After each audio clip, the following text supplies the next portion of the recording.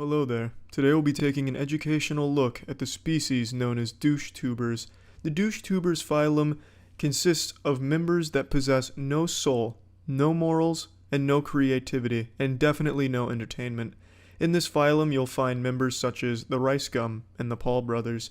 DoucheTubers are composed of mainly 5 characteristics. 1. They are all douchebags on YouTube who got popular by being douchebags on YouTube for children. 2. Bragging. Always bragging or flexing. Flexing, for those of you who aren't 12, is when the money is thrown in the face of the viewer. Look how much money I have that you don't. I just fucked a hooker that cost $5,000 because girls usually won't look at me without money in my hand, so I paid for it. You don't have this kind of money, I have this kind of money. So it's just bragging about your money to the children that watch you, which is kind of just shitting in the hand that feeds you. But kids like it. 3. Just being a big fucking douchebag. 4. You're still a big fucking douchebag. 5. Always threatening to fight your haters or roasting them. Optionally diss tracks if you want to be an extreme turbo super douchebag YouTuber. Douchebag YouTubers are something I've talked about in the past. They're probably the biggest content creators on the site because kids live vicariously through that kind of content. They see this man who's successful because they watch them. So they feel like they had a part in that person's success. And when they get flexed on, they feel like they've earned that. Like, when they're getting flexed on, it's like, hey, I gave you that. Yeah, use it wisely. Kids like that kind of shit because they might not have it, and it feels good that they were able to help someone else achieve it. I understand it. It makes sense. That doesn't mean I respect it, though. It's a very toxic thing. And the reason I'm making this is because I found the perfect example of a DoucheTuber today. Memulous made a video on a man named Ryan Franklin who is the epitome of a DoucheTuber. He does it all. And I want to take a hard look at his channel here to show you exactly what DoucheTubers are and why they're a bad thing. As for shoes, my shoes cost more than your whole outfit, so yeah, easy. First, flexing. I'm only going to show one Ryan Franklin clip per point to illustrate it because I don't want to show more than necessary because I understand not everyone has a war-hardened stomach like I do that can hold on to vomit when they see abysmal fucking content like this.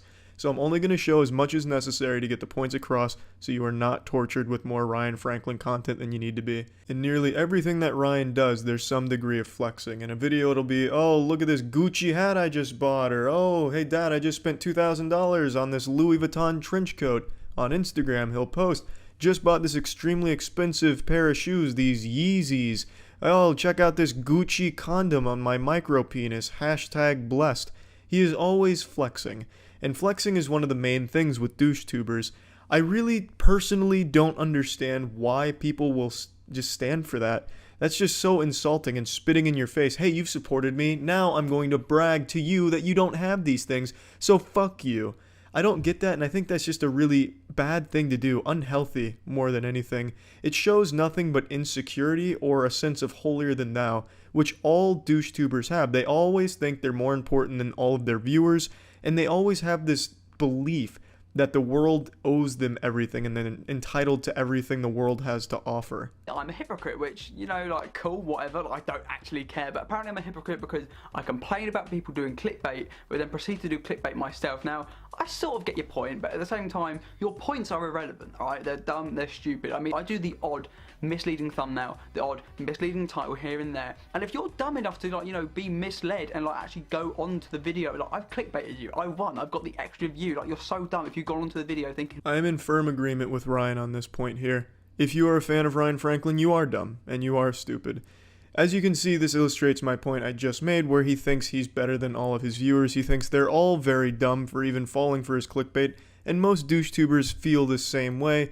Hey, my audience is so dumb, I can clickbait the shit out of anything, even if it makes no sense. Aliens invaded my boners at 3 a.m. while watching SpongeBob? Haunted, super scary, you won't believe number 6, 10 million views. So yeah, I agree the viewers of these kind of people, I wouldn't necessarily call them stupid, but they're naive because they're children, they're being exploited with this misleading shit, which is fucking awful in my opinion. I don't see the attraction, like, I'm not overly like, ooh, like...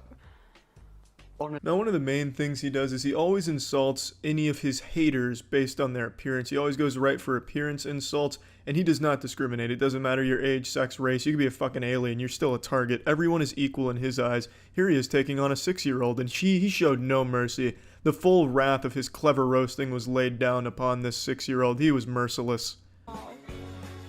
What's wrong with your hairline? Your hairline is so ugly. Right. Hair jokes. I mean, I've never heard those before in my life. For real, if I had £1 for every single time someone mocks my hair for the colour or the style or anything, it doesn't matter, I'll be living in the Bahamas. I wonder why you get so many hair jokes. I honestly can't imagine. I'm gonna go ahead and pile on it though. You look like Bert from Sesame Street. I'm sure you get that one all the time, so that's nothing new. Your hair looks like Anthony Sullivan's smart mop after it was used to clean up a pile of Chaz Finster's pubic hair. I'm actually really glad you chose that hairstyle though, honestly. It lets people know you're a douchebag without ever having to talk to you. Your hair looks like 3 rusted slinkies that had an orgy on top of your head that you just decided not to stop.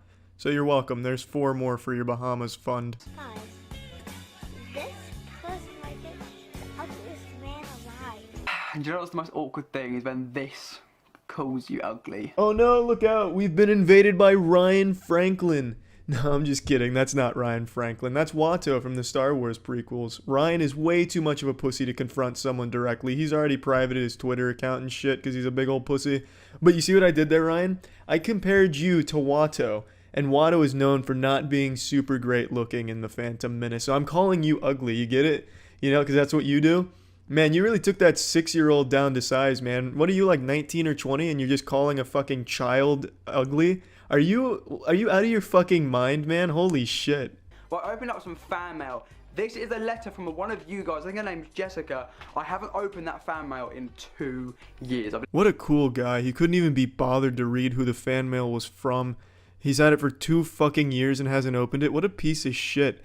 I honestly don't think that fan mail is actually from somebody. I feel like he just wrote that himself as Jessica. I don't think this guy's getting fan mail or ever has in the past. You do want me to get maybe like another PO box, that sort of thing, so you guys can send me in letters, maybe like candy from your country, then, you know, I'll definitely do it. Oh yeah, that's what we want you to do, Ryan. Open up another PO box so they can send you letters that you'll never fucking read for 2 years. Great idea, you stupid son of a bitch. Amazing. Hey guys, you want me to open another PO box so you can send shit that I ignore? How's that sound? Great, huh? Again, just further proving he does not give a shit about his fans or anyone for that matter. Unbelievable. Now, I don't intentionally flex on my fans. How the fuck do you have an accidental flex? Oh, whoopsie. I accidentally just started taking pictures of all of my expensive possessions and saying how great they were and then accidentally uploading them all over everything that I own. Damn, what a silly mistake. I mean, there's no correcting it now. It's already out in the wild. Shit, I'm sorry, guys. First one was a joke to Ruby Roo, because obviously during the summer I made a few videos on her. And yeah, the video's done well in terms of, you know, views, got me money, okay? So I was doing a joke, like that tweet is a joke, like the whole Yeezy thing. It's a joke. You don't realise, actually, like, I feel that I'm quite misunderstood. I said this in yesterday's video. This is always the fleshlight these douchebags start to use once it starts backfiring with all of their douchebaggery and bragging. Oh, it's just a joke. I'm just playing a persona. Ha ha ha. I'm not really a huge insufferable asshole. It's just a joke. Lighten up, guys. But it's very clear it's not a joke, because none of it's done in a comedic way or anything entertaining at all. It's just being an asshole. Jokes on you guys. I'm not really an asshole. Ha ha ha ha. If you have to keep reiterating that it's a joke time and time again, maybe it's not a good joke, or maybe you're the joke. It's just fucking silly because it's very obvious to anyone that you're not kidding. You're just being a douchebag. Now, this was a National Geographic look at the DoucheTuber, and I hope you've all learned something about this abhorrent species. I really have no respect for these kind of people at all, and hopefully you're walking away with this knowledge and also forming an opinion that, hey, maybe these aren't great people that I should be letting either my kids or my brothers and sisters that are young watch, because it sets a bad example for them. It really does. 100%. That's it. See ya. I decided to go through the YouTube trending page today. What a fucking disaster of content I found on there. But there's one video in particular I'd like to look at today. Is it real or is it chocolate from the Dobre brothers? I was unfamiliar with who the Dobre brothers were before I saw this video, but now I'll never forget these 4 kids that look like rejected Backstreet Boys members. And I'm sure you're familiar with the premise of this video. You remember that viral video clip from a Japanese game show where they fished around just biting on objects they thought could be chocolate? Yeah, you remember how entertaining that was? Well, the Dobre brothers took that and then made it the most boring thing imaginable. Let's go ahead and watch this together. What's up, Dobre Army? Dobre Brothers back here for another vlog. Today, we're gonna do something really fun and interesting. Today, we have a very interesting game we're gonna play. Our friend, the cameraman, Steve, went out and bought some crazy random tools. Oh, holy shit, what the fuck? Stand back. Do you see that crazy assortment of tools? Those are some crazy fucking tools. Jesus Christ, Steve, you really went wild and let loose at the hardware store. These are 4 kids who have clearly never seen tools in their life. Oh, what the fuck is this? A Grinch? Isn't that a movie? Oh, a wrench. Oh, do you have to use it yourself? What? Do people not have their own personal Jeeves to take care of it for them? Ugh. What is this, used by lower class people? It's gonna contaminate my table. Are you sure, Steve? Well, if you think it'll be good for views, bring it on home, Steve. Bring me that shit. But some of these tools apparently are not real. Some of them are chocolate. That's right, chocolate. Did you have to reiterate it and say it twice? It's not exactly hard to believe that they might be made out of chocolate. That's definitely within the realm of possibilities. It's the 21st century. We have that kind of technology. That's just a little lighter. I'm gonna say this is chocolate. Oh! You hear the doink sound? Oh, oh, those good sound effects. Steve got him real good. That wasn't chocolate at all. It was a real crazy tool there that he just bit on. What a fucking idiot. Are you okay? Yeah. Oh, this was real. Maybe didn't bite hard. Wait, the chocolates are kind of hard, so try biting it, Luke. Are you sure? I don't think so, man. That's not chocolate. Nah, I think I broke my tooth. Yeah, so this is definitely real. Gosh. This might actually be a little bit more dangerous than we thought. No, I mean, it's about as dangerous as a 4-year-old would expect it to be, because it's not really hard to distinguish what would be chocolate and what would be real here. They're gonna weigh completely different. The dude even fucking banged it on his hand and you hear metal against metal. It's really not that fucking hard. But I don't even know why I'm trying to poke holes in the watertight plot of this video. All of them clearly know what's real and fake, and you'll see that as the video progresses. If you don't take my word for it, let the proof be here in the shit pudding. Lucas, maybe you should go next because you're so hard-headed. Alright. How do they come up with it? What a stinker. What a real stinky joke. Is that the best you can do, Dobre Brothers? Is that comedy on the Dobre Brothers channel? You're so hard-headed you should get hit in the head with a hammer? Knee slapper. That's chocolate. I feel like that is chocolate. Who's that? Who is that? Anyways. Yes, who is that? Look at that fucking loser out there doing work for money. Pathetic. Working. Disgusting. Disgusting. Lucas, don't give yourself a concussion. Yeah, I we don't need you even for our know. next YouTube video. It's chocolate, bro. Maybe lick it. Oh, it's chocolate. Take a bite. Mmm. Alright. Some nice cacao, chocolate milk. Oh. I got it right. 1 point for Lucas. Well, that was certainly fun to watch. Man, it really is. It's extremely entertaining. For sure. Marcus? It looks like chocolate. Yeah, It does look like chocolate. Ow! It wasn't chocolate. This is pretty Are you sharp. serious? It wasn't chocolate. Yeah, it was. I was gonna say. Fucking pranked. He got you good. He got all of us good. I don't think any of us expected that. That is real. You didn't have to take a bite out of it. Don't bite it. It's real. Oh! It was chocolate. I have feeling that was chocolate. How'd you know? How did he know that was chocolate? We're gonna have to find out when they break the magician's code and reveal how that trick was done. One of life's greatest mysteries right there we just watched unfold. One that puts the fucking Zodiac Killer mystery to shame. How did he know that shit was chocolate? Oh, it's real. No, it's real. It's real. Are you sure? I see your tooth mark in it. Oh! It's not real. He just missed that. What if it was real? He would have been gone. Clickbait. Yeah. I broke a wrench with my head. Yo, chocolate. No. Ow. Wait, that one was real. They look pretty similar. What a fucking savage. He didn't know for sure if it was real or chocolate. He just took a risk of just fucking bashed it on his head and he got real lucky. Just one of those frat douchebags that'll bust a fucking, can of brewskis on their forehead and then just chug it. Man did it with a wrench. And then his brother tried to emulate it, but it was a real wrench and he fucking nearly bludgeoned himself to death with it. You see how hard he was hitting himself in the skull? Fucking denting his noggin in? Just fucking attacking his forehead with the same intensity as a pillow falling on a memory foam mattress. Which feels pretty heavy. but I mean, they're both pretty hard, so you can see how. Oh, yeah, they would have both broke if they were both chocolate. It's science. Do I have to take a bite? Yeah. I think that's real. Ah! Yeah, that's definitely not chocolate. Is my tooth bleeding? Cyrus. Oh dang, nah, you're good there. This is the Now, what in tarnation? I think I saw something there. Hold the phone. I don't think he really bit down on that there.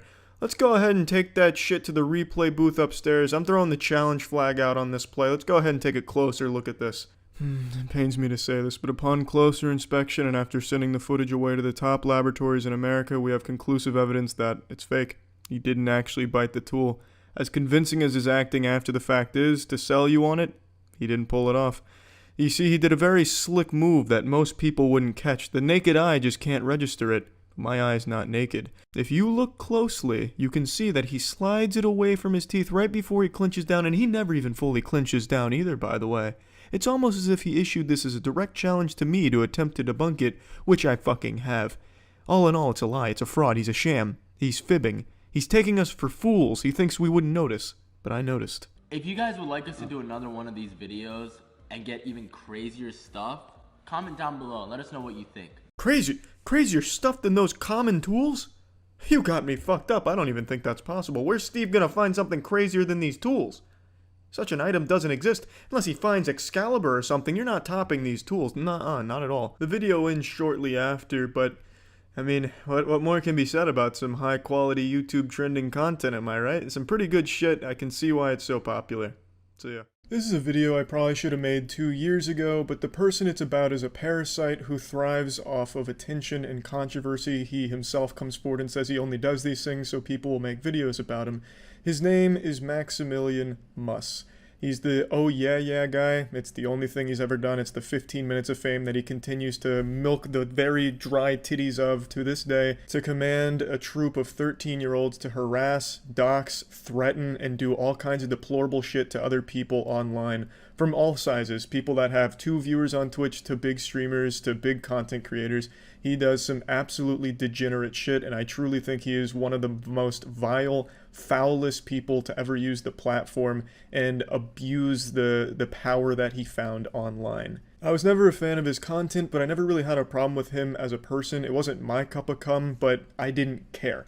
I don't watch it, it didn't matter to me. He even used to stop into my streams when I streamed on YouTube and just be super nice. So I had a positive impression of the guy until he decided to open Pandora's box and create a Discord channel for his YouTube community with the sole purpose of harassing and bullying as many people as he could find online. And he tried to weaponize them by having them go to streamers' streams and spam racist and homophobic shit by his orders and spam Max Gang with it, hoping to get the streamers banned for it. And from what I remember, some of them did get banned, but the ones that didn't just had a really bad time because he had the whole Discord go bully them. He did this to my channel back in the day. He did it recently, which is why I'm talking about it now. Of the Discord, which is the oh yeah guy. Now, this is what he does. So if you read the post, it says, everyone, go to this live stream, type Weast Raid, Weast Gang, and say homophobic stuff, and spam, and be racist, and sexist, and mean, and also Max Gang. And then the reason why he had them saying Weast Gang is because that's a YouTuber that he didn't like, so he wanted to make it sound like all of the homophobic and racist shit was coming from that guy's community, hoping he'd get banned for it. He did this for other streamers as well. And he'd target small streamers and hopefully get that streamer plus the guy that he was impersonating banned as well. It was really just deplorable shit. And yeah, this is some horrible shit, but it gets worse. He also would have his followers go to other people's channels and force them to do things, like there was a man that had a mental illness that he went to the channel and forced him to eat his own shit on stream. He was threatening and having his community threaten to find and kill him if he didn't do everything Max said. So, hold Mr. BTFO close to your mouth. It's time to eat him. To show Don't eat them. Just push through. You don't give a fuck. Eat all of it. For obvious reasons, I had to crop the video so you can't see him eating his own shit, but he also had him right on his stomach in his own feces. It's just extremely fucked up, and Max is laughing about it the whole time and threatening him through it. It is really hard to sit there and watch. It's like watching a fucking ISIS video. Like, it looks like this guy's being held captive by Max. There was also this content creator that Max targeted, a very small creator who was just making some things because he was having fun. He took his whole community to bully the shit out of him relentlessly. He ended up crying and profusely apologizing, begging for the bullying to stop, which, of course, Max didn't. Forgiveness. Just please stop harassing me, please. I beg for forgiveness. Please have mercy. Please. The guy was going through a really hard time. He started apologizing profusely, begging for the bullying to stop, which Max didn't let it. I'm not going to show you any of that because it's beyond disturbing. Maximilian Must would also have his community reach out to YouTubers and have a guy put things up his asshole, take it out and eat it for them, to try and disturb them and shock them. He would have live streams where he'd have his fans get naked, and they'd make fun of the naked fans and have them do other gross shit, usually to their butthole. It's really fucking weird shit. Over the course of a couple months, Max then had his community dox Weast, and then threatened to go to his house and kill him and his family.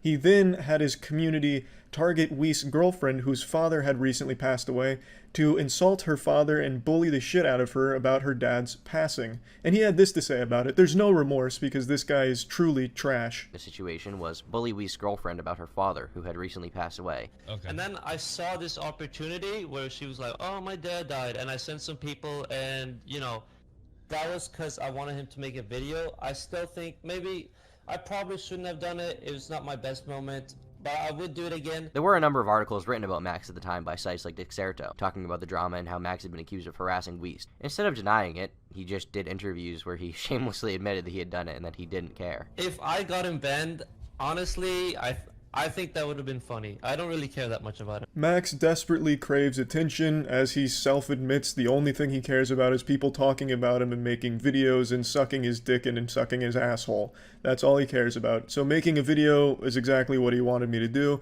But the reason I'm doing it is because I feel like his audience that he has in his Discord right now, the one that's attacking my Discord because he told them to, probably doesn't know what kind of person Max actually is. I feel like the majority of people would be shocked to learn these things about Max, especially his stance on child pornography being shared in his community. Now, everything I've talked about up till this point isn't even the whole story behind this hemorrhoid. This is simply just the cherry on top of the massive queef cake that is Max. And that brings us to the reason and the biggest problem I have with Max and why I'm making this video today. He's recently popped his head out after hibernating for over a year, stewing in his own bodily fluids and filth, and he wanted to feel powerful again, so he set up another Discord to have people go in and harass streamers, and I was one of the targets. And when they targeted me, I mentioned saying Max Gang is like saying you're proud to be a pedophile. And the reason why I said this is because Maximilian himself will tell you the reason he remakes the Discord so many times is because his community shares so much child porn that he has to take it down because he worries that he himself will get arrested for it. Unfortunately, Max has scrubbed his entire Reddit and made it private, so all of the posts that were talking about the child porn plague that was sweeping through Maximilian's community, they're no longer there. His own posts about his stance on it are no longer there. However, I did find one thread that he overlooked where it does talk about it. It's this right here, where they're talking about someone that was sharing child porn, and that was the reason it was taken down. This is the only one that survived the purge of Maximilian's subreddit, and I don't know how Max handles these things these days, but back then, he used to defend it, saying that the sharing of child porn was just an inside joke of his community.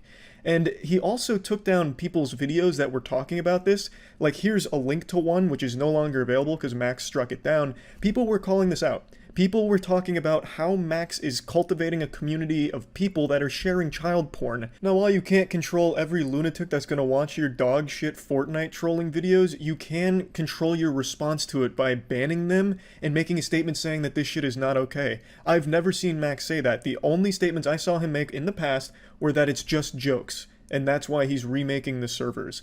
That's beyond fucked up, Max. It's an actual fucking felony. You can't just say, oh, no, you see the child porn, it was just a goof, it was just for laughs, you know, just, why aren't you laughing? Now, maybe Max handles these things totally different these days. Maybe he's went on a full soul-searching journey, locked himself in a sensory deprivation tank for a full year to find himself, and he realizes that the sharing of child porn isn't just hearty giggles and that it's wrong. Perhaps, though it doesn't seem like he's any different than he used to be 2 years ago, considering he is still making these discords and having his community harass people and do deplorable things on his behalf. And he still makes weird jokes about himself being a pedophile. Like, here's what he said in his Discord after I said what I said on stream. Like, what the fuck is this, Max? Ah, classic side-splitting comedy from Max. Ha ha ha. Yeah, you're a pedophile. Ah, ha ha ha ha. Good one, Max.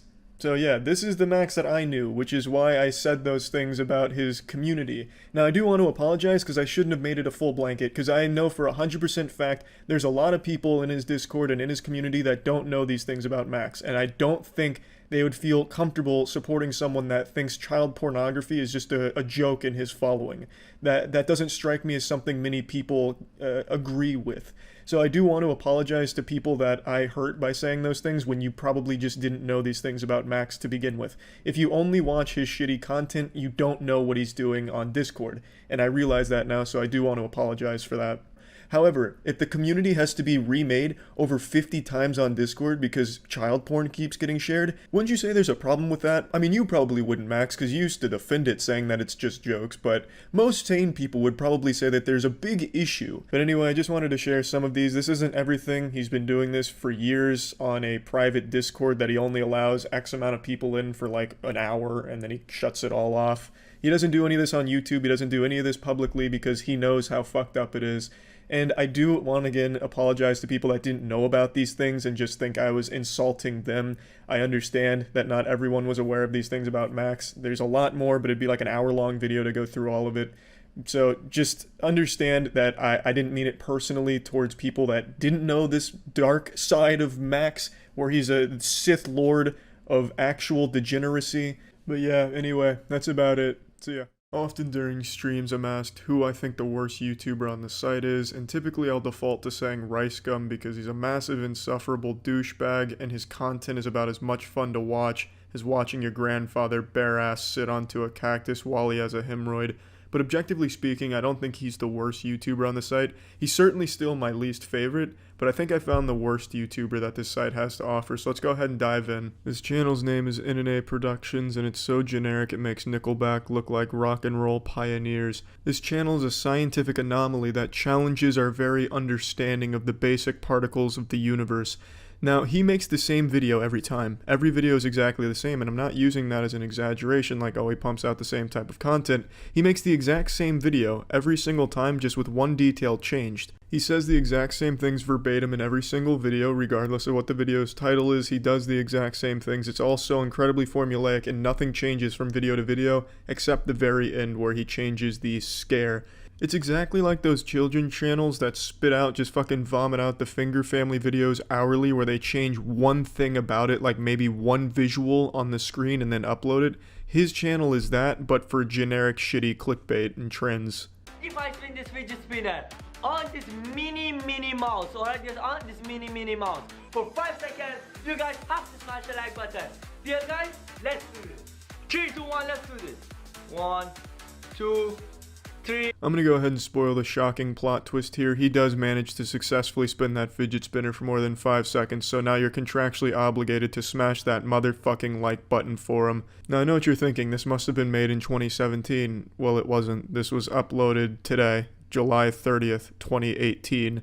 Now let's go ahead and watch the intro to a video uploaded a few months ago where he did the same thing with Thanos. Don't FaceTime Thanos at 3 a.m. And in this kid's defense, that's probably just generally good advice. You don't want to be FaceTiming Josh Brolin at 3 a.m. He'll have you spitting teeth out of your dick hole. If I spin this fidget spinner on this Thanos ring for 5 seconds, you guys have to smash the like button. And that right there is how he starts every single video he's ever made. It's an amazing circus stunt that he's able to perform here. I have no doubt that this talented fidget spinning man will soon be one of the headliners in Las Vegas for this act of his. But now the question on no one's mind, where does he go from here? Let's find out. Boom, now you guys have to smash the like button. What join my free gift cards giveaway? Subscribe to my channel, like the video, and turn notifications on. And finally, tell me on the comment section that you subscribe. Bingo, bango, bongo. I bet you didn't expect this video to go from super shitty and uncomfortable to watch to actual scam. It's a literal crime. You're not allowed to host fake giveaways. It's an actual felony to do that. So what he's doing is breaking the law because there's no winners for these giveaways. It's not just a trivial YouTube rule he's breaking here, akin to running down the hallway without your hall pass to take a tinkle in the urinals and the hall monitor catches you and says, hey, that's not good. It's a literal law, an actual felony to host a fake giveaway. So he's breaking a law, and he is also breaking a YouTube rule, but for some reason, he's done this in every single video, and he has still not had his channel taken down yet. But the most disgusting part about this scam is the way he delivers it, too. He makes it as creepy as possible, like it was some type of found footage shit in a snuff film or some dark web shit that you accidentally stumble upon and it keeps you awake at night. He gets right up into the mic, and he whispers it. If you want to join my gift card giveaway, send me pictures of you flexing your asshole. Brand new video, another day, another banger. Guys, on today's video we have a really insane video, alright? Minnie Mouse is like the girl version of Mickey Mouse, alright guys? It is like so creepy. For those who don't know who's Minnie Mouse, I'll put the picture right over, guys. Look at this. So this is Minnie Mouse, alright guys? It's the girl version of Mickey Mouse, alright guys? I know everyone knows who's Mickey Mouse, and I think everyone knows who's Minnie Mouse, the girl version of Mickey Mouse, alright? Oh, shit, I'm sorry, I didn't catch that one there. Who exactly is Minnie Mouse? He only said it 6 times there to pad for time in the 10-minute video. Might have to rewind so I can catch it again. He just really let that one slide under there. I didn't know who Minnie Mouse was, and now I may never know because I didn't get to catch him the first 100 fucking times he says it. That's what happens, guys, alright? But before this video starts, you guys know what to do. Boom, go follow me on both of my social medias, guys. It's all on screen right now. So follow me on there for a chance to get shout out every video, guys, like this.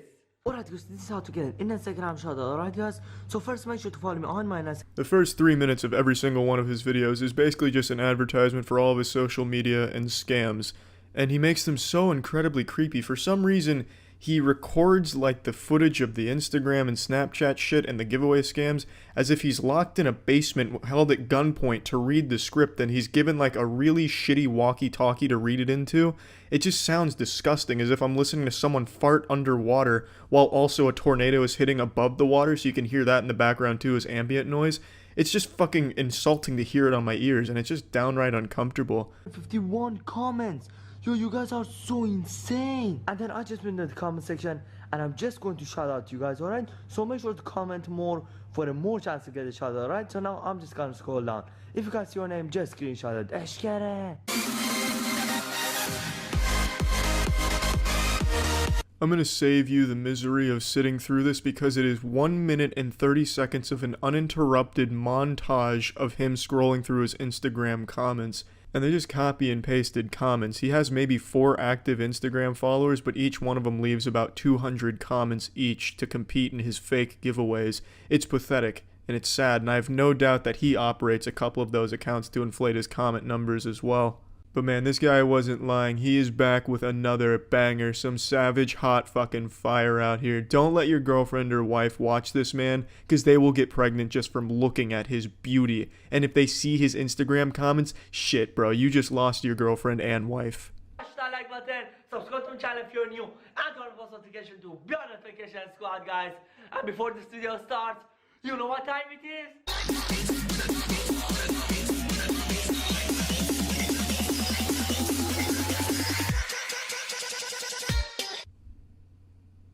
This one's my fault.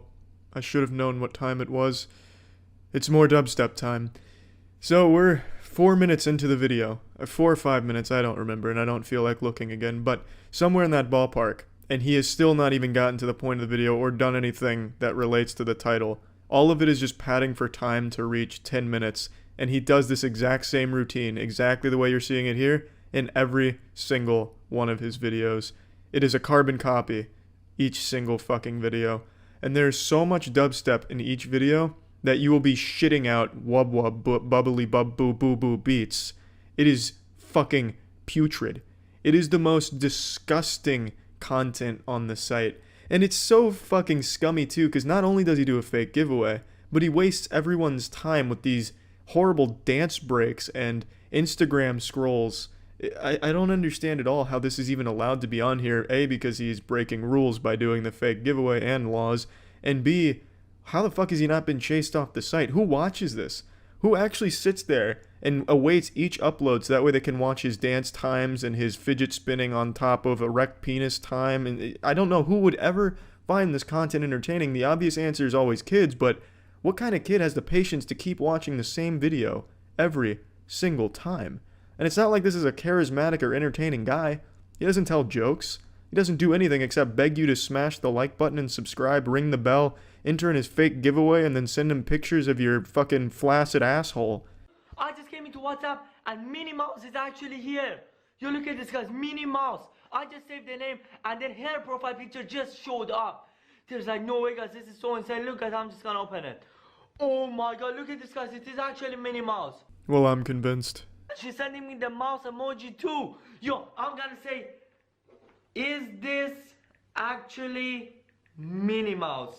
That's a bulletproof strategy. He wants to confirm it's the real Minnie Mouse by asking her straight up. Gotta make sure it's not a child predator or sex offender or anything like that. But hey kid, if it's not too much to ask for, I don't mean to interrupt dance time, playtime, nap time, whatever the fuck else kind of breaks you take in this video, but could you please clean off your camera here in this shot? It's very blurry. You got a little semen left on it. Wait, you'll see. Oh my god guys, he just said wait, you'll see. Look at this, he's just, yeah, she's, oh my god. She's FaceTiming me guys, there's like no way. Look at this, like Minnie Mouse is actually FaceTiming me. Yo, this is like creeping me out guys, look. Minnie Mouse. Listening to this man speak is like listening to a record player keep skipping and looping the same shit over and over again. It's like when your Netflix starts to drop connection so it goes back a couple of milliseconds so you keep hearing the same things back and forth. That's exactly what his videos are. He repeats himself as many times as possible to keep padding for time. What a goddamn hero. Wait, who's that? Who's laughing? I can't say it. I already know who you are. I think I'm going to visit you. No, please. Minnie Mouse, no, I don't want you to visit me. And cut. That was a fucking great take right there. Stellar acting. Let's go ahead and move on to the next scene. Your lines for this one will be, oh, hi, Mark. The room's gonna be a big hit, kid, and you're the star. You're fucking nailing it out here. Your delivery is second to none. But Minnie Mouse said she wants to visit me. Like, I don't even want to see her again. Yo, like, Minnie Mouse said she want to visit me, but I don't want to see her. Yo, there's like no way, guys. Like, there was a creepy guy talking, and then it was Minnie Mouse, alright, guys? Oh, thank God. Thank you for the plot summary. I zoned out there for a minute, and I must have missed some crucial details, but luckily you were there to repeat it to me a couple of times, so that way I was sure to remember what had just happened a few seconds prior. Like a little 24 flashback, a previously on type deal. I respect that. Very great work. I'm guessing this kid just expects everyone who clicks on his videos to have their eyes closed during it because he just constantly tells you what you just saw. No way, guys, it's insane. At the beginning he said, hey. I said, hey, who is this? He said, Minnie Mouse. And then a creepy guy just started laughing like out of nowhere, alright, guys? And then I said, wait, who is that? Who's laughing? And then he said, who are you? I said, I'm not gonna tell you who I am. I'm sorry. And then he said, I already know who you are. And then he started laughing, and then Minnie Mouse came, and then he said, I think I'm going to visit you. And at the end as well, he said, I'm going to visit you again. Yo. Okay, alright, yeah, I was able to follow all that. Okay, I think we're all up to speed now. So what we just witnessed has now also just been summarized for us here, so you can either use the Clip Notes version that he's giving, or you can go back and watch it again for yourself. Oh my god, yo, there's no way, guys. Oh my gosh, she looks so creepy. Minnie Mouse. Yo, why is my camera shaking? Yo, Minnie Mouse. Oh my god. You guys look, it's actually the real Minnie Mouse. Oh my god. How did you came here? What the, oh my god. You guys. Over here, right guys? So I want you to hit a big thumbs up if you enjoyed. Subscribe if you're new. And turn on the post notification to be on notifications. Oh my god. Well, I'm not sleeping tonight. Jesus Christ. Did you see that? And did you see her at the end too when he was going through his 9th time of telling you to subscribe, like, and check out his Instagram so you can send him nudes? You saw Minnie Mouse behind him, right? Like, I'm not going insane. Like, that shit was real. Yo, guys, that was holy fuck. Man, let's check out his Thanos one. Let's go ahead and see if there's any similarities between the two. Join my free gift cards giveaway. Subscribe to my channel. Like the video. I'm just gonna scroll down. If you guys see your name, just screenshot it. Let's go. to Beyond Notification Squad, guys. And we are just gonna be calling Thanos.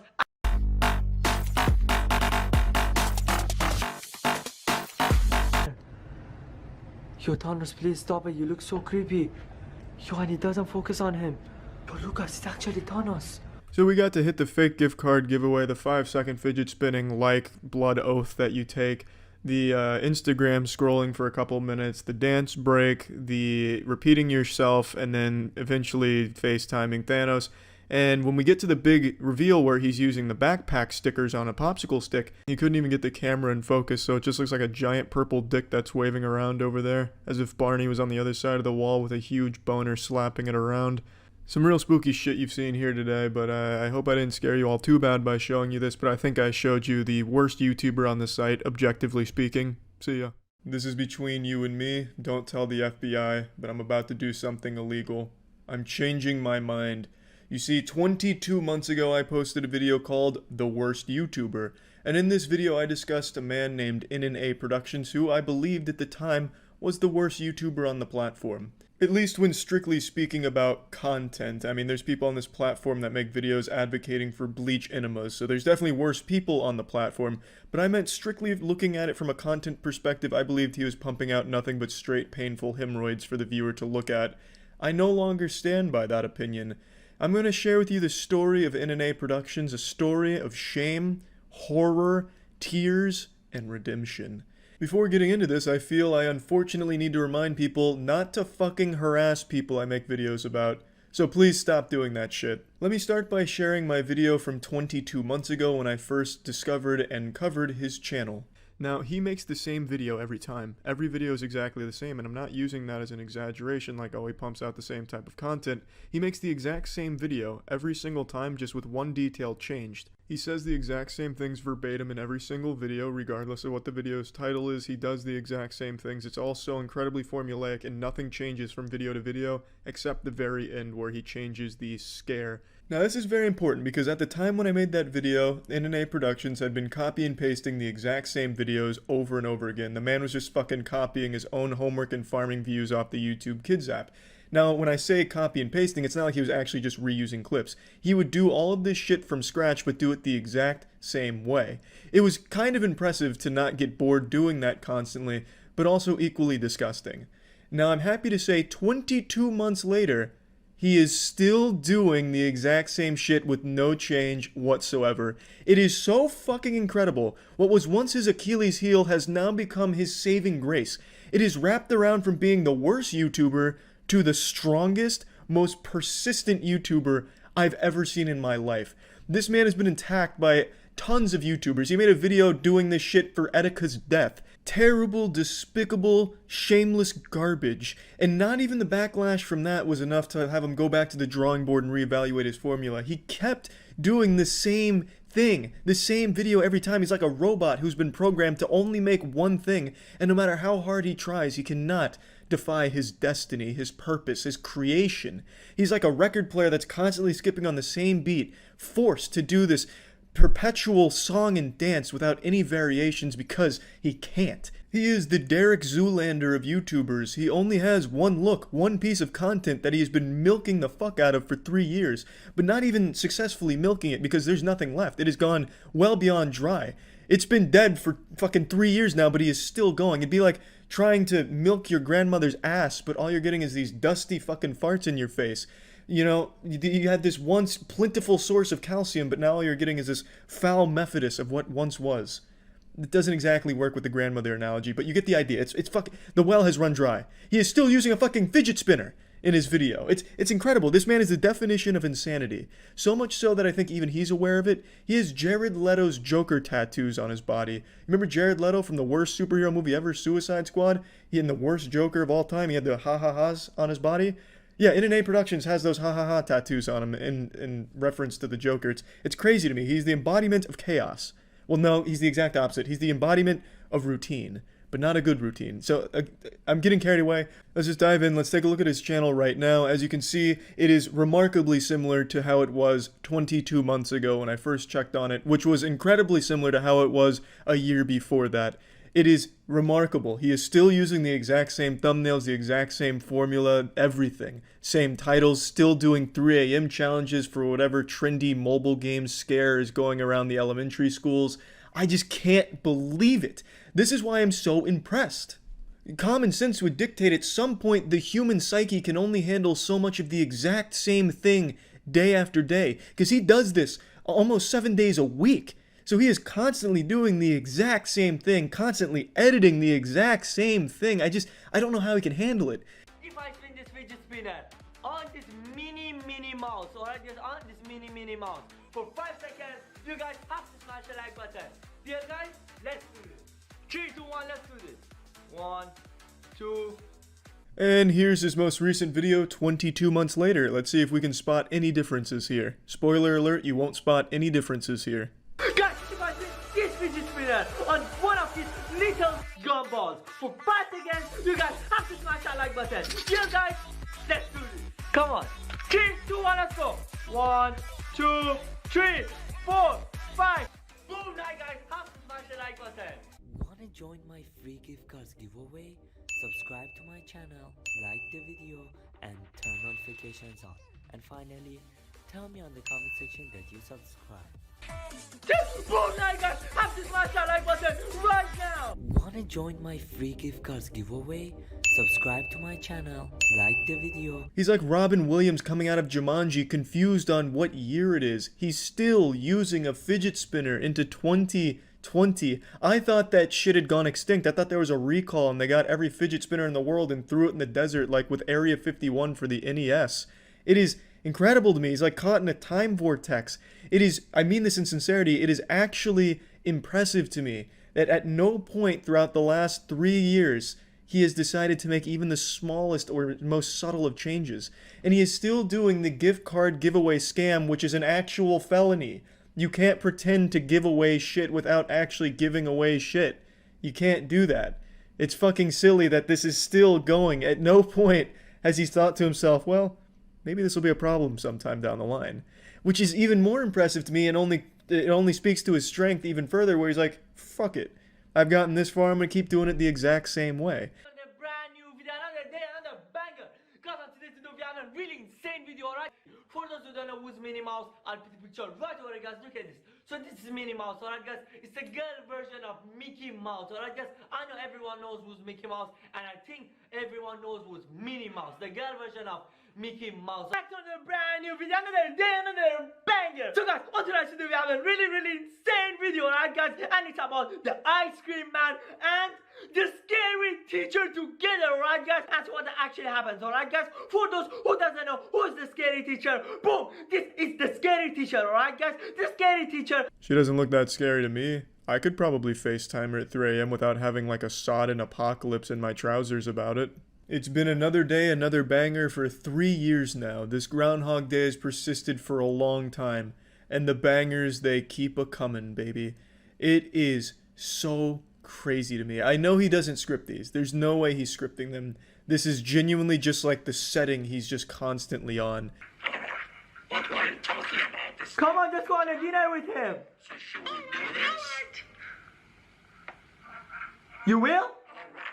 What did I do, guys? I was just trying to make them talk with each other. Yo, alright guys, this is it. I have no idea what to do right now, alright guys? And I'm absolutely so scared right now. I think it's them. Oh my god, guys, I think they actually came here.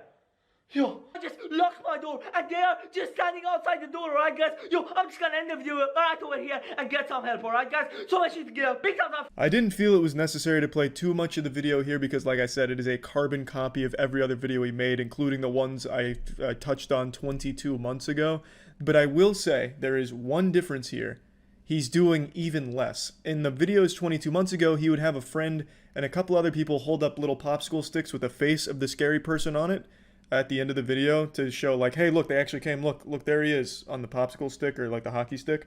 Here, he doesn't even bother. He just says, oh, they're right there, and I'm gonna go. So he's found out an even more effective formula. Now he doesn't have to, you know, pay a casting crew to hold up the pieces of wood or whatever the fuck they were on. It was like a It was like little fucking party masks that he got at Party City that he would strap onto things. He didn't even have to do that this time around. So he somehow refined the formula to be even better. So I just wanted to talk about this because I was blown away to find out that it is exactly the same as it was 22 months ago, 3 years ago. It's crazy. I think that persistence is nothing shy of admirable and confusing. That's about it. See ya. Alright, I went down the dark and depressing rabbit hole of weird family vlog YouTube channels. Not that that's its own category, because every family vlog channel on YouTube I think is weird. And I just want to talk about it today. It's been bothering me for the last couple days, and I'm just going to pop the zit here for a little relief, just to talk about it. I think family vlog channels is super creepy. I think it really hurts your whole family, especially because all of these family vlog channels focus on their kids mainly. So I genuinely can't wrap my head around growing up with a camera in my face every single day throughout my entire developing years. It has to be horrible. It just feels so fake, so forced, and it feels like there's nothing private in these kids' lives anymore. It's just completely open for strangers to watch them grow up. And it's even like these strangers are helping to raise your kids. It's like this awful parasocial relationship with creepy people on YouTube in the comments watching and judging your parenting and your kids. It's fucking terrifying. Like, I remember one time when I was 8 years old, I got naked and put my wiener on a pile of dirty laundry and then pissed all over it. If I did that today, well, not today as like a 27-year-old man, I'd just go to jail. But if I did that today, like if I was 8 years old and I did that, that'd probably be like a fucking million view family vlog video right there. That'd just be like the thumbnail, like, my son did what to our laundry?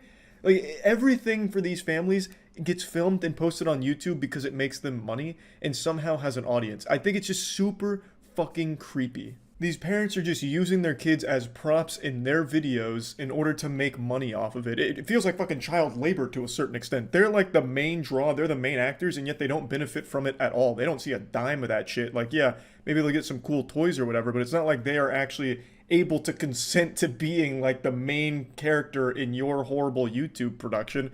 They're just kids. Like, take for example Ryan Toy Reviews. That kid is worth over $30 million. One of the most popular and most profitable channels on all of YouTube. That kid has not seen a dime of that, I bet. It all goes to his parents, who are absolutely living it up with that money. Ryan's been like 6 years old for the last 10 years. He's like fucking Ash Ketchum. The kid has to be approaching like 14 by this point, but he is still doing the same thing, and his parents are still the main beneficiary from his work. Now, of course, I'm sure there's some level of fun where he just gets to play with toys. It makes his parents happy. He gets more toys, and it's just this cycle. Like, yeah, I'm sure it's not the most evil situation in the world, but it's still extremely weird. All of these family vlog channels strike me as just a bunch of narcissists who found a way to make money using their kids and using the least amount of effort possible just by shoving a camera in their family's face at all hours of the day. Like, there's a popular meme that went around last year where it was this picture here. Zam, she's only 12, so spicy. This comes from a family vlog channel with over 8.7 million subs. Now, the girl in their thumbnail wasn't actually 12, but I still censored it just in case. You can see that some of these families with these channels are fucking weird. Clickbaiting child porn for your audience is not okay. Like, who the fuck does the Prince family think is watching them? Jared Fogle? Like, are they trying to appeal to, like, pedophiles or something? Like, what the fuck was the point in taking a woman in her bra and panties, calling her 12, and then saying she's spicy on your thumbnail? It's fucking weird. Now, I want to make it clear, I don't think every family with a vlog channel is a dysfunctional group of goofballs that, you know, hurt their kids or make their kids' lives miserable. I'm not saying that. I'm sure there are some genuinely wholesome families out there where the whole family just enjoys getting together, like, once a week, once every 2 weeks, maybe once a month, and doing like a family video together. I'm sure that exists. I have no doubt about it. I'm focusing more on the family vlog channels that are like daily or every couple of day posters that are literally all hours shoving cameras in their kid's face.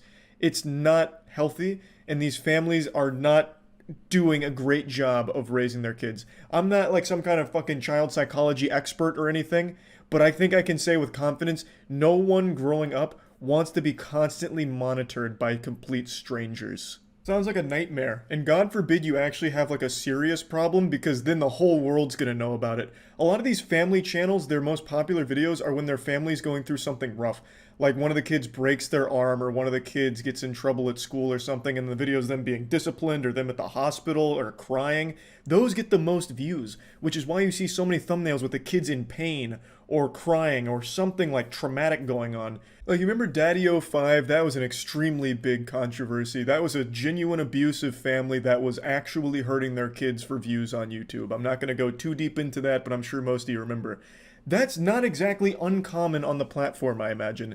These videos where the kids are in distress, like just really upset about something or even injured, are really popular on these channels. I honestly wouldn't be surprised, and this is just a full-blown, like, Alex Jones level conspiracy here, full-blown tinfoil condom, but I really wouldn't be surprised to learn that a lot of these family channels actually set up these awful situations for their kids for the sake of views. Like, oh my god, my son, Nicholas, just got hit by a rogue baseball bat that flew out of a pickup truck that went by. It must have been a drive-by attempt where they threw a baseball bat at my son and it hit his ankles. Now they're clearly broken. Oh my god. Nicholas, are you okay? Oh, look at how hard he's crying. His ankles are truly shattered. Can we hit 100,000 likes on this video for my son's broken ankles? I'm gonna have to get him to a hospital. He's very upset. Oh my god. And the only thing that's gonna make him feel better is 100,000 likes on this video. And then you'll see, like, a week later, all of a sudden, oh my god, Nicholas fell off the top turnbuckle of our WWE wrestling ring and landed on a pit of broken glass that was just left there by some irresponsible builders. Oh my god, Nicholas, how are you feeling? Oh, can we hit 100,000 likes on this video? Nicholas is very upset and in pain.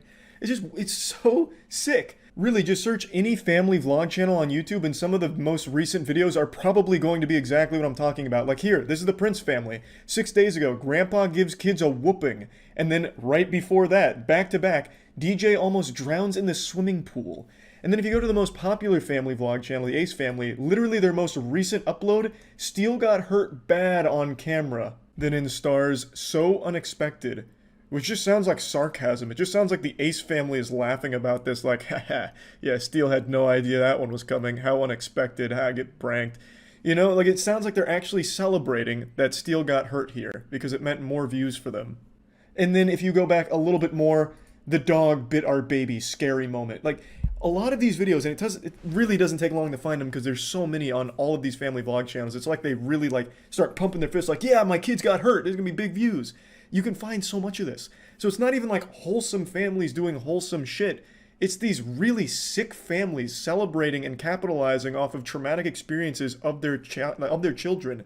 Like, just imagine, you can't even cry or get hurt without your parents filming you. That's an actual nightmare. And then it gets posted online for everyone to see. Your classmates might see it. Like, you just grow up in the eyes of complete strangers.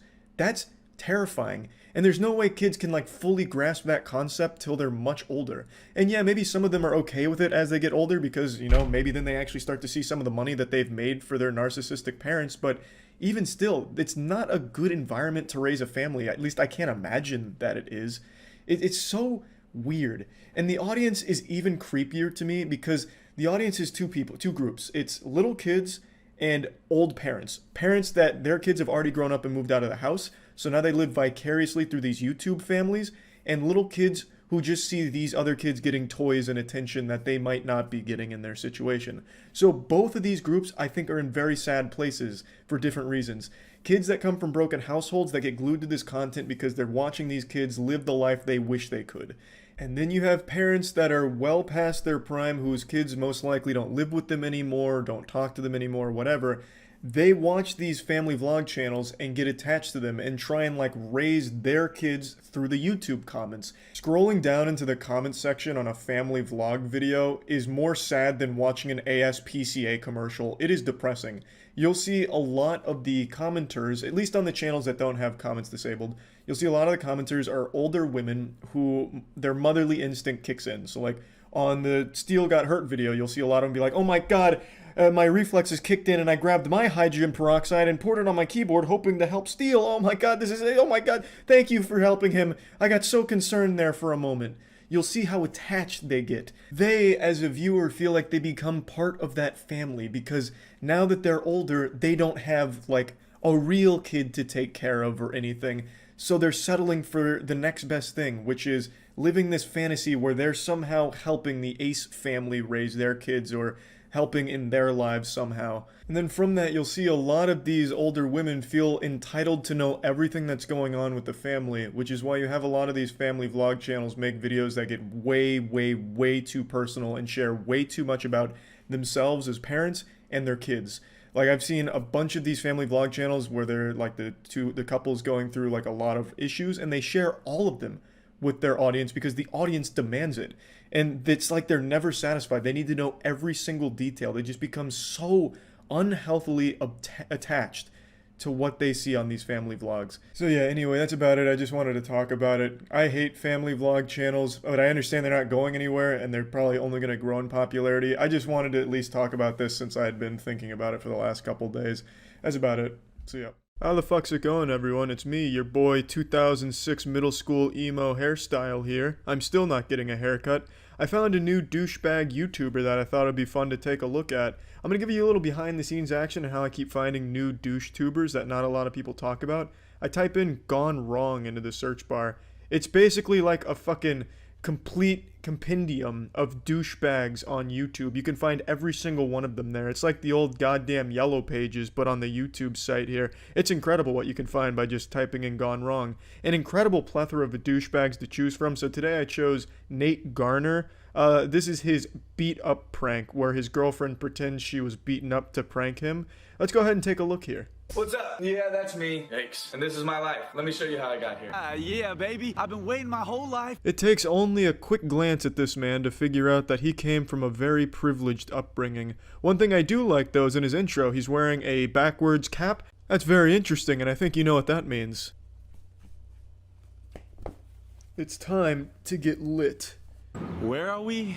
I don't really know. My final destination? I don't know. Am I gonna die when I walk through these doors? No. I'm not gonna die. Carissa's hair is gonna die. Ooh. It's all going. Because I'm having her hair salon cut it all off.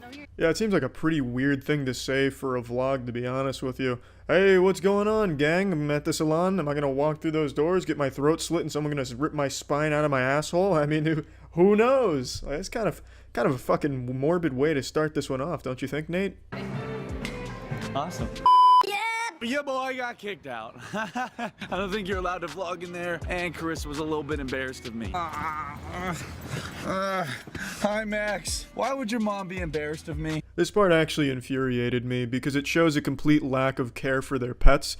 This man goes in there with full intention of staying throughout the entire hair salon experience, so you're talking 2.5 to 3 hours in there with her. Meanwhile, there's a dog in the scorching hot car the entire time. If he didn't get kicked out, that dog would be dead. But this all assumes that this vlog is real, which is a huge assumption to make because all DoucheTubers vlogs and videos are fake. They're all just piles of shit.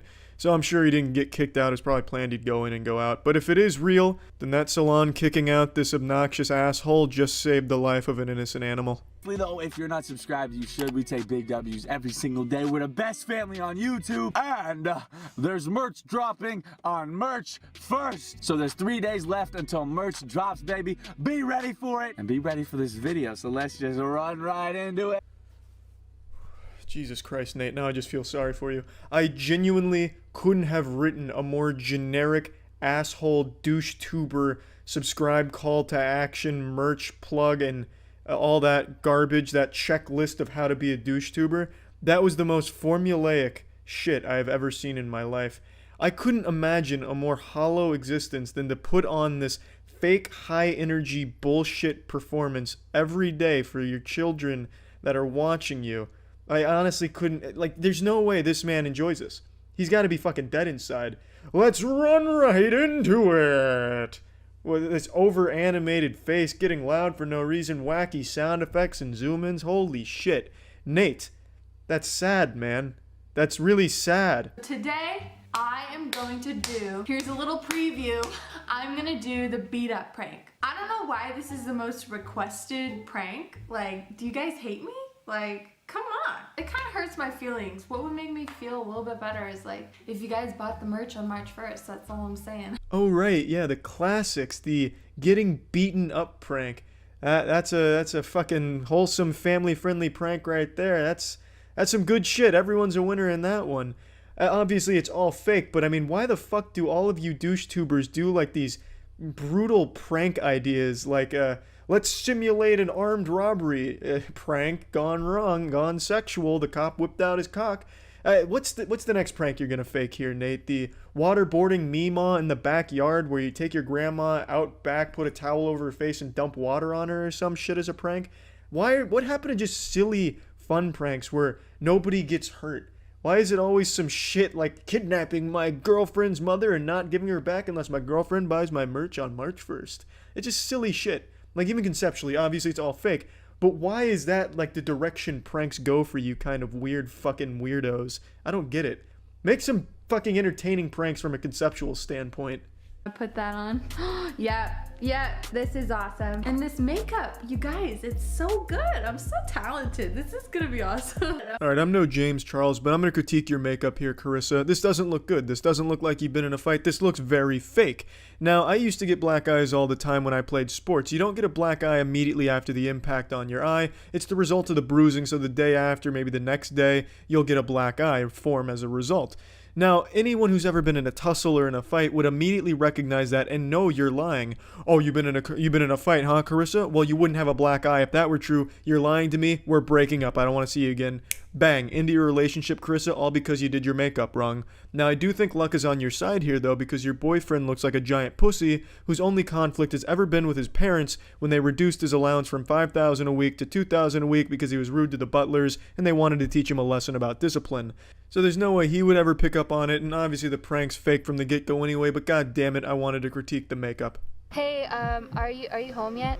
Yeah, I just got back. Where are you? Okay, I'm walking back from the store and some guy is like, he looks really sketchy. He's been following me for a little bit now. Where? Where are you? I'm out front. I'm almost back to the apartment, but he's like, Well, just get in, hurry. Can you come out here? Solid acting so far, I'll definitely give it that. Very concerned boyfriend. Oh, you're being followed by a creepy stalker? Well, hey, just, can you hurry up, maybe? Have you thought of that one? Here and walk back with me, please. Where are you? Please, Where in the apartment? I'm out in the front and by the park. Please. Just, why is there nobody? Just come, run. No, just hurry, please. Okay. Hurry. Okay, I hung up. This is so good. Hardy har har, this is some turbo comedy. Ho ho ho. Okay, he's coming, you guys. Okay. Alright, you guys. So I just got back from the Apple store. So Nate gets a call from his girlfriend about her being stalked by a potentially dangerous person begging for his help, and his first thought is to grab the camera and vlog it. Fuck yeah, baby!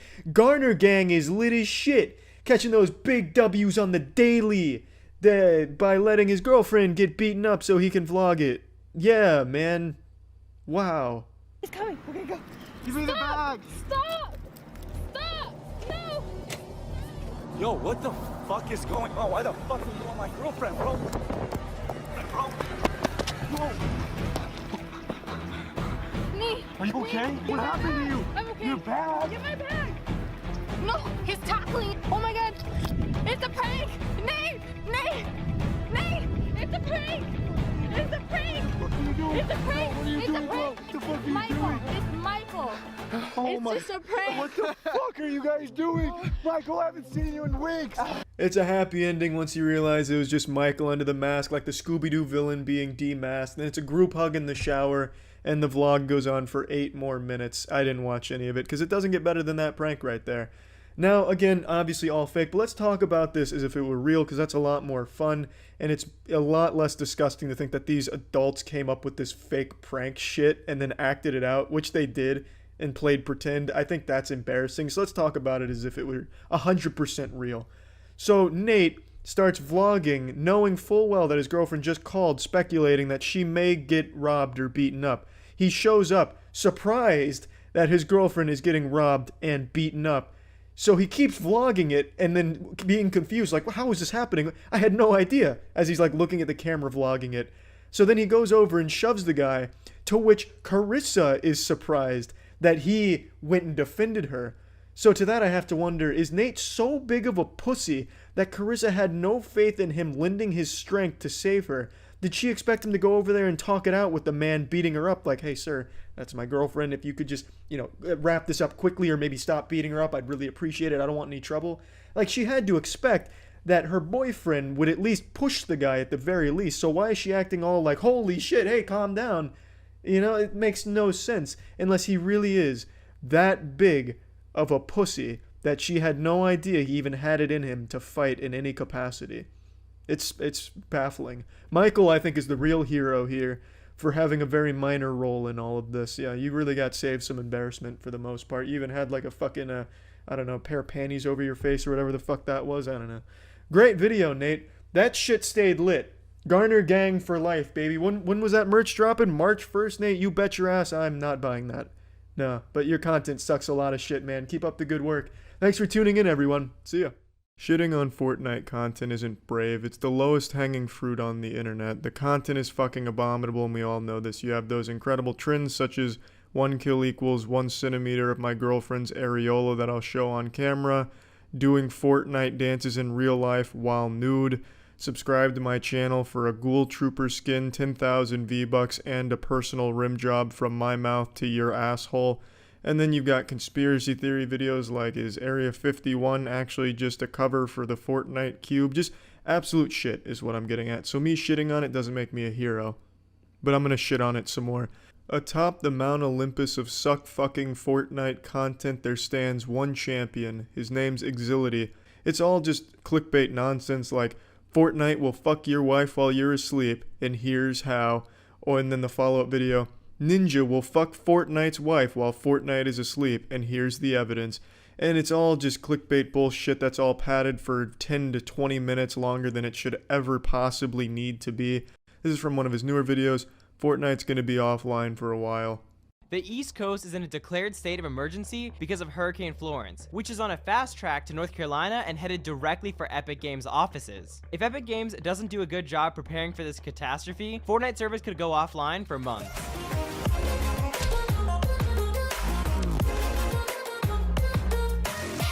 He makes it sound like Hurricane Florence was targeting Epic Games, like God himself created Hurricane Florence to demolish Epic Games and steal all of our V-Bucks. It's amazing. He spends this entire video under the premise that Epic Games is going to be destroyed. It's going to be a pile of rubble and ash, and every employee is going to be fucking destroyed and sent straight to hell because of Hurricane Florence. He treats it like it's Voldemort. And then he has the audacity to pad this video over 10 minutes to talk about every single previous hurricane that's ever hit the United States. It's fucking horrible. It's the worst history lesson I've ever heard in my life. It's 3 a.m. and I've been watching Exility videos for the last hour. Probably gonna have a fucking dream of Exility clickbait. How Charlie woke up 6 inches taller, and then I'll wake up and I'm not 6 inches taller, I'm still 5'6". Anyway, I'm gonna finish this video in the morning.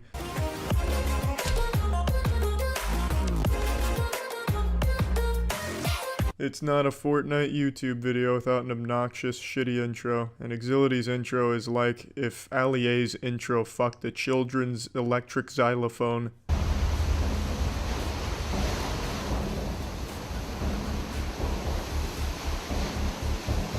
If flooding like this occurs in Carolinas, Epic Games and Fortnite are going to be out of commission for a while. On top of the flooding and the storm surge, there's also extremely high winds. Yeah, no shit, Chief Meteorologist Exility. If Hurricane Katrina flooding happened in North Carolina, I'm sure the office would get a little soggy.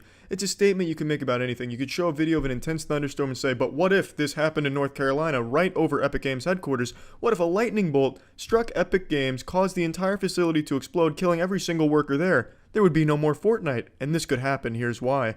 It's just fucking fear-mongering to make children afraid and click on his video because they think their beloved Fortnite's about to go offline for a few minutes, which didn't even happen. I mean, Hurricane Florence didn't destroy the USA, it's not underwater now. USA and East Coast hasn't become Atlantis. It was just a blatant fear-mongering to capitalize off the hysteria from the latest hurricane, and it's a shitty research video here. It's like a children's book report that is just padded for word count. If someone submitted this to me and I was the teacher, I'd give this a D. I wouldn't give it an F because they clearly put a little work in here in terms of editing, but other than that, there's just no substance here.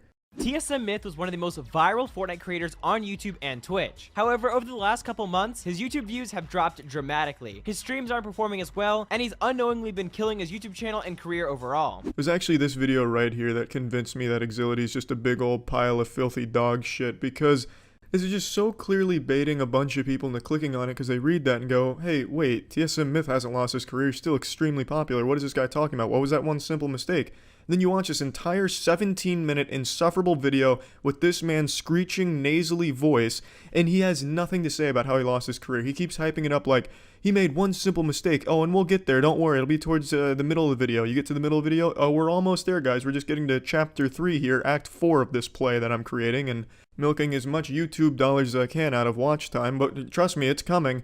And then, you get to the end, and it's not there. This video is basically like one of those virus ads on a porn website. Click here to find the one simple trick that scientists don't want you to know about getting a bigger dick. That's what this video is. He shows one clip where he's like, this is the one. This is what cost Myth his career. And it's a clip where he falls off a cliff once. And then he's like, yeah, but this didn't really cost him his career. So the video said, this is how Myth cost himself his career. This is how he lost his entire fucking career. This is why he's homeless. This is why the mafia wants to kill him. You go through the whole video, and at the end, he's like, yeah, well, obviously Myth hasn't lost his career. He's still extremely popular, but I mean, what if? What a convincing argument. Bulletproof. Watertight. What if Exility held the dirtiest part of my butthole? At least with that guy who became the meme for the Burger King ass pickles or whatever it was, he had like a cool voice and way of talking. Foot lettuce, that's what it was. At least he had a cool way of talking. There's nothing cool about this guy. There's nothing that draws anyone in here, except maybe his uber epic gaming challenges that he issues to his viewers in the middle of his videos, putting them to a dead stop to do this fucking stupid challenge to try and game the system and get more likes out of it. Let's check the one that he threw onto this Myth video. Did. The next thing we're going to talk about is the fatal mistake he made after his decline began, and a specific clip that was very instrumental in his downfall. But real quick, I've got a challenge for you guys, and you only have 5 seconds to accomplish it. Drop a like and subscribe, and if you're able to accomplish this in the next 5 seconds, then you will have 5 years of incredible luck. Just the luckiest things will start happening to you, so just trust me, try it. It really works, and let's get back into the video. Hey, what's up, fam? Let's get those swag likes on this video and smash that subscribe button with bell notifications annihilated on, and you'll receive 10 years of pussy. Yahoo! This dude's fucking channel banner is begging people to turn notifications on and subscribe. And another big pet peeve, every single video he uploads, he hashtags Exility, hashtag Exility, as if a single child that subscribed to him is subscribed to him because they support him. They just like all the people he clickbaits. He's a brand new channel, it seems like, for the most part, in terms of content. But he's got the system figured out. If you want to really explode on YouTube right now, you take the most popular internet people and you make up some bullshit about them, or you do some cheeky bullshit where you count their donations, and that's how you do it. He's playing the game well, and he's not the worst Fortnite content producer there on the site. There's definitely worse ones and more insidious ones, but this one's just such a frustrating one for me personally, because I think this is just the laziest and shittiest content there is.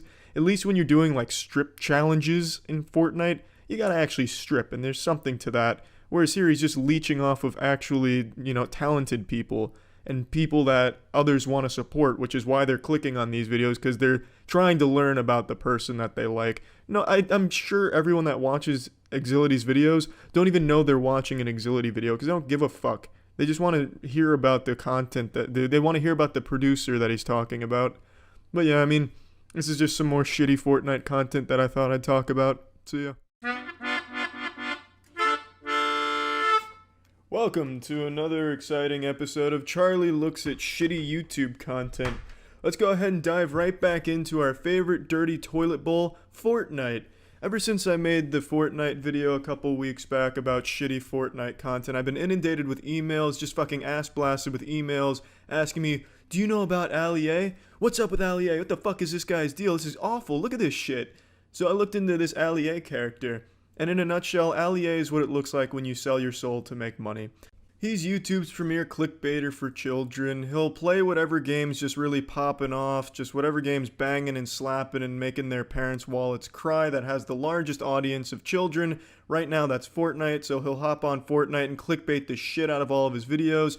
Misleading title, photoshopped misleading thumbnail that checks every box in the checklist for internet douchebaggery, where it's a red arrow pointing at some shit with a wacky facial expression. And then that's about all of the content is, because it's not entertaining. There's no entertainment to be derived from one of his videos if you're above the age of 8 or 9. It's incredibly uninteresting. If he's playing a game, it boils down to him just saying exactly what's happening on the screen with no jokes at all. Oh, I'm building a wall right now. Oh, my wall is getting shot at by that man's counter gun. The bullets are coming at me, and I don't have a chance to shoot those bullets at him. I'm gonna build another wall here. I'm now building another wall. This wall's going up real good. If he's watching a trailer and shitting his pants about it, it's always just saying what's happening in the trailer. Whoa, that's a gun in his hand. Guns usually shoot bullets. If I had a gun that shot bullets and I'm playing a video game, I'm going to be aiming those bullets at another player. I wonder if this game will let me shoot bullets at another player. Ah, remember to smash that like button, LEA Army. And that's pretty much his content in a nutshell. And that's fine because there's thousands of popular limp dicks on YouTube doing that same shit right now. I think it's kind of bad because you're deceiving people into watching your overly long shit video, but it's common practice on YouTube. You can't really be mad about that. And he knows his audience is children. Like, here's a clip of him being self-aware. Heavy shotgun. Whoa! I am so weak. I am so weak. Keep on shooting the walls, the wrong one. I ain't behind it. 5 kills, so if we can get this, we'll be at 6. I'm at 5 kills. If I get this, I'll be at 6. You can't dispute that arithmetic right there. He even takes a moment to teach his audience what number comes after 5, so you can clearly see he has a firm grasp on what age group his audience is in, where they're still learning this mathematics. Ultimately, though, all of this is harmless. It's just clickbait shit, and that's very common here. The only victim from these videos are the time wasted from the audience, and a lot of the times in the comment section you'll see kids that are distraught about it. They're upset. Oh, that's the video title's totally wrong. That didn't even happen. Why did you lie to us, Allie? Mom and Dad said if you lie, you go to hell. You should take down this video before the Lord condemns you to hell. It's shit like that, but like I said, ultimately harmless. The issue I draw with this guy is he runs these fake giveaway scams where he'll, make people believe that they're gonna win something cool from him if they smash the like button, fucking annihilate the like button, subscribe, ring the bell, and write his name on their toy box out of blood. Then he'll choose someone randomly from the comments section to give away this cool shit to, and then you'll see 200,000 comments like on this video here. It's fucking absurd to me that you would think you'd actually win something from him. Now, I've done a lot of research, and I haven't found a single winner for any of his giveaways he has ever done on any of his channels. I haven't seen a single winner, and I've been sent a lot of proof in emails that they didn't win anything. I'm gonna put proof in these air quotes because it's just unreliable proof. It's, oh, I was at a bar and I heard Allie talking to some girl saying, oh, he scams kids all the time and doesn't give shit away, but he was offering V-Bucks to her. And then other emails like, oh, I saw Allie sitting on a bench next to 2 trees that looked suspicious, and here's an email address that I think belongs to him, maybe on AOL. Useless proof, really, but enough to get me wondering if anyone actually does win the giveaways. And I've seen a lot of people saying that no one wins, that it is just a giant scam. And I can kind of vouch for that because I haven't seen a single winner. He's never announced a winner that I've seen. I haven't seen anyone say they won anything from him, when you would think huge fans of Allie that won something from him would be bragging about it or going nuts on social media, but there's not a fucking thing about it. So I do believe that the giveaways are big fucking scams, but if I'm wrong, please speak up, Allie enthusiasts who have actually won something from his shit-ass giveaways. I would love to see that he's not actually just blatantly scamming children. And this would be kind of a big issue if he was, because a lot of the giveaways he does are sponsored by the people, by the companies, to give that shit away. So if you're just hoarding it and then selling it on the side, I don't think they'd be too pleased about that. One thing I also don't think anyone will be pleased with is his actual content. So here's his channel. I don't need to say a whole lot about it. Just read some of this shit. All of these thumbnails are photoshopped, and he didn't even take the time out of his day to make different thumbnails each time with a different expression. He just keeps reusing the same expressions. You'll see he just repeats them over and over again ad nauseum, and it's just disgusting to even look at. This is exactly what's wrong with YouTube, in my opinion. It's so easy to game the algorithm so that way these videos are always showing up when you're looking for Fortnite 100%, and kids are always going to have their curiosities piqued by these attention-grabbing titles and thumbnails that aren't real. It's blatantly lying about the content of the video. The videos themselves are him just holding his soft cock in his hand for 25 minutes, saying nothing interesting or fun at all. And it's not just the lack of entertainment, the video titles often don't even happen in the video. For instance, when he does like a superhero challenge, like the Superman challenge, and he has a picture of a Superman Fortnite skin, kids are going to think, holy shit, that's a Superman Fortnite skin, let's click on that video. But it's not, it's just him pretending to be Superman, kind of. And then if he has a video about, oh, look, we're going to surf on the meteor, how to control the meteor to win, or how to never lose a game using this one simple tactic, the video doesn't do that. It doesn't teach you those things, and that doesn't happen in the video. It's a blatant lie. Now, when you do make the mistake of clicking on one of his videos, and if the Lord is really not happy with you today and your ad blocker crashes, you get at least 5 mid-roll advertisements here, and he places them so strategically to nickel and dime the absolute most he can out of the system. He puts 3 in the beginning because that's when viewer retention is the highest. Throughout the middle, there's none, and then towards the end, he puts 2 more. It's smart if you're a greedy asshole who's sold his soul to make money, but you're a big piece of shit for doing this. I really just don't have a whole lot more to say about this guy. His content makes me want to puke out of my asshole. It's just awful to watch. But what makes it even worse is that it does seem like he's scamming the kids that watch, and he's just getting all of these extra likes and comments and shit by pretending to give away things. So he's cheating, in essence. YouTube really needs a rule where if you're going to do a giveaway, you need to have a follow-up where you show who won. And that needs to be a rule, because this isn't the only guy doing fake giveaways. There's a lot that do this shit. But his is pretty fucking bad, and his content is even worse. That's really about it. Fortnite is absolutely bringing out the worst in internet douchebags, and this is just further proof. But yeah, see ya. Yo, what's Jablin Jables? I got the snapback on, I'm feeling real young. I thought I really needed it for this video because this video uses the word bro and guys at least 1,000 times. So you knew I had to throw this shit on to get real litty to digest this kind of content, baby. Today we're looking at a scary video from our boy Stromedy. You might remember him because he's that brave soul from a few months back that opened a dark web box at 3 a.m. and found like a fucking cursed Twizzler or something in it. And now he's back, another day, another banger. He's coming at us with the insane potion of forgetting from the dark web. In parentheses, I'm JStation, forgot who I was. Don't worry, Stromedy, I also forgot who you were. I think we all did. The only reason I found you again is because I looked for shitty content today and you were on the first page. Let's get into this action, baby. Fuck yeah. Strawberry Squad, what the hell is going on, guys? Hope you guys are all having a great day, and welcome back to another video. Today I got with me my boy J Hills. What's poppin', guys? And today, guys, I love these YouTuber intros. And his friend looks fucking coked out throughout this whole thing. He's just doing one of these the whole time. Like he can't fucking sit still like a reptilian about to bust through his human skin suit. I hate this shit. I hate this overly fake, energetic attitude nonsense shit. Just constantly jingling keys in front of their child audience. I fucking hate it. Can't stand it. But I'm ready for action now, Stromedy. Thank you for getting me prepped and ready. Guys, we've done everything ranging from zombie potion, vampire potion, laughing potion, itching potion, dancing potion, guys. Like, there are so many different types of possibilities. And the dark web seems to be adding new types of potions every single week. I really just don't understand why these guys can't just fucking stand still. It's like they're drunk and trying to balance, or like they're on ice, or on like an invisible fucking rocking chair. They're just constantly moving back and forth towards the camera. I don't get it.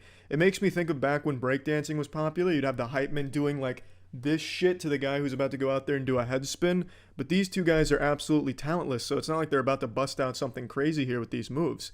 Also, I love how they keep saying the dark web is bringing them more potions and shit, as if the dark web is just this like potion seller from Oblivion or some dumb shit, the Elder Scrolls series potion seller.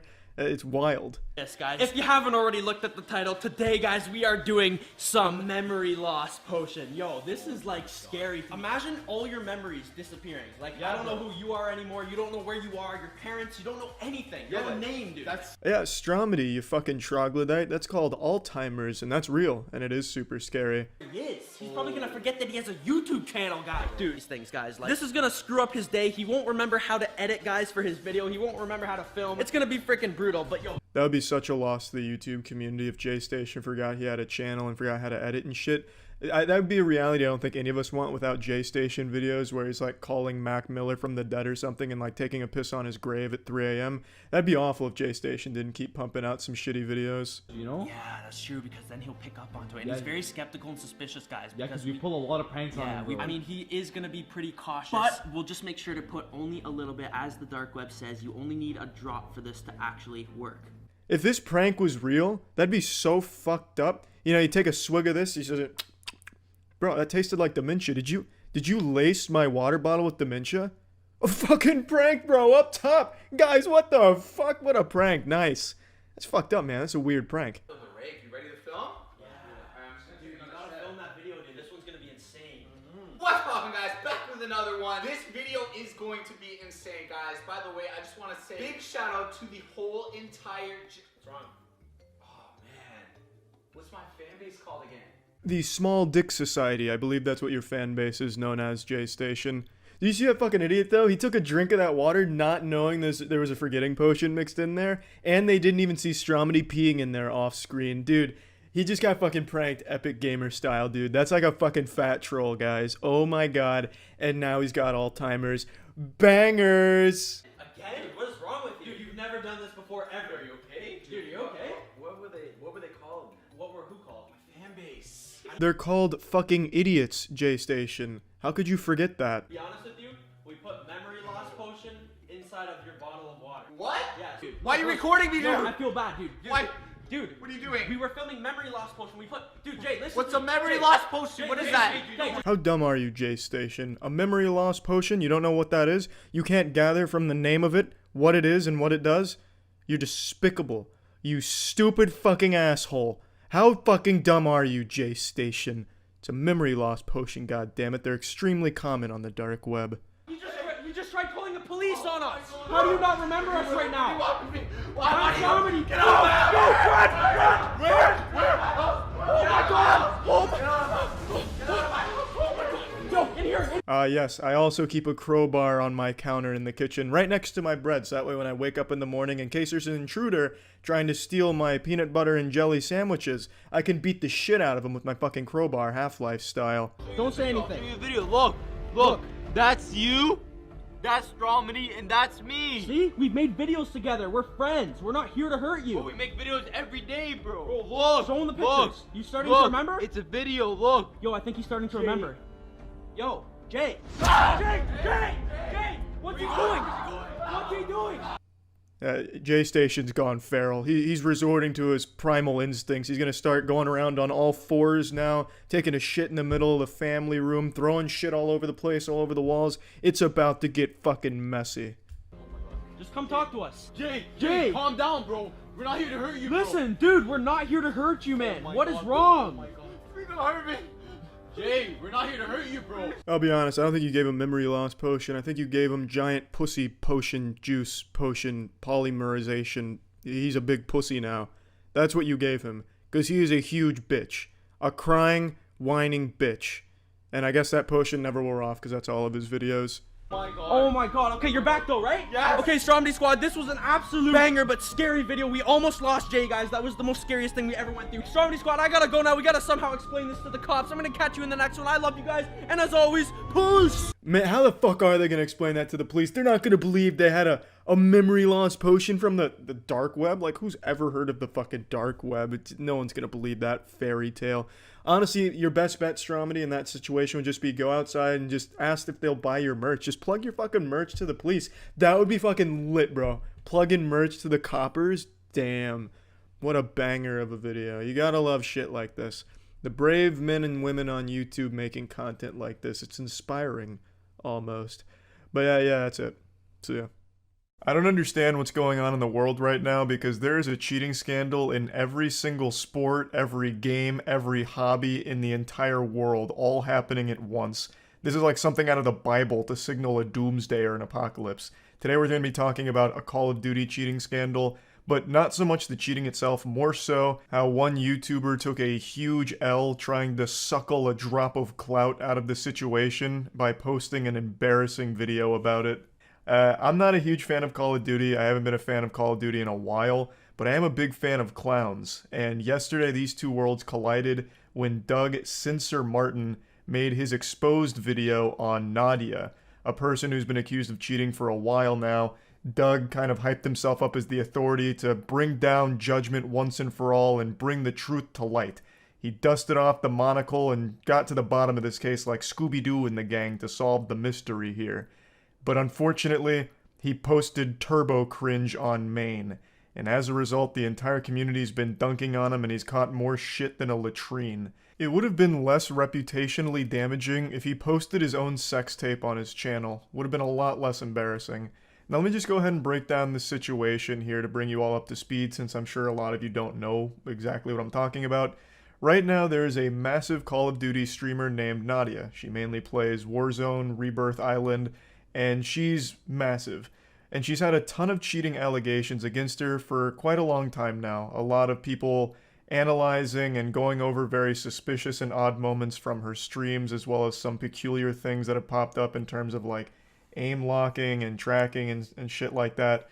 As well as recently she went to a LAN tournament and didn't perform super well. She went like 4-15 in one of the bigger matches. So people were confused on why she plays so well at home where she's dropping like 50 bombs and absolutely spanking people, versus on LAN where she goes and just doesn't do super well. So there's just been a lot of videos breaking down and analyzing suspicious moments from her streams and explaining that there's a chance she's cheating, though nothing's 100% proven as of right now.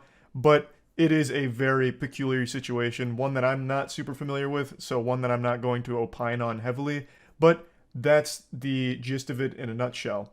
And DoucheTuber Martin stepped into the spotlight to try and be the authority on whether or not she truly is cheating. And this backfired on him terribly. So yeah, I'm not really here to talk too much about the possible cheating itself. I'm just here to laugh at this awful video Doug made. Even if it's confirmed Nadia's cheating, like right now, if she goes live and just admits, I'm a cheater, here's the proof, I would still say DoucheTuber Martin took the bigger L in this situation. Also, he really hyped the shit out of this for days, like on Twitter and everything, making very bold posts about the impact this video is going to have and how he was taking it so seriously and researching it thoroughly, and man, that aged terribly.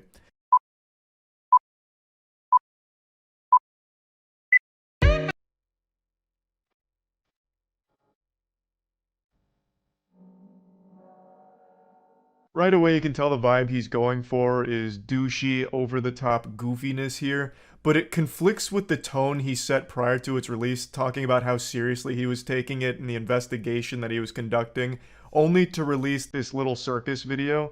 So immediately people were pretty turned off just from the intro alone.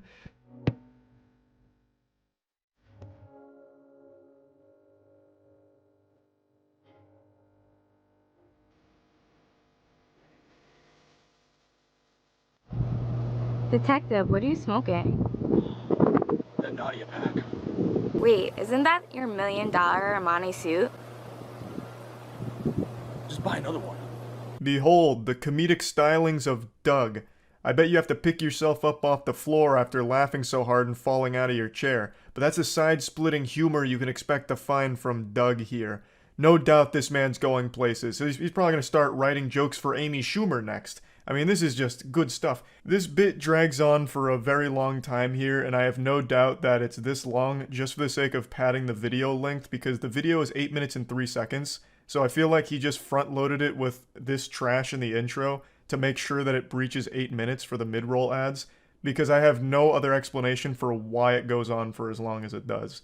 I'll spare you the next like 45 seconds of this shit and just get to the part where he starts talking, but I do want to at least mention that last night I was talking about this on stream and Doug was watching and he took it like a champ, so good on you, Doug, for being able to roll with criticism, but this is a video that should have just stayed as a bad idea in your head. You should have never posted it. 98! Ugh! Ugh.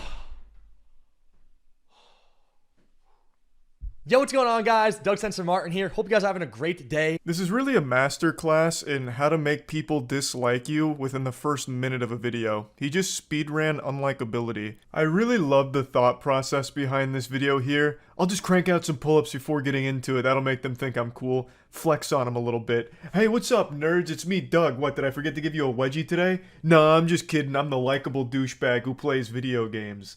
You know, what a Sigma male. And today I bring you guys a brand new video giving you all the truth about Nadia. So if you guys don't know who Nadia is, she's a 22-year-old Warzone player. She streams every single day on Twitch TV. So I've been putting in about 8 to 10 hour days, 7 days a week to Vanguard rank to be the #1 ranked player on the planet. And with that comes the sacrifice. And sometimes, like I said, you lose your mind. Sometimes you play against cheaters and they really are inevitable. There's not really too much you can do about it. The first minute and a half is just actual nothing burgers. This man is a restaurant that's serving up buns and nothing inside of it. It is absolute worthlessness. It's him patting his ego for a bit, I guess giving like a background on himself. He's like, oh, you know, at first I looked at Nadia, I wasn't suspicious, but then everyone else was, so now I'm suspicious. And here's my resume. And then he talks about how he spends so much time grinding Call of Duty Vanguard ranked, which sounds like a fate worse than death.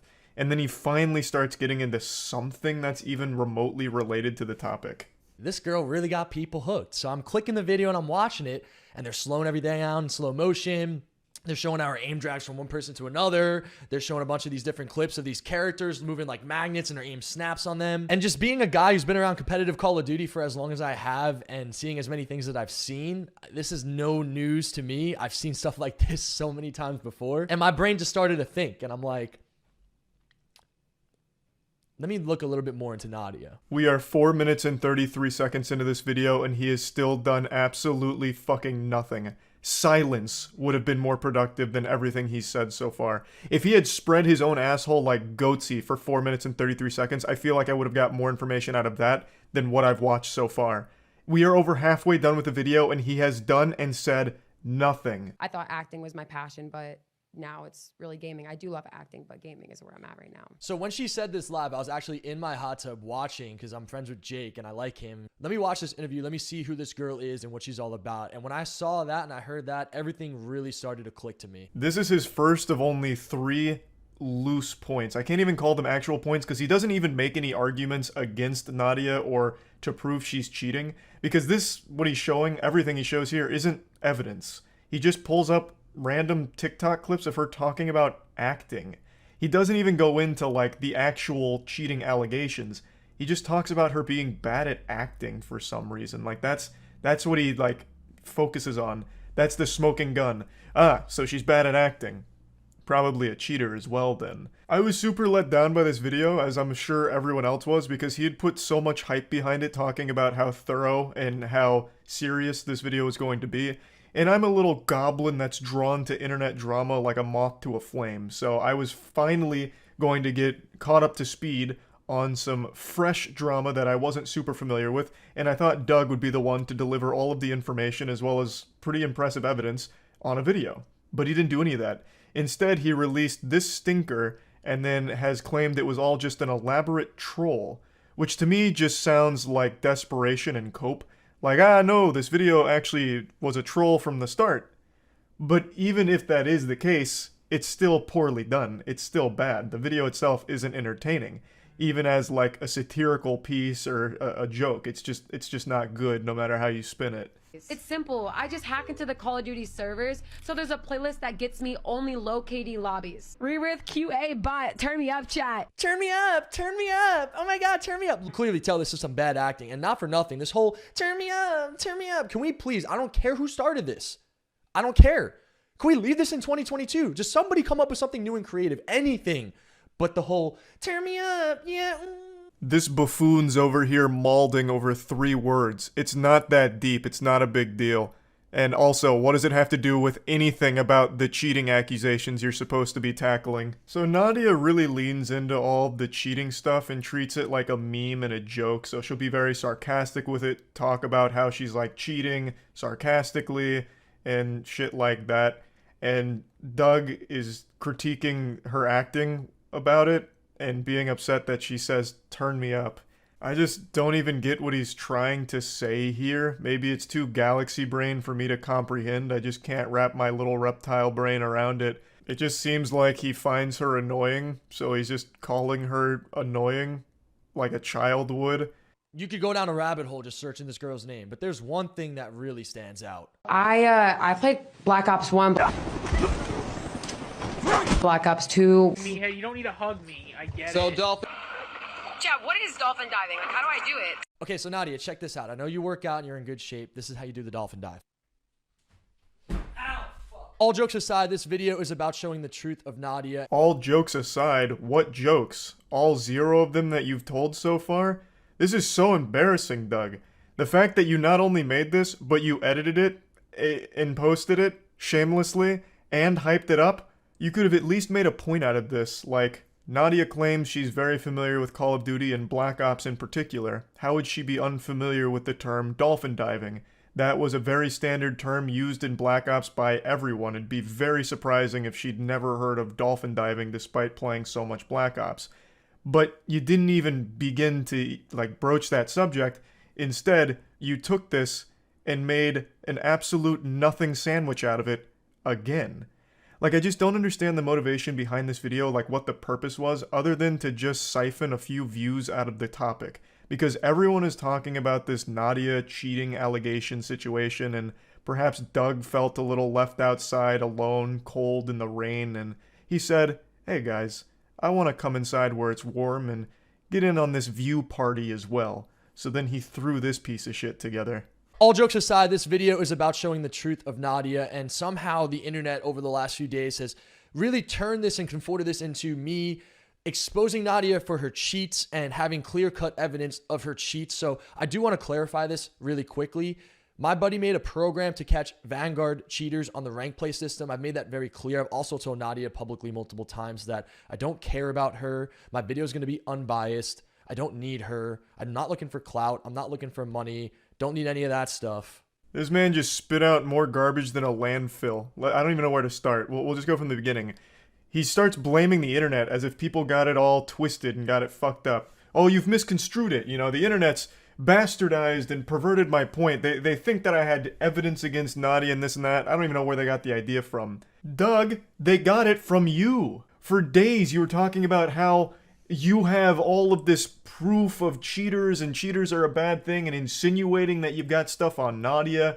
And like, you put that idea in everyone's head. They got that information and that idea directly from your mouth. So I don't know why you're trying to spin it like, oh, you guys, you went wild with these crazy ideas, none of which I influenced at all. I didn't do any of that. You guys are just weird to think that I had this evidence or any real proof against Nadia. Like, it blows my mind that you've tried to now blame people for getting it wrong because you have absolutely nothing. He then shouts out his friend's anti-cheating program, which he mentioned a few times in the beginning of the video, but I felt it was completely irrelevant to the topic, which was proving Nadia was cheating or talking about it or submitting evidence, none of which he does and none of which his friend's program helped with or did anything with. So it has no purpose in the video other than like a hashtag ad, I suppose. I don't really know. And then he goes into the biggest lie I've heard in a minute. This is a straight cap from top to bottom. How he's not doing this for clout or attention or anything. That's all this was. Oh, here, I'll make this weird fucking video. Like, you did all of this for clout, 100%. There's no other motivation here. I guess you can fall back on the defense mechanism of calling it a troll, but even still, it's done poorly. So if the goal was to troll people, you did it at the expense of your own reputation and the goodwill from the community that you still had left over. So the joke at the end of the day is on you. So the real only purpose to the video was just views, which you got because this is more viewed than your recent uploads, but I just don't see why you do it when it comes at such a high price to your image. There's really nothing in this video. This video is like 99% you just working out or flexing and talking about nothing. You don't even really mention Nadia's cheating allegations or provide any evidence. You provide legitimately no evidence. You don't make any points. You just don't talk about anything in the video. There's just nothing of substance here. So there's only one conclusion to draw. That you did this whole song and dance, you made this video for clout. It all just became clear. I can't play the music from here because of DMCA, but he concludes the video by parking his jet ski, walking up on the dock, and pretending to propose to Nadia. It is so fucking embarrassing. Everyone with eyes was sad to see this. It is painful to look at. So yeah, I just wanted to talk about this a bit because Doug just really made a complete fool out of himself. That's about it. So yeah. Nothing gets my penis harder than seeing someone's father nearly drown, which is why I was more than ecstatic to click on the Dobre brothers' newest unscripted savage reel prank, Dad Wakes Up in a River. Let's go ahead and tune in.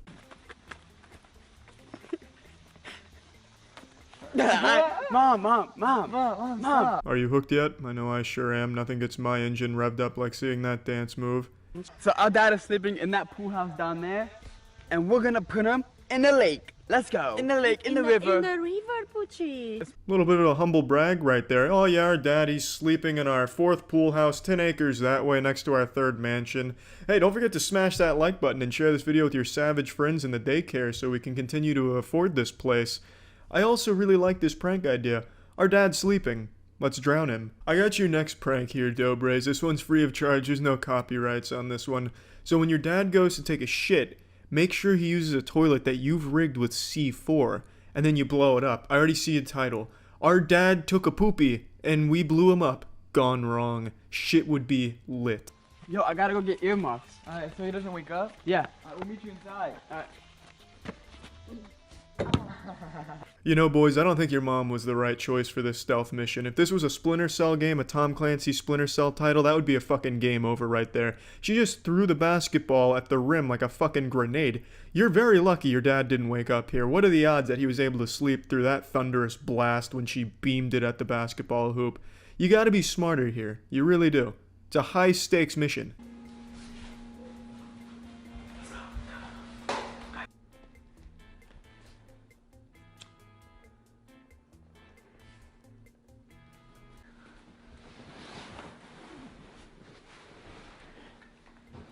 Well, spit in my dick hole, can you believe that good luck?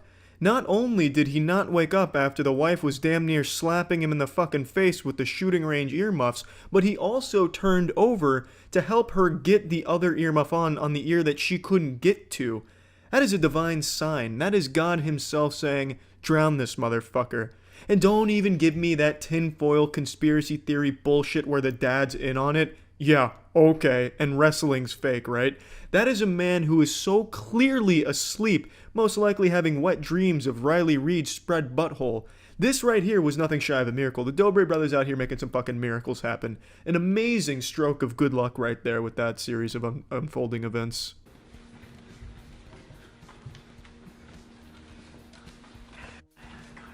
Yeah, that dance move never fails to make me laugh. I'm glad they keep doing it.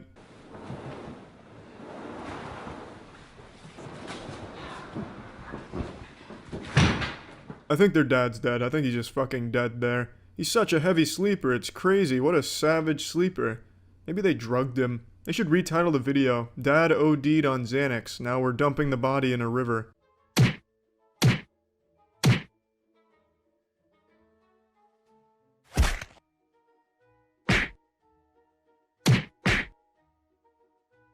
What the fuck? I guess they're just padding for time now, so they're doing a little Street Fighter type of deal here, a little impromptu thespian drama club combat course. I don't fucking understand what this is. Fucking knew it. Rest in peace, Dobre Sr. The man died 2 deaths. A real, actual life death, and then the second death being stuck in a Dobre Brothers video. Now they've thrown the body into the fucking hearse here. They've turned the pickup truck to a hearse. This is just goddamn depraved. This is sickening. Go, Mom.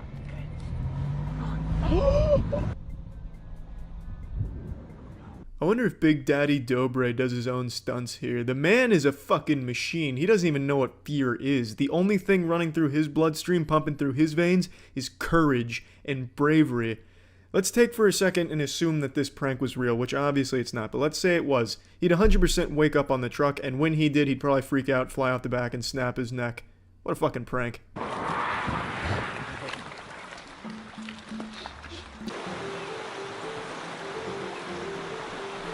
last time he was ever seen again. Fucking sick stuff, really. The Dobre brothers are evil. Luckily, these fucking idiots videotaped the crime, so I'm sure they'll be charged very soon with getting rid of that body.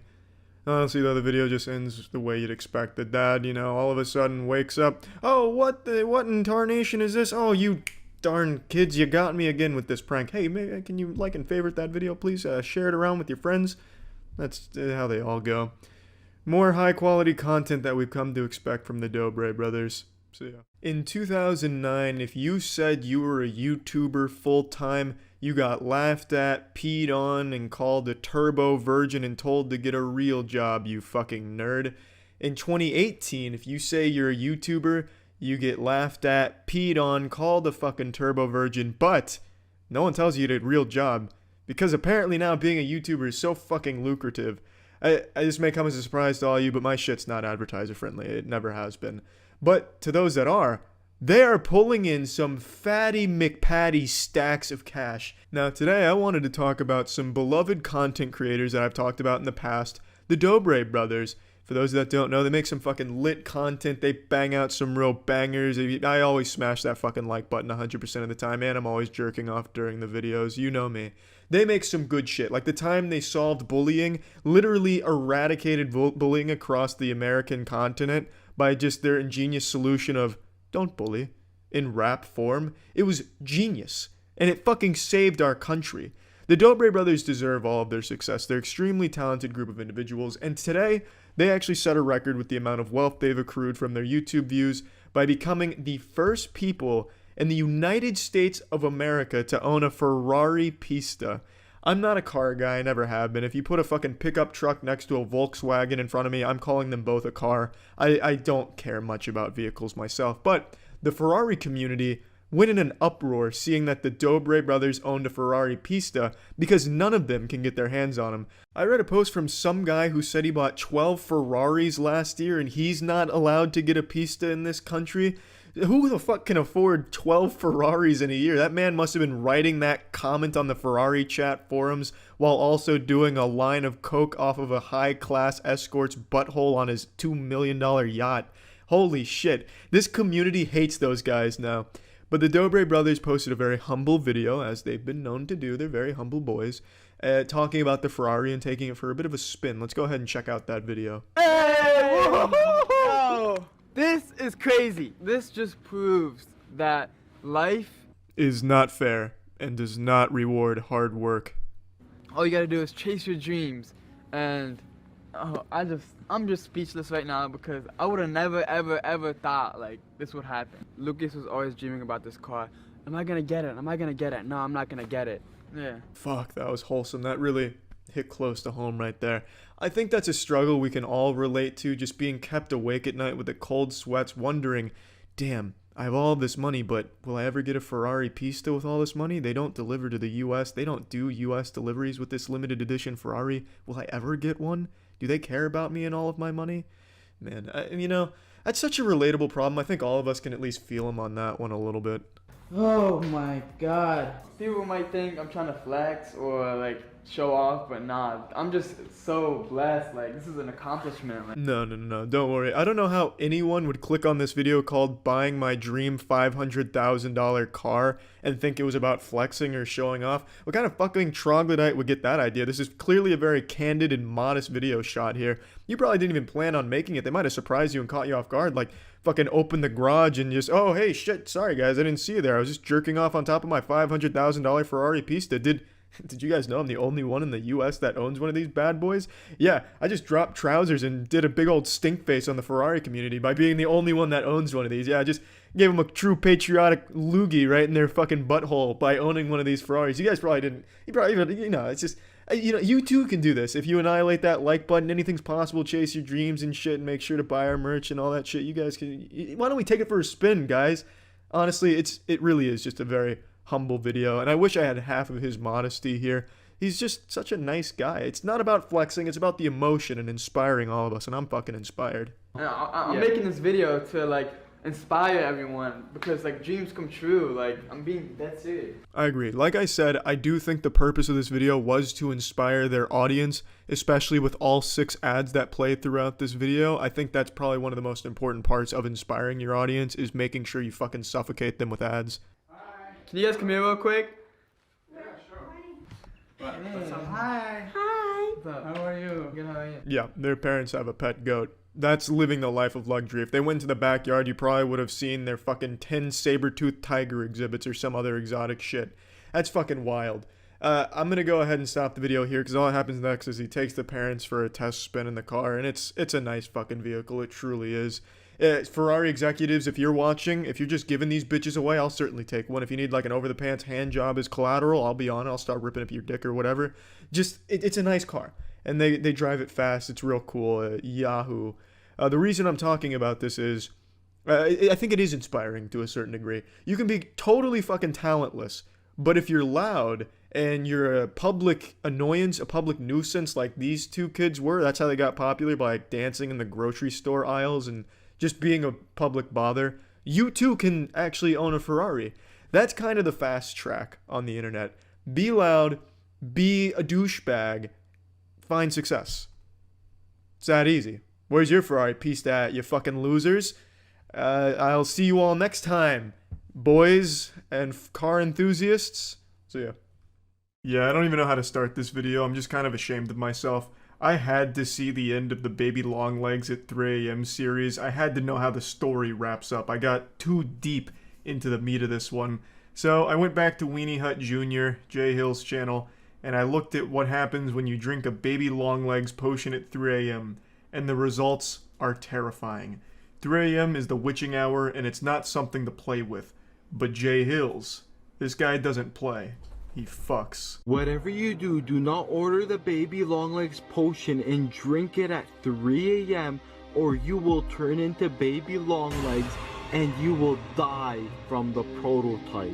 This video got crazy. Just when you thought it was safe to drink a Baby Longlegs potion, I had already placed an order for some. I had to cancel all my weekend plans after watching this. I knew it'd be bad, but I didn't know it'd be this bad. This is a very potent concoction that I just wasn't prepared for. I should have just ordered meth instead. What up, guys? Your boy Jay Hill's back on YouTube for another banger video. And in today's video, I'm literally gonna be drinking the Baby Longlegs potion at 3 in the morning, guys. And if you guys have... It's honestly laughable how people still say that firefighters have the most dangerous job in the world when there's people like Jay Hill, whose entire career is about risking his life every day for banger videos, drinking potions, using a Ouija board to summon Big Chungus at 3 AM. These are the real brave heroes that are putting their life on the line. 3 AM YouTubers are the best of us. And I was thinking about this recently after I saw it in a comment. There's so many kids that are growing up with YouTube because their parents are just absent in their life and they just force the internet to raise their kids, so they're just on their parents' iPad forever just watching YouTube videos endlessly. They're growing up with shit like Jay Hill's 3 AM challenges and all of that. So that when they get older, they're going to look back at this content as if it was good. Like, this is going to be nostalgic content for them. That's so fucking sad. They're going to be like, oh, the good old days back when Jay Hill was still going to an abandoned Toys R Us and snorting Baby Longlegs potion next to the dumpster. And find the potion that I left, and I'm literally gonna be drinking it near the toy store, and I think I'm gonna be coming into like a little baby or something. I have no idea what's gonna be happening, but... He sounds like a Nightcore version of Bert from Bert and Ernie. And this is a pretty risky stunt, so credit where credit's due.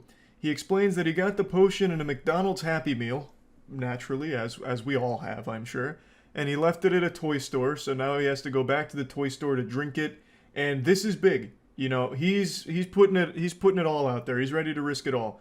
He's going there, he's going to drink it after the toy store closes in their parking lot, so there is a chance that he just gets trespassed, or maybe after explaining what he's doing, they throw him into a padded cell.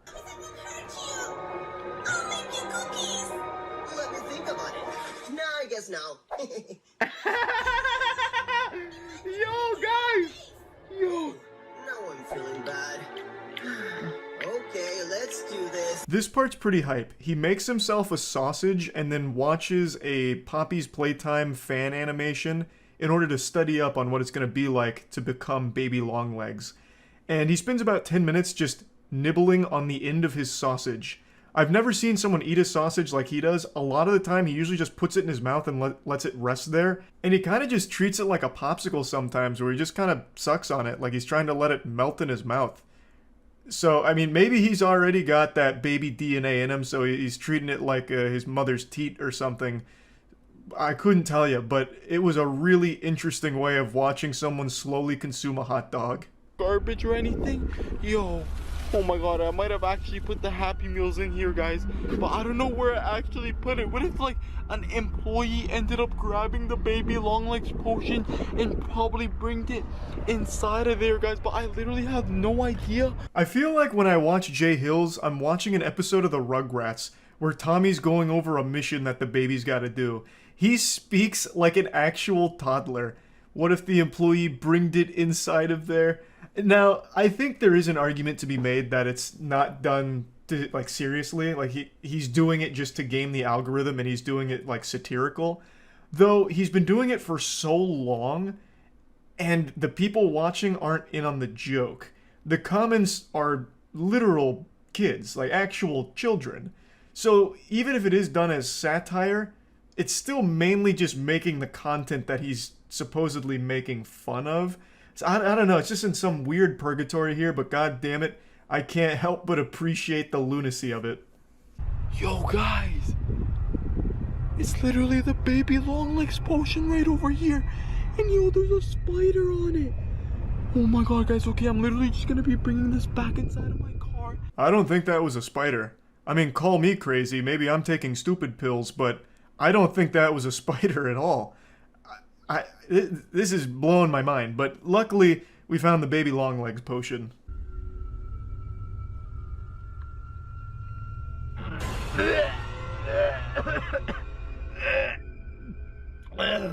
guys, I literally took a little sip of it and it tastes so bad.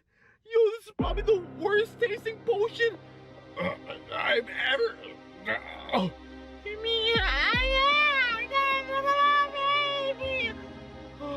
Yo, I think the symptoms are kicking in already. I absolutely love that while he's mighty morphing into baby Longlegs, his voice doesn't change. When he's doing baby voice and his normal YouTube voice, it's exactly the same. So it's hard for me as a spectator to know which one's Jay and which one's baby Longlegs. Yo, it hasn't even been 2 minutes. Baby mama. Yo, guys, it hasn't even been 2 minutes and I feel like I'm literally turning into a baby. I'm literally shrinking right now, mama, mama. I'm shrinking, mama, mama. Now, I'm not a huge sports fan anymore, but I'm pretty sure that's a Toronto Blue Jays hat. And if so, this is definitely the most mature Blue Jays fan I've ever seen. The transformation is well underway. We're about to lose him here. Soon there will be no Jay, and it will only be baby Longlegs left. Feeling it right now. Oh my god. It's gonna happen. Oh my god, guys, look, it's me, I'm a baby. Look, down here, right over here. Wow, this is so cool. I'm literally moving my whole body. Yo, I'm literally a baby right now. Zoinks! It looks like the baby Longlegs potion worked. The man polyjuiced right into baby Longlegs. My goodness. I can't help but appreciate that he keeps using this same 3D model, which I'm assuming was just a free download somewhere, but it looks nothing like baby Longlegs. It looks closer to like a macaroni noodle. I don't know why he settled on this one. Surely there was something a bit closer to baby Longlegs that he could find somewhere, but for some reason, he just ends up with this abomination. Guys, I'm literally crawling right now. Whoa, do you guys see me crawling? Whoa, I'm literally so far from the camera. I don't know if you guys can hear me. Whoa, guys, I literally just crawled there. I'm gonna come back, guys. I'm literally coming back. Whoa, guys. It's a miracle. A lot of people say that some things are impossible in this world. Just show them this video. I think this is a great lesson that if you just set your mind to it, there's a potion that will unlock that potential. You know, anything is possible. And this right here proves it. He became baby Longlegs. He said, you know what? I want to drink the potion and become baby Longlegs. And look at him. Now he's crawling. Can you believe it? He's literally crawling right now. But guys, I was hearing prototype somewhere. I don't know if he's gonna be somewhere over here. And now he's dead. Taken too soon. Prototype came out of nowhere and struck him down. God rest his soul. Jay Hills was never seen again. This was the last thing he ever posted, and my lord, he's in a better place now, I'm sure. I don't know if he went back into the normal Jay Hills body or if he's now in the afterlife as Baby Longlegs.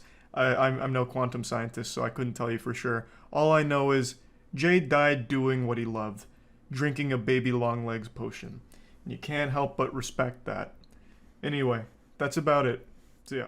I'm no stranger when it comes to shitting on Ricegum. He is a toilet for which my butthole is always eager to drop some doo-doo on. I've made that very clear over the last 2 or 3 years. I can't stand this guy. He's the incarnation of a wet fart with a super fake personality preaching some awful shit to children.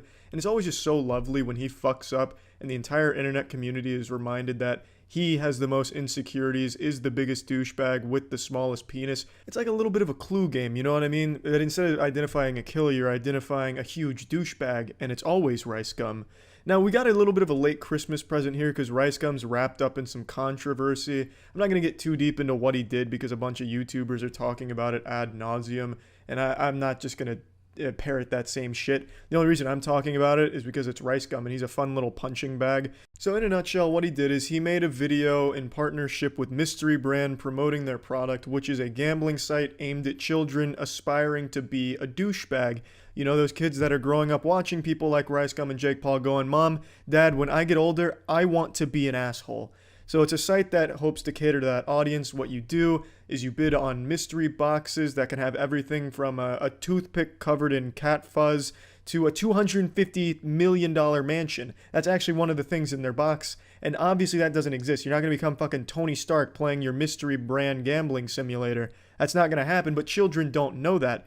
You could put the fucking Infinity Stones on there and they'd think they should just start throwing their parents' credit card on the site. Half of the shit from their grand prize pool and their mystery boxes, shit that they just don't have the rights to. There's no way they have. I'm surprised there isn't like a mom and dad get back together item in their shoe mystery box. Or in the Supreme mystery box, you get a hover boots from Supreme. Just complete nonsense to draw children in is what it is, and kids don't know any better. Before Ethan H3H3 made the video about this, Ricegum's video had overwhelmingly positive response to it. People in the comments were super excited about it, talking about the things they were winning or the things they weren't winning, and they were all super excited. So it's kids that like this and adults that can see why this is a bad thing. Ricegum is promoting gambling to these children that are now becoming gambling addicts. If you look at the older comments on his videos, you can see how much they fucking loved it, which is very alarming and sad, and should honestly be illegal if it's not. Now, if you watch his video or Jake Paul's or Morg's or any of the other douchebags that were promoting this site, you'll immediately notice that the site is exactly like the CSGO lotto scam that was run by Syndicate, T. Martin, and Josh OG, where you do these mystery things and you get this mystery item and it's aimed at children, gambling for kids, which is obviously fucking awful.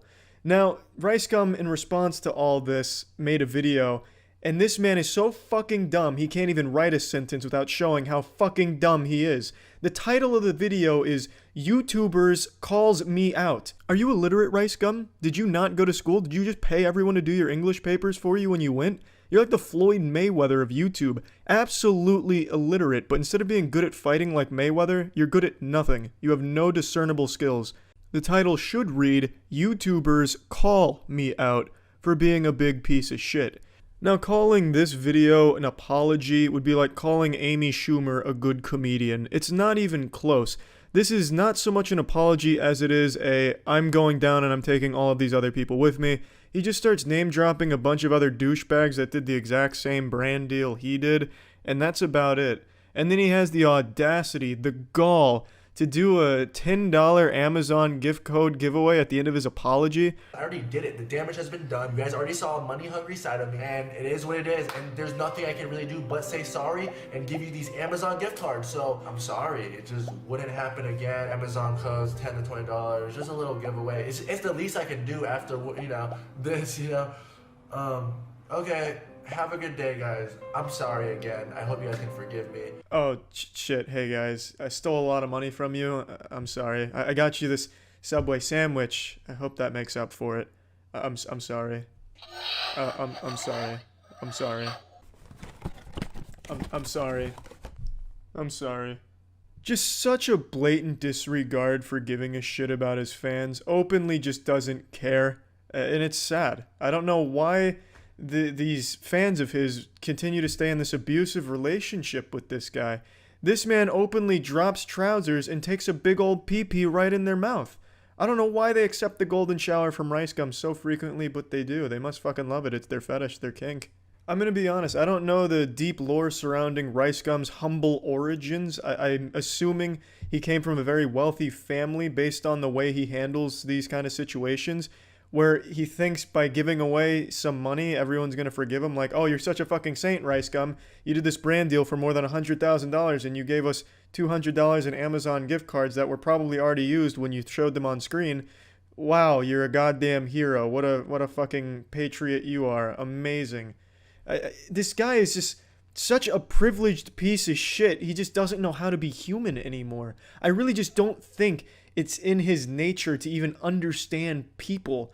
And his conversational skills are atrocious. He went on Logan Paul's podcast and talked about this shit briefly. This man can hardly struggle through a sentence without saying like 1,000 times and having one of those vocal trills, you know, the Hill Valley Girl things. The vocal fries, excuse me, the hey guys, that kind of deal. That's all he can fucking do. That's the only way he can talk. That's all he can sound like. And he's constantly fucking perpetually nasally because he's got like a perpetual cold haunting his fucking sinuses. The man is insufferable to listen to and he can't speak and he's such a piece of shit. Let's go ahead and look at the clip from the podcast. And like, that was sick. Like, I kind of, like, I really wish I was a part of it. I mean, I can't fight and shit, so like, it's probably why I wasn't a part of it, but like, that's some big shit right there, man. Would you ever fight someone? Yeah, I mean, dude, so look, if we talking about fighting, it's about the opponent, you know what I'm saying? I have nipples, Ricegum. Would you fight me? And if you do fight me, can you not wear that disgusting stained red sweatshirt you have on? Look at this shit. Look at that sweatshirt. It's covered in ketchup stains and grease marks.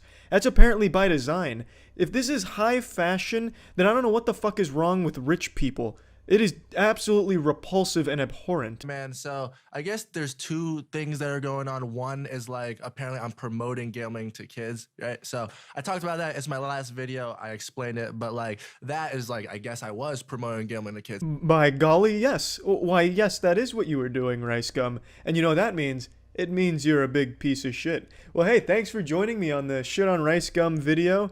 Don't forget, Ricegum is not only a big douchebag, but a huge pussy. Brian, if you're watching this, no amount of money you have can make you not a huge pussy. Don't forget that. Take it easy, everyone. See ya. Last night I had a rather peculiar dream, and it co-starred FaZe Rug, who's a popular YouTuber. We were exploring a post-apocalyptic Universal Studios in a dilapidated environment, looking for the Men in Black ride, but we couldn't find it. It's an odd dream because I don't know shit about FaZe Rug. I've seen one FaZe Rug video, and it's not like I usually go to bed having wet dreams about YouTubers or anything in the first place, but I genuinely don't even know anything about this guy. He looks like kind of a douchebag. The one video I saw from him, it was where he like blows up his father's car to replace it with a Lamborghini, which he then demolishes with like a fucking wrecking ball to give his father 2 Lamborghinis in its place. Like fucking Hail Hydra, here you go, Dad. When I blow up one Lamborghini, 2 more take its place. And that was like the whole video. It was something like that to that extent. And that's all I know about him, so I don't know why he was in that dream. I don't know how the fuck he hacked my dream state or anything, but he was there. And it made me want to check out his channel today, so I went on there and I found a real scary video just in time for Halloween. Guys, it's 3:10 in the morning. We got 2 people at the front of my door right now to film this video. I'm freaking tired and scared, and it's raining, storming. I feel like every shitty YouTuber has to start their video with the word guys and then use guys as many times as they can throughout their awful video. It's one of the 10 commandments of being a shitty generic YouTuber. They all do it. They're all fucking carbon copy clones shit out of some sweatshop factory somewhere in the world to make awful YouTube content, and they all follow the same pattern. It's unreal. I also really like how he has his own name as his lock screen, Rug as the lock screen. That's some Johnny Cage shit right there. Like Johnny Cage has Johnny tattooed across his chest, Mr. Rug here probably has FaZe tattooed on his left ass cheek and Rug on the right ass cheek. Oh my god. What's up, guys? Brian. This is so scary. Oh my god. This is so scary. This is definitely not the right time to make this video, I swear. What's so scary about this situation? It's raining at night. That's a pretty common occurrence, actually. He even starts it by saying he's afraid just because it's 3 a.m. This man's afraid of a fucking time on the clock. He's got the mentality of like a 6-year-old child who's afraid of the dark, except even worse. This guy's like afraid of his own shadow if it's at 3 a.m. I mean, are you not scared? I'm terrified. You guys see this wheel? I see it, Brian, and I'm very proud of your arts and crafts ingenuity. Guys, Rugrats, what's going on? Welcome to another video. This is going to be a really scary video, but we're about to play Spin the Wheel Haunted Edition up in our attic.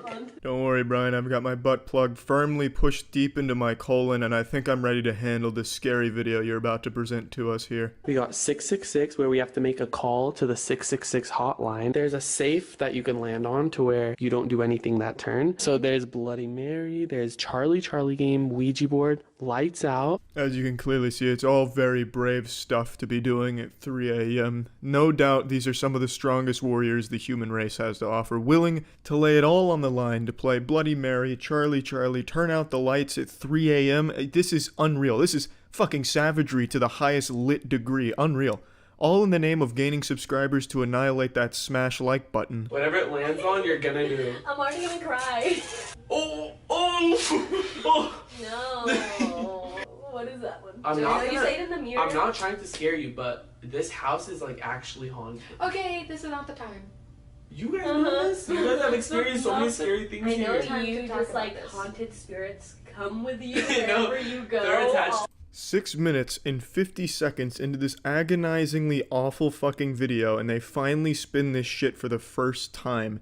All the way up until this point, it has been nothing but idle chit-chat with no jokes and nothing entertaining happening at all. It sounds like they don't even like each other, but they have this scripted forced dialogue that they're trying to loosely follow. It's like talking to fucking Cleverbot and having Cleverbot talk back to you. This sounds like an NPC conversation you'd stumble on in an MMO somewhere with bad voice acting. It's insufferable, and it's been 6 minutes and 49 seconds worth of that until they finally spin the fucking wheel, which is supposed to be the purpose of the video in the first place. Bloody Mary.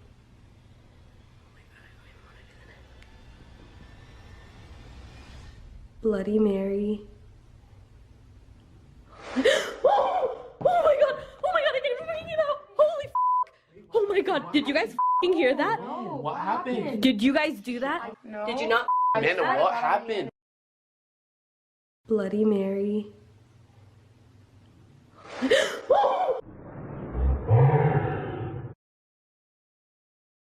I'm sure you've already ejaculated into your trousers out of pure fear, but I have to wonder, is this the best you can do, Brian? FaZe Rug has over 10 million subscribers, and this is the level of effort he's willing to put into his shitty videos? His scare here was a damn near inaudible noise that was just a, that you could hardly even hear? Are you fucking kidding me? Even the YouTubers that are just mosquitoes circling dog shit like I'm Jace Station, which is just like a fucking grease worm pest, puts more effort into his awful videos than Rug. And Rug is 20 times the size of him. I don't know why he didn't just even bother CGIing a bad wallpaper from a mobile game into the mirror or slamming on the door for a shitty cheap jump scare. He just didn't even give a shit. He just blatantly flexes how little he cares about the effort in his videos and how they come across, because he knows his loyal audience of fucking lobotomized zombies are gonna like it and subscribe no matter what. This right here, the text, that is the default text media generated in Sony Vegas.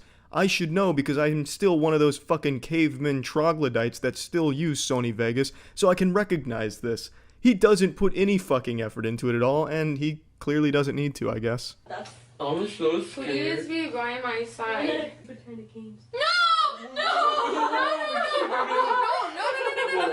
Something scary happens. I've never tried it because I'm scared. Brian, I hate you. 666 6666. Guys, do not attempt Wait, this I did at 69. home. Just hit call and put speaker. Brian. I'm scared. I hate you. Welcome to Verizon Wireless. Your call cannot be completed as dialed. Damn, what are the odds that the 666 hotline didn't work? Shut the up. Shut the I'm not answering this. No way. Wait. No way. Answering. No way. Can't believe it, the 666 hotline operators have called him back. There is some justice in this world. Hello? Shut up. Shut up. Hold on. Hello? Shh. Shut up! Oh my god! Oh my goodness, did you hear how scary that was? Man, that is why you don't dial the 666 hotline at 3 a.m. During the day, the 666 hotline is some professionals that will get the help you need. But man, at 3 a.m. it just changes. Becomes evil. You heard those noises. Supposed to ask if Charlie is here. And if he is, the pencil moves to yes. Charlie, are you here? There's no way to... No. Shut up. So if the pencil moves to no, do you all just take Charlie at his word that he's not there? Oh, the pencil moved on its own to no. Charlie must not be here. Well then, Scooby-Doo Mystery Gang, who moved that pencil to no? It seems like the no doesn't really serve a purpose, because even if it moves there, I think you're still going to assume Charlie is the one who moved it there, you know what I mean? Plus, I don't think you're going to find a single video on YouTube where during the Charlie game it goes to no, because everyone blows the pencil to yes. I'm going to go ahead and break the magician's code here and tell you how this is done, though I'm sure if you have a 3rd grade education, you can figure it out. One of them blows the pencil to yes. Nope. No.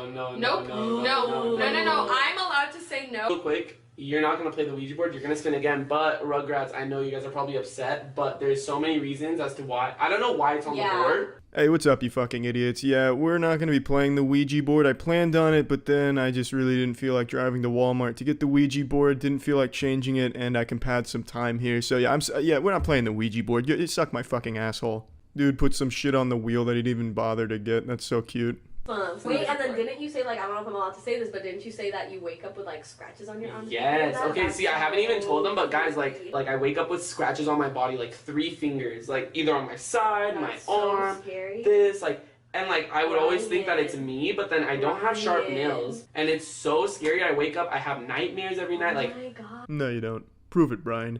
If Brian is genuinely haunted, I will straight up Kegel a ghost pepper. I'll give myself a fucking ghost pepper enema. If Brian's able to prove that he wakes up every morning looking like Wolverine used him as like a fucking cat scratch post, then I will be beyond shocked and ghost pepper my asshole for him. If he proves to me that that's genuine, and he genuinely wakes up every morning covered in fucking scratches, and has like a paranormal scientist confirm this for him, not that I trust the fucking lunatic tinfoil hat paranormal scientist, but makes it beyond a shadow of a doubt that this man is somehow being tormented by a sharp-nailed fiend, yeah, I'll shove a pepper in my butthole. And there's thunder outside, and I'm here after the Charlie game. Literally the pencil moved to yes. The Bloody Mary, the 666 number. I can't get over the 666 number. Has it been a minute? Please? Don't worry, I'm pulling you out of this haunted mansion. He ends it like that. He goes into the closet, turns off the lights, waits in there for like 20 seconds, and then comes out with the lights on being like, that was so fucking scary. Well, remember to smash that like button and subscribe. That's about it. So, I don't know how this man infiltrated one of my amazing dreams, but I'm glad he did because this video was truly eye-opening and it fucking sucked. Alright, thanks everyone. See ya. Most YouTubers are absolutely shameless when it comes to getting views on the platform. They would golden shower their mothers while their father films for their vlog series if it meant a couple 100,000 views, but none are more shameless or just downright batshit insane than Prank Invasion. There's nothing more I can say about Prank Invasion that hasn't been said about your creepy uncle or the pedophile gym teacher you had growing up. This man is a downright fiend.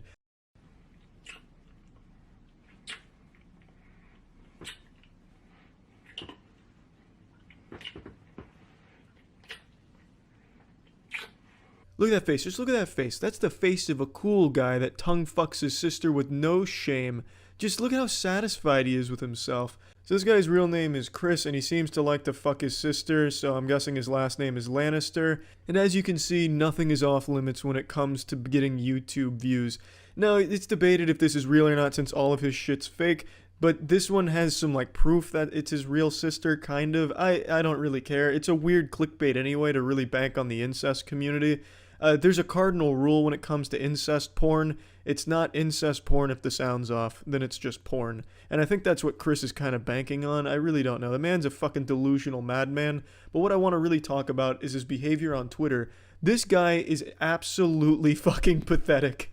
So it all started a couple days ago with this tweet targeting Ethan, because Ethan's made a lot of videos about him insulting his shit, and I guess on this day something just snapped in him like the fucking Winter Soldier, and he called Ethan out to a boxing match, which was declined, so then he went to a chess match, which is quite a big jump from boxing to chess. You might as well have just challenged him to a great tea party. Not exactly the most stunning or brave of tweets or anything like this, but it got kind of big because Ethan responded to it, and then I saw it, so I went to his Twitter, and his fucking bio says professional fighter 8-0. I don't know if I believe this. I'm guessing he's beating his opponents by making out with them until they get too erect and ejaculate and just collapse from exhaustion. I don't know what his strategy is, because this doesn't seem like a fighter. This is definitely more of a lover. This man's like a fucking vampire of lips. This man needs them to survive. He's always sloppily kissing an actress he's paid. So I'm guessing he's transferred that strategy to the octagon. I don't know. I haven't checked out any of his fights on Pornhub yet. So when I saw this, it piqued my interest, and I kind of kept up with the Twitter drama, and it really was revealed how pathetic and sad this man is. A response from Chaos Silencer, you need to go to college to be smart, and then Chris responds, reread my statement. Your reply is a logical fail. I would know because I scored a 174 on the LSAT, which got me into Northwestern Law after graduating with top honors from UC Berkeley. BTW, the LSAT is an exam in logic. This shit is like straight off of a copy pasta. I wish he had continued. I was expecting another tweet like an hour later. Oh, and also I graduated top of astronaut camp with over a 5,000 parameter index interstellar point score, which has never been done. That blew Neil Armstrong's scores out of the water by over 4,000 points. I am quite literally out of this world. You are beneath me. I was expecting more from Chris if he was going to go on this copy pasta route. I wish he had committed a bit harder. When I saw this response, I couldn't help but retweet with comment, which isn't something I usually do. So I said, you fucking idiots don't even realize he also graduated at the top of the Navy SEALs with over 500 confirmed kills. Even more impressive, he's made out with his sister over 1,000 times. No, you know, not the biggest zinger I've ever had, no doubt, but I thought it was enough to at least get a response from Chris, which it didn't. Chris is obviously very careful with the fights he chooses, which is why he's 8-0 against the middle school marching band that he's brutalizing. So he didn't respond to me, but he did go on even further into his delusions. He made 2 tweets making it an open challenge to anyone in a chess tournament for $100,000, but no one cares about him, so no one responded to it. I think his attempt was to get more people talking about him, but it didn't work because nobody cares about Chris, except for Ethan to make a couple jokes because Chris is just a punching bag. And then when it seemed like he wasn't getting anything more out of the exchanges, he made this tweet, and this is why I think he's probably the saddest man on YouTube. You see that magic? This brand deal wanted to pay me $25,000, but they said my Twitter impressions were low compared to YouTube and Instagram. Boom! I engineered this and played you for fools. Daddy's got his check now. No, you don't, Chris. How does that make any sense to anyone that's not 5 years old? Man, we'd really like to give you $25,000 for nothing, but your Twitter impressions are low, and they're super low, Chris. You get like 9 likes a tweet. Better luck next time, Chris. Pump up those rookie numbers, pussy boy. How does that make any sense? What kind of brand goes to Chris offering $25,000, but his impressions were low, so they take it away? He didn't even do a brand deal. He didn't do anything. Why did they give him $25,000 if he didn't promote a brand? Are they just giving $25,000 to anyone that can get 500 retweets? That's fucking silly. It obviously didn't happen, Chris. No one believes that happened. And he goes on further into his ruse, his pathetic shell. He says, thanks invaders, my brand deal confirmed a nice bonus due to these awesome Twitter stats, and I've never even promoted my Twitter from YouTube once. Then he shows the 2.5 million impressions. Chris, why the fuck would someone give you $25,000 if you didn't even promote their brand? That's not a brand deal, you goddamn Cro-Magnon fucking troglodyte idiot. That no one believes this, because it didn't happen. Plus at 2.5 million impressions, who is going to give you $25,000? That's low on the internet in this modern day standards. This didn't happen. You're just looking for any excuse for your lunacy, for your fucking senile actions over the day, but you were too proud to remove the tweets because you're a fucking idiot. This is the saddest shit I think I've seen from a pathetic YouTuber, and there's so many pathetic YouTubers, but this really took the cake because it's so blatantly obvious that he's just making this shit up as he's tearing up behind his keyboard. And what kind of fucking brand would even work with Chris? Someone peddling incest porn out of the back of a garbage truck? What kind of brand would want to work with a guy whose videos are making out with his sister for views? It didn't happen. You're not getting paid for shit. Maybe you're getting ad revenue from the video. I could believe that. But I don't think Gillette's coming to you for the best a man can get, fucking his sister. I don't think that's happening. And certainly not at $25,000 for starting Twitter drama. Just absolutely ridiculous. I wanted to just make something about this because this is the saddest shit I've seen from a YouTuber. And a lot of YouTubers do some pathetic sad shit, but this took the cake. I wanted to make this earlier, but I decided let's let it sit for a little bit and see if Chris has any more tricks up his sleeve, any more big brand deals in the making. But unfortunately, he has not delivered. I can't wait for Chris's next video where he butt fucks his sister for views. I'm looking forward to it, Chris. Keep up the great work, man. Keep crying on Twitter. Fuck yeah, man. See ya. It's October, which is the unholy, cursed month where all the ghosts, ghouls, and demons come straight from hell to Earth to steal our V-Bucks and answer our 3 a.m. FaceTimes and haunt us. But, luckily, we're protected by the brave, shitty YouTubers making not scary, shitty videos about not scary shit. I figured for this month I'd watch a lot of this bullshit and just really get in the zone for Halloween and the mood for the spooky, scary shit. So we're going to start with watching a Stromedy video here on some dark web unboxing. Okay guys, we just got it open. Oh my god. Tell me pretty lies, look me in the face, tell me that you love me. I didn't care to look up much about this guy, so I don't really know what Stromedy means. It sounds like one of those auto-generated Xbox Live gamer tags, or maybe it's supposed to be like the combination of strong and comedy, but the guy's clearly not strong and there is no comedy in here. So if you guys have been keeping up with the previous videos, I haven't been. You guys know about this whole entire Angela situation, guys. I don't know shit about it. Well, it turns out the Angela doll has still not shown up, guys. I don't believe you. So I guess until it shows up, guys, we cannot make any more videos about it. What a shame. I know you guys are very eager to see what is going on with the whole Angela thing. But I'm not at all. literally, I have no idea where the hell it went. If You're fucking lying to me. you're new to the channel, you're gonna want to go watch the previous 4 videos on this channel, guys. I'm absolutely not doing that. It was absolutely insane. About 3 weeks ago, I ordered this dark web mystery box, guys. No, you didn't. Guys, so just before we actually jump right into the dark web unboxing video, I want to inform you guys that on the Stromedy merch website, guys, I lowered the price of all the hoodies, all the shirts. The link for that will be down below in the description, guys. What a saint. Did you hear that? He lowered the price on his merch. Unbelievable. He's just giving those bitches away now. They're fucking flying off the shelves, no doubt. I mean, that's why I clicked on this video for 3 minutes of a fucking Dragon Ball Z recap for your other shitty videos and then plugging your merch about how you've lowered the price. That's exactly what I was hoping for here, Stromedy. Thank you. Went back on the dark web, otherwise known, guys, as the deep web, and ordered another mystery box, guys. A dark web mystery box. Alright, you fucking normie. The dark web and the deep web are 2 separate things. The dark web is a portion of the deep web, but they're not the same thing. Please don't fuck up the nomenclature. Also, what the fuck is a dark web mystery box? What, you go on the dark web and they just have like an Amazon store where you click, I'd like a mystery box of decapitated heads and pig's feet or something? What do you mean? What kind of fucking mystery box would the dark web possibly have?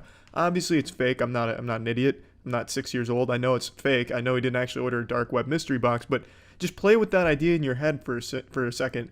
Why would the dark web have a mystery box that you can order where they just send you a bunch of trinkets and toys? It makes no sense at all. And when he gets to opening the box, it is quite literally just junk he found in his house and at Party City. Box just showed up like an hour ago, guys. We're gonna get started with this unboxing. Check it out. It literally, like, DW. I don't even know. Oh, you know what? That stands for the dark web. That is so freaking crazy. Check it out. Ace Detective asshole over here cracking the code immediately. A regular old cryptologist here solving this puzzle. Yeah, DW most likely did stand for dark web. This is a pretty lazy attempt to make the dark web box. You just wrote DW on the side of a box you had in your garage. I think you definitely could have done a lot more with it, to be honest. DW. I'm just taking a guess, guys. I think that stands for dark web. Like, what else would that stand for? Like, freaking, I don't even know, guys. I was gonna say something funny, but I couldn't think of anything. All right, we're gonna... It's alright, Stromedy. You really gave it your best attempt there. You tried. Don't worry, though. I don't think there's a single person on this planet that expected you to say something that would make them laugh. Holy crap, guys. Based on the first look inside this, the stuff in here is looking like it's worth a lot of money, guys. Like, holy crap. There is... Not exactly the sharpest eyes on this kid. There's nothing on this first glance of the box that says value to me. This looks like some shit that a mom would be desperately trying to sell at a garage sale. Like, hey, I'll give you a blowjob if you just take this box of junk with you. But everyone actively declines it. No, Mrs. Johnson, we're not gonna let you suck our dicks for that box. Okay, what the hell is this, guys? Holy crap. Freaking skull face on the front. Oh my god, I wonder who has touched that. More importantly, I wonder what it's worth. I'm trying to get my money back from buying this, guys. Don't worry, Stromedy, I can price check that for you. I found it on Party City, but I decided to see what people are selling it for on eBay. I found a set of 4 for $10. You made a killing on this one, Stromedy. What the hell is this?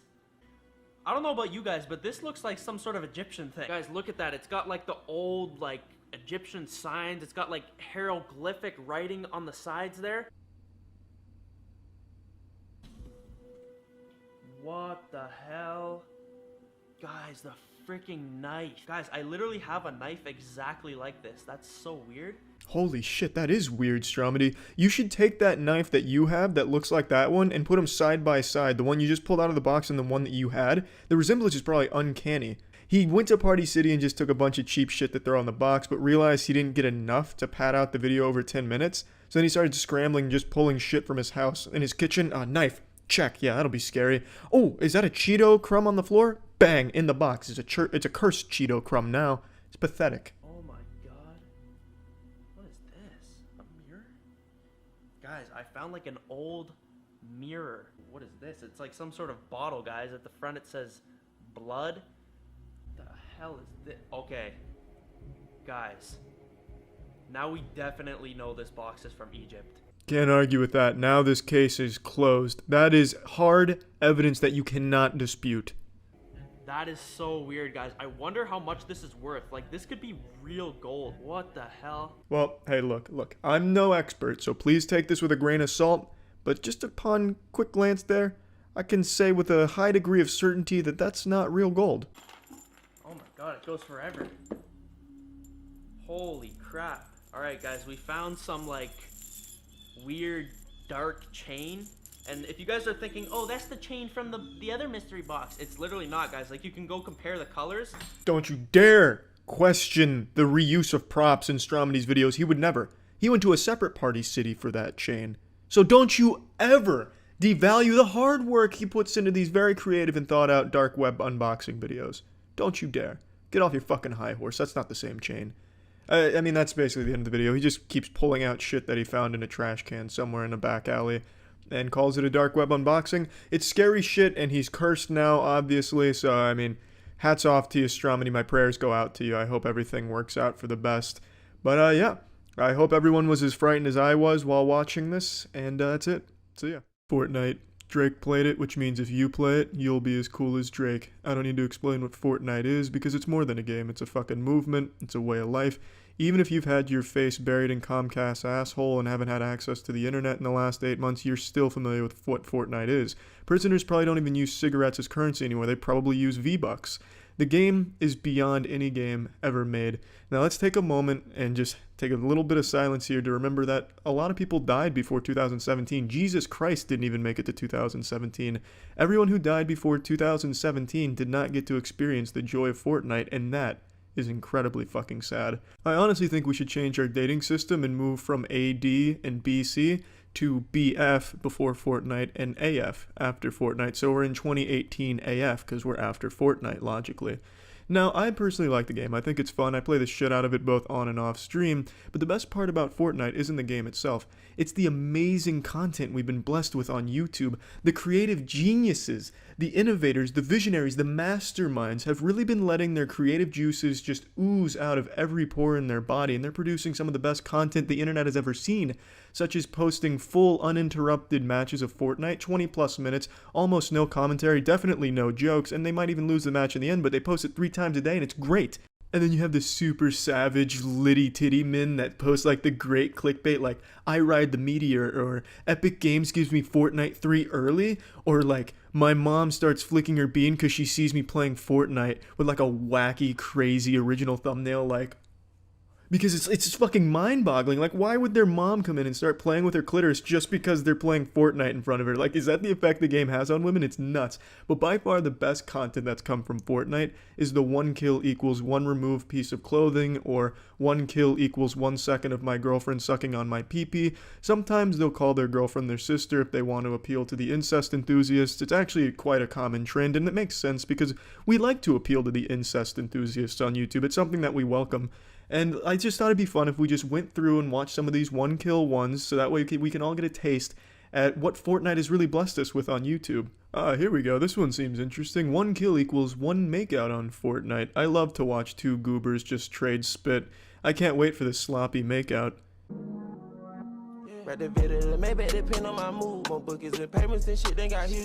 What a beautiful intro. That takes us right back to 2008 montage era shit. This must be his first time with Windows Movie Maker. Come on, god damn it, get a kill. I need this. Please. I need to get off. Yes. Oh, yeah. I'm fucking ready. Get on my game. He died so fast. Get on my game. Stop fucking talking to her and make out with her. Get on my game. That's Don't 31 KO. don't fucking tease me. I need to get loot first. No loot. Just get to the action. You ready? I need to climax. Oh, I'm ready. Oh, I'm ready. I'm ready. Ooh, give me that. Please.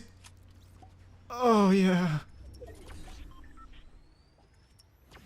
Oh, yeah. God bless you, Fortnite. 1 kill equals 1 times Auszeichnung. I don't speak German, I don't know what that means, but I'm excited to see some Auszeichnung. What's fucking crazy is I don't even need to understand German to know exactly what he just said right there. It's like douchebag is a universal language. I guarantee it was something about smashing that like button and ringing the bell. Oh, what is that, clothes that she's wearing? You're gonna make a 2018 Fortnite YouTube video and you bring a girl with clothes on? What is this, fucking amateur hour? Are you fucking kidding me? You're not gonna exploit her for views right away? No, I'm getting to the end here. There's definitely gotta be some tits coming out. Whoa, stop. No, don't stop. No, I didn't get my little wiener off in time. I came for some fucking Auszeichnung, and all I get is an ouch blue balls. Ugh, she only got down to sports bra.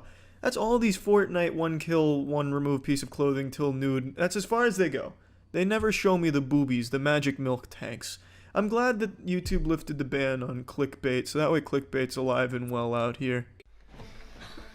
What the fuck? These kids don't look 18 or older? There's no fucking way this is legal. Are you fucking kidding me? If these kids are 18 or older, I'll eat Tom Brady's jockstrap. If he lets me. I don't think Tom Brady would want me eating that, but if he lets me eat it and they're above 18, I'll just gobble that shit down. Let's Google this. This doesn't bode well. The first auto suggestion is Morg's age. I think I'm absolutely right. He's not 18. Yep, fucking called it 16. I'm just gonna assume his girlfriend is the same age, which means that this video they posted is quite literally, by a lot of definitions, child pornography. I'm not gonna watch it clearly, maybe it's like a big joke video, but are you gonna use child pornography as your fucking clickbait? Man, that's making one fucking statement, and it's a recommended video from YouTube, so that's yikes. Guys, I gotta run, guys. I gotta... This perpetually congested, insufferable asshole makes consistently the worst content on the entire site. I've never watched one of his videos from beginning to end, and I don't think I ever will. They're just too fucking awful to sit through.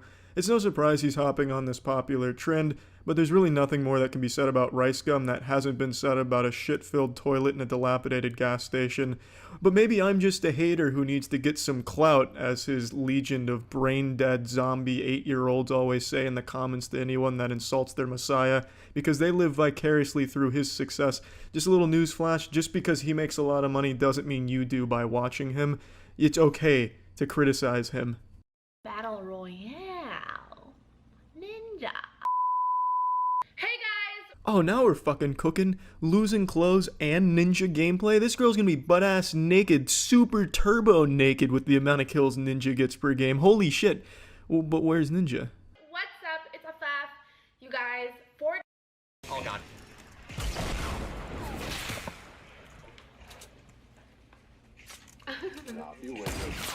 Oh yeah. Maybe once I Maybe once you stop fucking lying to me. You said there would be ninja and removing clothing, but look at how much clothing you're still in, and you didn't even have ninja there. You just took clothing off watching a ninja clip. It's the stupidest shit I've seen in a while. Man, that is not only taking the trend, but it's making it even worse and more low effort. At the very least, the other awful fucking YouTubers hopping on this trend had to play the game.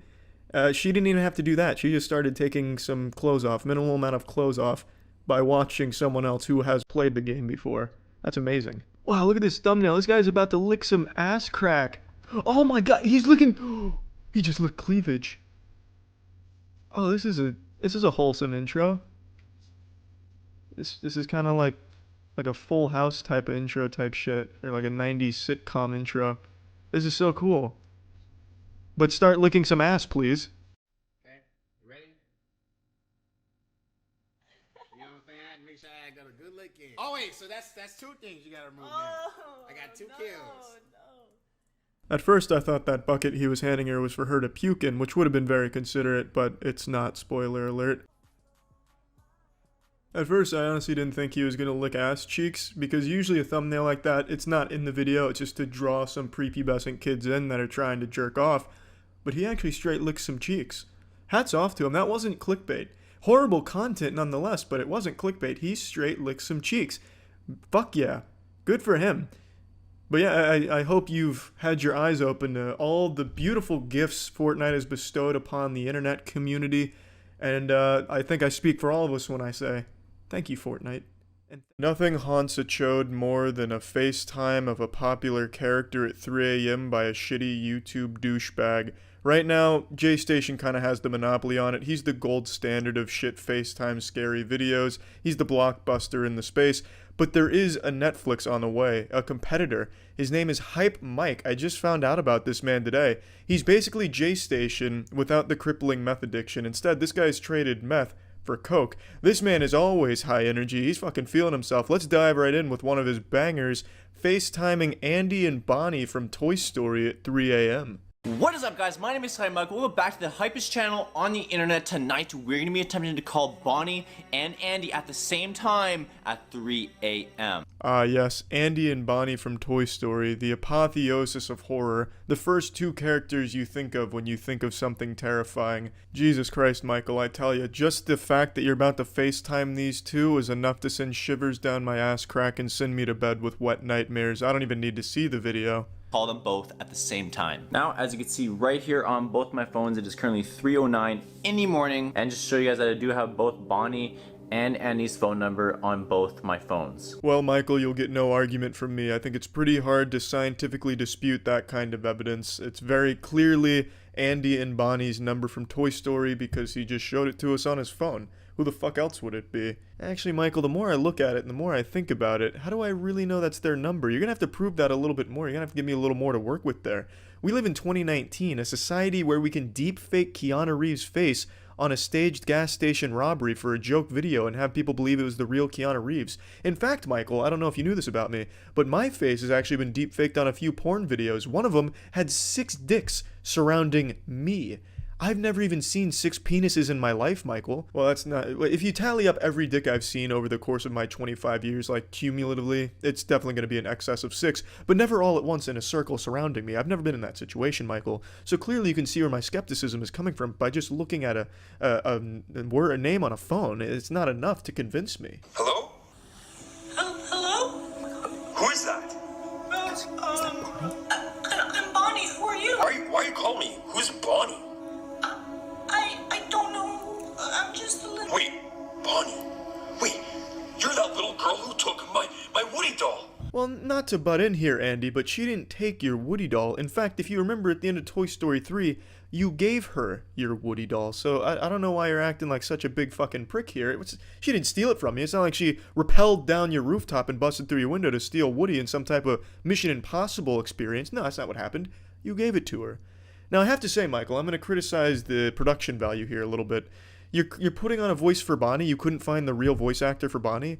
You have Andy in a hoodie. You couldn't even put him in a sheriff's hat or anything, and he's not even trying to do a voice. This is just This is low quality, Michael. You're never going to compete with the big dogs in the space if you're not willing to really go the extra mile. You've lost me. Now you've broken my immersion. Now I know it's not the real Andy and Bonnie. Andy gave it to me. No, I'm Andy and I did not give you my doll. This is so bad. Well, I don't have it anymore. Yeah, well, that's because I have it now. Hey, that's mine. No, that's mine. I had it for 8 years. Whoa now, M. Night. I'm a little confused here. So Andy was getting his dick twisted in a knot because Bonnie stole Woody from him, but Andy just said he has it and laughed in her face, and now Bonnie is confused as to why she doesn't have it. I'm just a little lost on the lore here. Also, Michael, again, I'm gonna have to say your costume department is lackluster as well. I don't understand why you have Andy dressed up like a Satanist or an old 2009 MySpace edgelord profile picture. Dad! Like I'm scared. Dad, where are you? Oh, what do you want, Bonnie? Yeah, so scary. Andy has my Woody doll. He's mine. Wait. Okay, guys, just calm down, all right? Just calm down. Like, if you guys actually want to settle this, you might as well just come to my house, fight it out. The coordinates are... Whoa now, Michael, that was brave. Why would you want to offer up your house to be the Thunderdome for these two to fight it out, though? To give you an update, Bonnie's father has come out of nowhere to join Smash Brothers, and he's threatening Andy with violence to give the doll back to Bonnie, or else his ass is getting beat. And in response to this, for some inexplicable reason, Michael comes in and says, why don't you guys come beat some fucking ass, slit some throats at my house, and then gives them the coordinates. Why are you giving them the coordinates, though, Andy? Why wouldn't you give them the address? What the fuck are they going to do with that? Oh, yes, Andy, thank you for the coordinates. I'll plug this in. I'm triangulating your position now. I'll be there ASAP. But I really just have to wonder why he would even bother saying, come fight at my place. Andy, do you just do that for anyone that wants to fight? Like, if I get into a fight at the bar, are you going to just break it up and say, whoa now, guys, let's take this to my house instead? Because if so, you're fucking brave, man. Making a little fight club there. I respect that. Oh my god, guys. They're going to meet right here. That's absolutely insane. They're actually probably going to come right now. I need to make sure like all the doors are locked, or maybe like... Oh, whoa now, Michael. You just offered your house for them to fight. Why would you then go lock your doors so they can't enter your house and slit throats? That just makes you a liar and a really shitty fight club host. You invited them over. It wasn't their idea. So why are you now going to lock the doors? Are you getting afraid of it? This is your creation now, Michael. Young man, where are you? I've come to get what is mine. Show yourself, you little brats.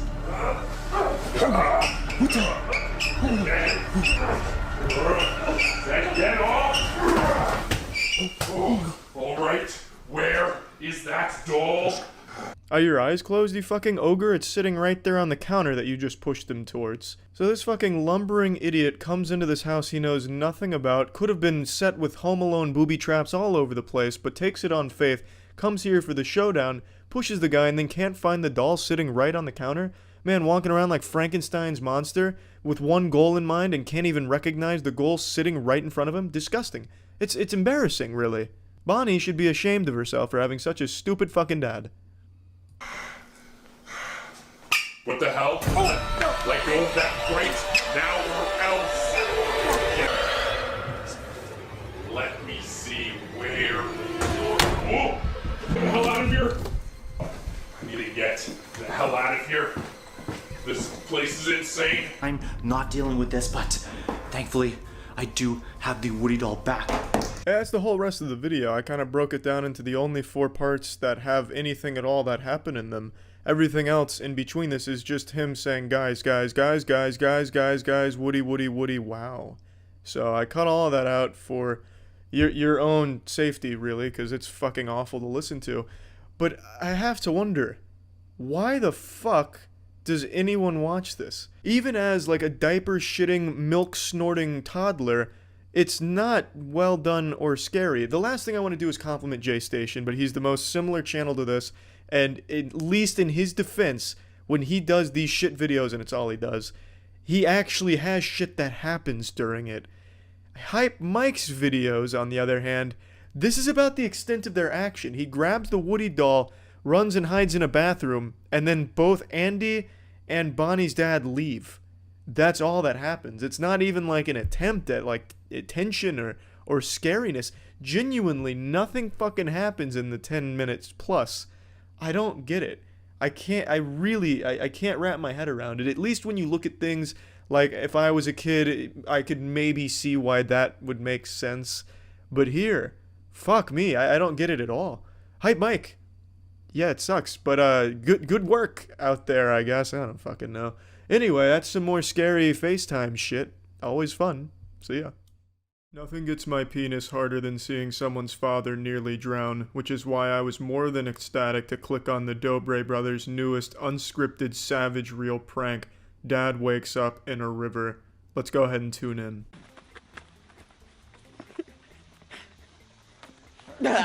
Mom. Are you hooked yet? I know I sure am. Nothing gets my engine revved up like seeing that dance move.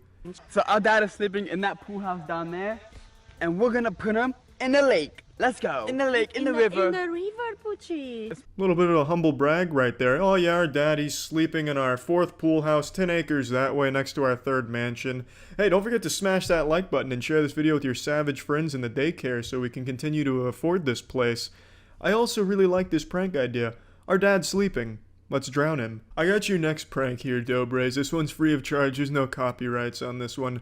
So when your dad goes to take a shit, make sure he uses a toilet that you've rigged with C4, and then you blow it up. I already see a title. Our dad took a poopy, and we blew him up. Gone wrong. Shit would be lit. Yo, I gotta go get earmuffs. Alright, so he doesn't wake up? Yeah. Alright, we'll meet you inside. Alright. You know, boys, I don't think your mom was the right choice for this stealth mission. If this was a Splinter Cell game, a Tom Clancy Splinter Cell title, that would be a fucking game over right there. She just threw the basketball at the rim like a fucking grenade. You're very lucky your dad didn't wake up here. What are the odds that he was able to sleep through that thunderous blast when she beamed it at the basketball hoop? You gotta be smarter here. You really do. It's a high-stakes mission.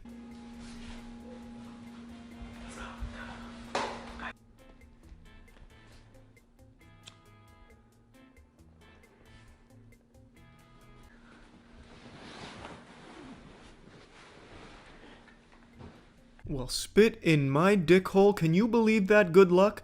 Not only did he not wake up after the wife was damn near slapping him in the fucking face with the shooting range earmuffs, but he also turned over to help her get the other earmuff on the ear that she couldn't get to. That is a divine sign. That is God himself saying, drown this motherfucker. And don't even give me that tinfoil conspiracy theory bullshit where the dad's in on it. Yeah, okay, and wrestling's fake, right? That is a man who is so clearly asleep, most likely having wet dreams of Riley Reid's spread butthole.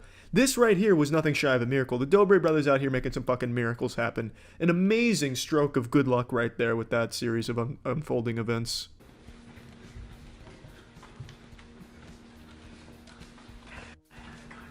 Yeah, that dance move never fails to make me laugh. I'm glad they keep doing it.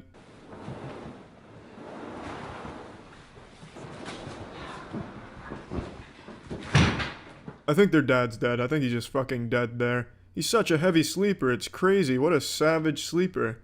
Maybe they drugged him. They should retitle the video, Dad OD'd on Xanax. Now we're dumping the body in a river.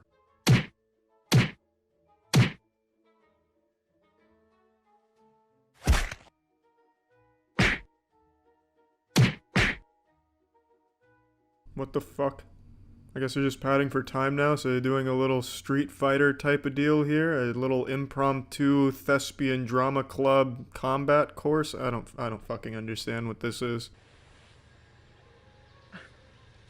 Fucking knew it. Rest in peace, Dobre Sr. The man died 2 deaths. A real, actual life death, and then the second death being stuck in a Dobre Brothers video. Now they've thrown the body into the fucking hearse here. They've turned the pickup truck to a hearse. This is just goddamn depraved. This is sickening. Go, Mom.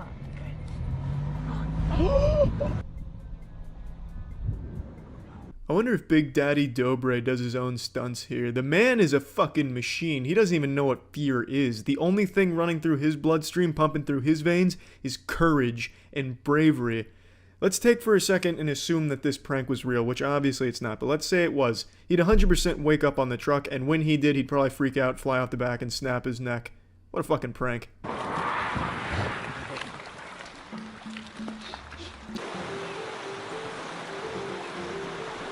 The last time he was ever seen again. Fucking sick stuff, really. The Dobre brothers are evil. Luckily, these fucking idiots videotaped the crime, so I'm sure they'll be charged very soon with getting rid of that body. Honestly, though, the video just ends the way you'd expect. The dad, you know, all of a sudden wakes up. Oh, what in tarnation is this? Oh, you darn kids, you got me again with this prank. Hey, can you like and favorite that video, please? Share it around with your friends. That's how they all go. More high-quality content that we've come to expect from the Dobre brothers. See ya. In 2009, if you said you were a YouTuber full-time, you got laughed at, peed on, and called a turbo virgin and told to get a real job, you fucking nerd. In 2018, if you say you're a YouTuber, you get laughed at, peed on, called a fucking turbo virgin, but no one tells you to get a real job. Because apparently now being a YouTuber is so fucking lucrative. This may come as a surprise to all you, but my shit's not advertiser friendly. It never has been. But to those that are, they are pulling in some fatty McPatty stacks of cash. Now today I wanted to talk about some beloved content creators that I've talked about in the past, the Dobre brothers. For those that don't know, they make some fucking lit content. They bang out some real bangers. I always smash that fucking like button 100% of the time, and I'm always jerking off during the videos. You know me. They make some good shit. Like the time they solved bullying, literally eradicated bullying across the American continent by just their ingenious solution of don't bully in rap form. It was genius, and it fucking saved our country. The Dobre brothers deserve all of their success. They're an extremely talented group of individuals, and today they actually set a record with the amount of wealth they've accrued from their YouTube views by becoming the first people in the United States of America to own a Ferrari Pista. I'm not a car guy, I never have been. If you put a fucking pickup truck next to a Volkswagen in front of me, I'm calling them both a car. I don't care much about vehicles myself, but the Ferrari community went in an uproar seeing that the Dobre brothers owned a Ferrari Pista because none of them can get their hands on them. I read a post from some guy who said he bought 12 Ferraris last year and he's not allowed to get a Pista in this country. Who the fuck can afford 12 Ferraris in a year? That man must have been writing that comment on the Ferrari chat forums while also doing a line of coke off of a high-class escort's butthole on his $2 million yacht. Holy shit. This community hates those guys now. But the Dobre brothers posted a very humble video, as they've been known to do. They're very humble boys, talking about the Ferrari and taking it for a bit of a spin. Let's go ahead and check out that video. Hey! Whoa! This is crazy. This just proves that life is not fair and does not reward hard work. All you gotta do is chase your dreams, and I'm just speechless right now because I would have never ever thought like this would happen. Lucas was always dreaming about this car. Am I gonna get it? Am I gonna get it? No, I'm not gonna get it. Yeah. Fuck, that was wholesome. That really hit close to home right there. I think that's a struggle we can all relate to, just being kept awake at night with the cold sweats, wondering, damn, I have all this money, but will I ever get a Ferrari Pista with all this money? They don't deliver to the US. They don't do US deliveries with this limited edition Ferrari. Will I ever get one? Do they care about me and all of my money? Man, you know, that's such a relatable problem. I think all of us can at least feel them on that one a little bit.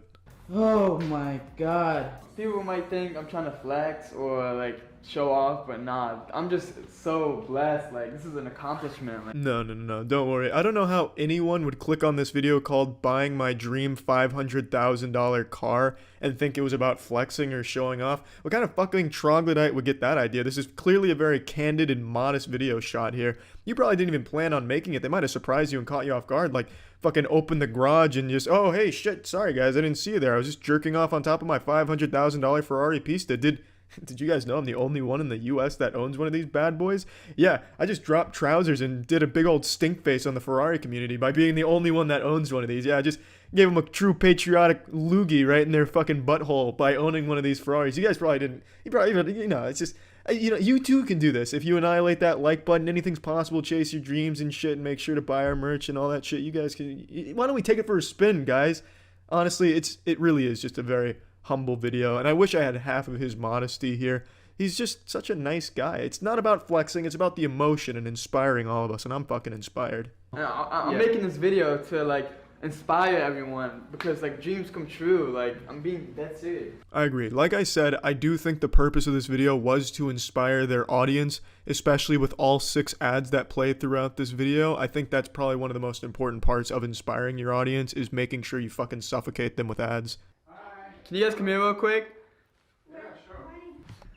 What's up? Hi. Hi. What's up? How are you? Good, how are you? Yeah, their parents have a pet goat. That's living the life of luxury. If they went to the backyard, you probably would have seen their fucking 10 saber-toothed tiger exhibits or some other exotic shit. That's fucking wild. I'm gonna go ahead and stop the video here because all that happens next is he takes the parents for a test spin in the car, and it's a nice fucking vehicle. It truly is.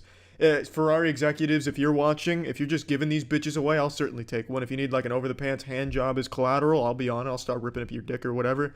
Just, it's a nice car. And they drive it fast. It's real cool. Yahoo. The reason I'm talking about this is, I think it is inspiring to a certain degree. You can be totally fucking talentless, but if you're loud and you're a public annoyance, a public nuisance like these 2 kids were, that's how they got popular, by like, dancing in the grocery store aisles and just being a public bother. You too can actually own a Ferrari.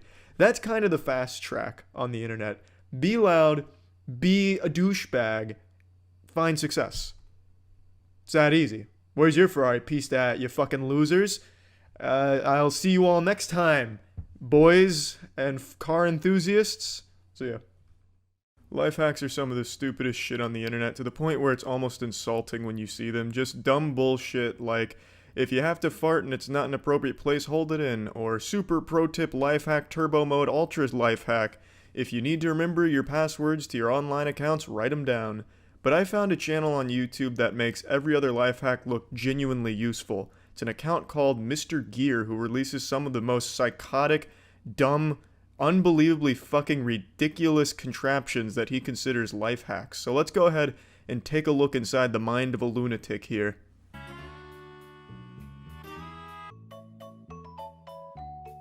So this one starts with scalping an innocent Pringles can. So you murder a Pringles can and the end result will shock you. You won't believe number 6 life hack.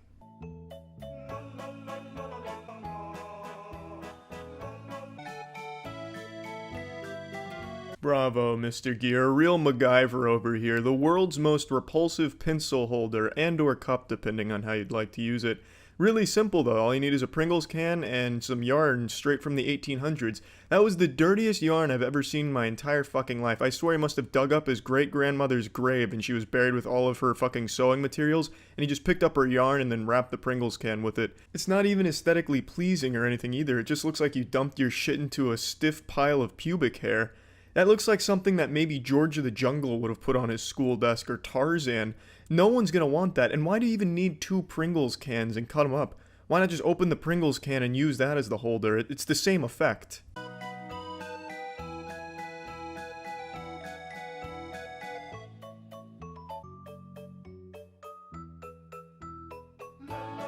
I guess this is a good solution if you've decapitated your toothbrush but still want to use the head, but I don't know why you'd go through the extra steps of hot gluing it to an eraserless pencil when you can just go to the store and buy a brand new one for 4 cents.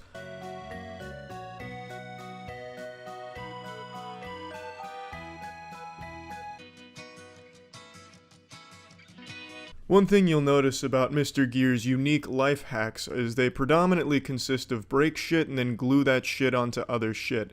It's a vicious cycle of just glue shit, glue shit, glue shit, and then create the most disgusting product at the very end of the procedure, when you could have just bought something a lot cheaper and saved yourself a lot of trouble. This CD coaster being the perfect example. If you want to use it as a coaster, just use the CD, I guess. If you want to just throw away a Windows 98 instructional DVD, that's totally fine. Why go through the extra step of gluing clothespins that you broke onto it? It's fucking dumb. It doesn't make it look any better. It makes it look even stupider, somehow.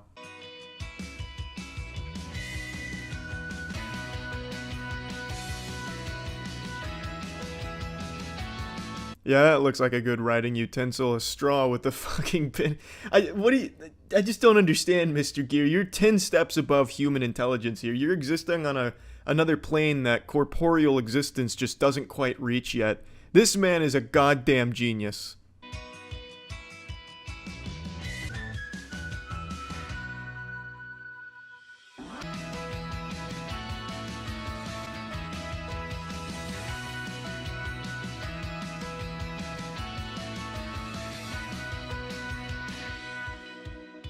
Science said it couldn't be done. Scientists said you couldn't turn a fork into a spoon. What do you call that, scientists? That's checkmate. David Blaine couldn't even turn a fork into a spoon. You know what Mr. Gear says to David Blaine? Suck his fuck, Mr. Blaine, because he has just turned a fork into a spoon. An amazing transmutation here, and he teaches everyone how to do it with a simple life hack. I also appreciate how he has a pretty hard cut on the back of his hand that you know he got while cutting up the Coke can, so don't nobody ever say Mr. Gear doesn't make sacrifices for his life hacks.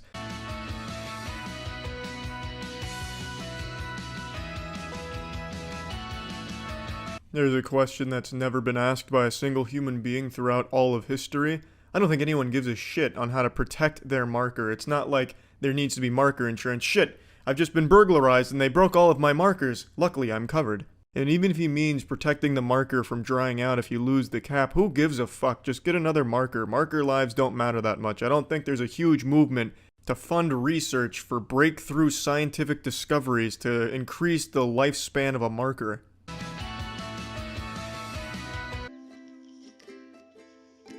I take it all back. That's a fucking great solution. Just wrap a balloon on it like a condom.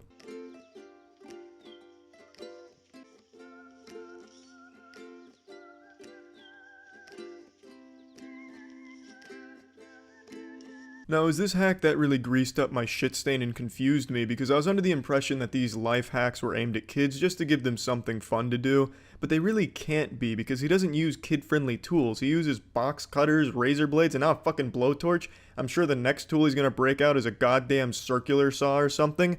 That shit can't be aimed at kids, because kids shouldn't have access to those kind of power tools and materials. So this has to be aimed at adults, but what full-grown, rational-thinking adult is going to look at any of these and be like, yeah, that's definitely a lot easier than the alternative of just buying a 3-cent replacement.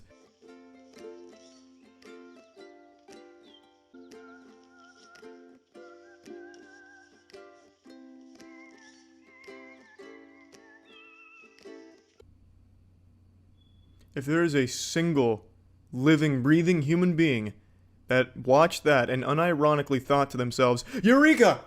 Finally, the answer to all of my prayers, the solution to my sleeping problems where it's too bright to sleep. I've found it with the Coke bottle paperclip mask. Damn, too bright for sleeping? Why not just turn off the light? If that's too much trouble, why not get a face mask? Why would you ever make that right there? If there's a single person, though, that unironically made this, I will genuinely shit my pants, take off the shitted pants, and then eat the shitted pants. Because I don't believe a single person out there, no matter how mentally unwell, would look at that and think that's what I need in my life. Thank you, Mr. Gear.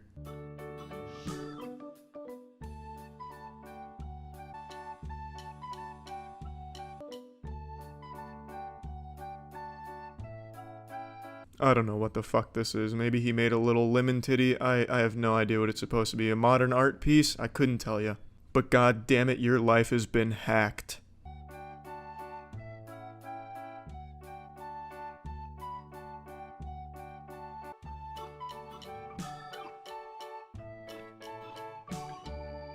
Through the miracle of cold fusion and hot glue, Mr. Gears created the world's most inefficient eraser.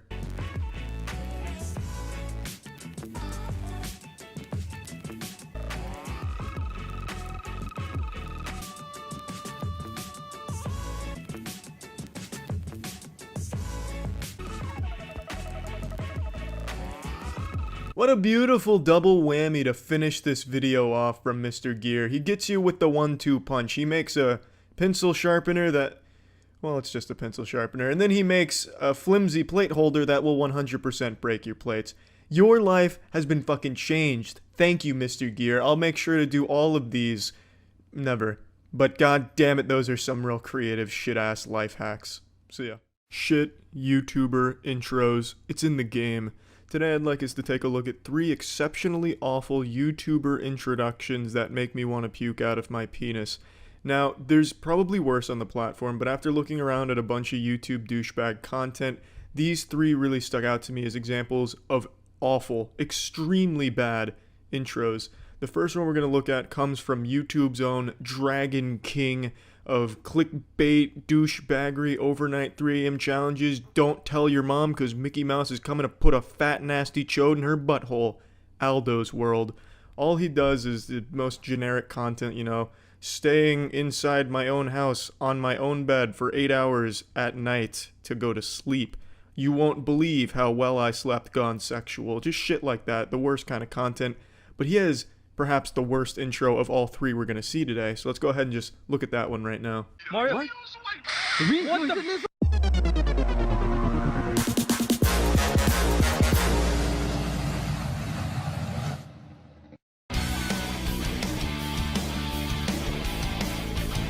Mamma mia. Fucking whoa. The litness levels on that intro are off the charts. You know, that dragon may have looked CGI, but it wasn't. That was Aldo in his real form. Aldo's an actual dragon that's just taking on the human form of a douchebag. Man, that shit was fucking wild. Have you ever seen Windows Movie Maker used to this level of talent, this level of expertise? He made this look like a Marvel Studios FX reel. It's amazing what he was able to do with PowerPoint here. I mean, I fucking love it. It's a little CGI dragon from some low-budget indie movie, I suppose, and then he clipped it into his intro, and then he's got the clip art fire effects surrounding him, and then he's just kind of rising up from the fire like a phoenix rising from the ashes of dead YouTube trends, but he's still going for it. I'm Aldo's World, and today I'm FaceTiming Buzz Lightyear at 3 AM. You won't believe how much he haunts my boners now because of this. It's fucking bad. It's just really bad across the board. And then he has his Dragon Ball Z intro for his merch, like a little Dragon Ball Z thing going on there to plug the merch. It's just, across the board, it's horrible. It's abominable. Yeah, Aldo, if you're watching, I got some advice. Just get rid of it. That's how you can fix it. There's no salvaging what you currently have. Just scrap it and start over something fresh. Let's go ahead and move on to the next one. This one's from Custom Grow 420. Yeah, what up, YouTube? What up? Jolie coming at you. Custom Grow 420. This is a design for cannabis patients and adults. Alright, man. Great, that was nice and concise. It only took 45 seconds to go through this little monologue you had prepared for every single video you've ever made. Nice. It was really pleasant on the ears, too, to hear that. And he does this with every single video, no matter the context, and he doesn't care if there's a guest there. He'll still do it and take up, like, the first 40 seconds of the video just for this intro. And they're all so uncomfortable around it, it seems. Like, look at this clip. Yeah, what up, YouTube? What up? Jolie coming at you. For Custom Grow 420, this 18-number channel designed for cannabis patients and adults. It's so fucking long. Goodness gracious. That guy on the left over there in the beanie looks like he's ready to just take a fire axe to Joe's head in the intro. He's analyzing every possible escape to just get the fuck out of there. You know, just going over possible escape plans in his head like Ethan Hunt trying to get out of a torture scenario. If I start a fire, maybe we can all just get out and just get this shit over with so I don't have to keep hearing this intro. But what if I take, you know, this fork and put it in the electrical outlet? It'd be a lot better to electrocute myself than keep listening to this intro. It's too long. And you can see how uncomfortable both of them are in this clip right here. The guy keeps looking at the camera on the man like, please make this guy stop. Joe, it's too long, man. Like, come on. Don't do it for every single video. If you got guests, don't make them sit there for 40 seconds listening to you do this Shakespearean recital or whatever the fuck this is supposed to be. It's just bad. And in all measurable aspects of a possible intro, it's bad. So that's the end of that one. Let's go ahead and go to the third one. This one's from Eli So Cray. And this one's really bad because it's also just as long and even more douchey. Hey guys, before we get into this video, everybody make sure you go subscribe to my vlog channel, Eli So Cray Vlogs. Type it in, boom, pops up, click it, hit the subscribe button. Also hit the post notification bell right here, just like I did, so you never miss a upload. If Yeah, honestly, I'd hate to miss an upload from you, Eli. you do not turn on this bell, you might miss my videos and then you will not see them. Go follow me on Instagram at Eli_So_Cray. I might just follow you back, so go follow me right now. Also, go subscribe to my mom's channel, Patricia Belton, and do the same exact thing. Thank you. Oh my god. He plugs everything he can think of. Please also don't forget to like my 4th grade English teacher's Facebook page. She gave me great grades. She was a great lady. Don't forget to go smash that motherfucking like button over there. Oh, also, my mailman is super fucking savage, so here's his LinkedIn. If any of you guys have a job for him, make sure to shoot him a job email. He just plugs everything in his life, every person in his life. It's very overwhelming how much he plugs here, and before he even starts the video. It's so douchey. I hate when people do this, like, hey, before we get into this video, please go everywhere else that I've ever, associated with and hit the like button, follow button, whatever. It's fucking dumb. I hate that shit. The guy's content is also shitty, so his intro matches the rest of his content. He does exactly what every other generic douchebag YouTuber does, like the face timing at 3 a.m., the overnight challenges. He puts a little different spin on it. Sometimes he's like, I fucked the Fortnite default dance or something. And that I can kind of respect. At least it's different. There's not a whole lot of people, fucking Fortnite default dances. But other than that, it's just generic shit-ass content with an even worse intro. Now, like I said, I'm sure there's worse intros on here, but while just perusing around looking at shitty YouTube DoucheTuber content, these were the 3 worst intros I found. So, I mean, yeah, that's it. If you're trying to be an up-and-coming YouTuber, please avoid doing anything even remotely close to these intros you just saw today. So, yeah. Are you familiar with a honey wagon? I know the name alone sounds like something Winnie the Pooh would be ecstatic to find, kind of like a kid with an ice cream truck. But I assure you, it's nothing that glamorous. You see, a honey wagon is the truck that's used on movie sets to suck up all the pee-pee and poo-poo left in the porta-potties. Now let me ask you, what does a honey wagon and the YouTube trending page have in common? You probably guessed it. They both eat a lot of shit. Welcome to another exciting episode of Charlie Watches Shitty Content. Today, we'll be looking at a Hannah stalking video called My Summer Crush. Hey girl, do your thing and switch. Hey girl, do your thing, How hashtag relatable, just a group of girls hanging out in the middle of the road having an impromptu dance battle. This man right here looking like a Scooby-Doo villain whose plans were just foiled by some meddling kids. There's no doubt in my mind he can see what's going on because I have a whole production team here. It'd be impossible for him to miss it, but he wants no part of it. He doesn't want to get involved in these girls doing some fucking dance to summon the rain. He just wants to bring his trash can back in peace, and I respect that. Hey, ladies! Introducing the comedy. Are you on the floor laughing right now with your sides split by these goofy, wacky faces? If not, there's nothing in this video for you. Hey, we're having a pool party. You should all come. Sounds cool, I guess, right? Sure, yeah. Yeah, whatever. You're all invited. Come on, all of you, let's go. Okay, bye! Oh. See ya. Bye. Hey, see you soon, guys. Not a goddamn thing in this part makes sense here. The guys didn't even tell them where the party was. Just, you're invited to the party. Alright, that sounds good. I'll see you at the party. Didn't give them a fucking address or anything. How are they supposed to find it? Echolocation? What, are they leaving breadcrumbs behind their car to help them find their way there? Doesn't make any sense at all. The writers really fell short here. And I would expect a lot more from Hannah stalking writers, honestly, because usually their plots are watertight, bulletproof. I already have a crush on him. I called dibs on the main one. Driving. Guys, a cloud! I think it's gonna rain! Oh no! I can't get my hair wet! No! Anything but Introducing the rest of the comedy from Hannah, screaming. Man, she follows one of the main rules of internet comedy videos, which is, if it's loud, it's extremely entertaining. Every internet comedian uses just really loud noises in order to bring their audience to tears of laughter, or laughing so hard they ejaculate. I tell you, nothing makes me laugh harder or slap my knee more than a loud meme song blasted at the highest possible frequency to fuck up my eardrums, or somebody screaming in a video that's amped up even higher to also fuck up my eardrums. It's as if these internet comedians, these clever geniuses, are trying to entertain cavemen, and since cavemen don't understand words, they don't have to rely on jokes, they just rely on dumb fucking faces and loud noises. I'm so glad you guys could all make it. Hey! We're gonna have a great time today. There's just one rule. Try not to get wet. No. So, I just don't want to get my hair wet. It's okay. What the fuck? They don't want to get their hair wet, but they accepted an invite to a pool party. That makes no sense. Oh yeah, I'll go to your pool party, but I don't want to get my hair wet. How do you come up with this, Hannah? That's so clever and creative. That's like me accepting an invite to go bowling, but saying I don't want to get my fingers covered in grease and blood from other people. It's like, well, why are you going bowling? You might even get some old fingernails lodged in your fingers. Why'd you say yes to going bowling if you don't want that? Hannah, this is so beyond creative for a joke. You want to go to a pool party but don't want your hair wet? That's fucking unreal. Hashtag unreal relatability. It's awesome. I know where the drink's at. Oh, not there! The hair! Oh my god, do I look okay? Your extensions! Your extensions!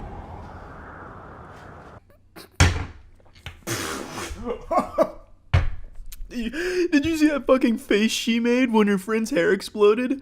Holy shit, comedy doesn't get much better than that.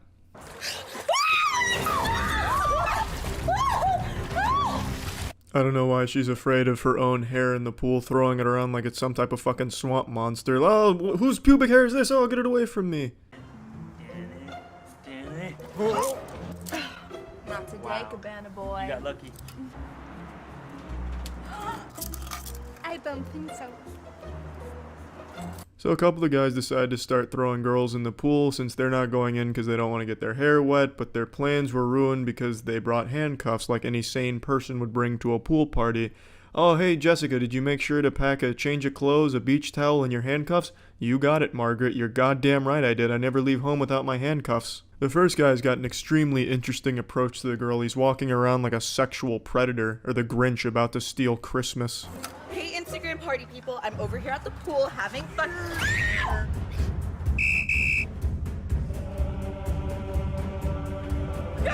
No, please, we can talk about this. Hey. Take me instead. I changed my mind, I don't want to go! Comedy.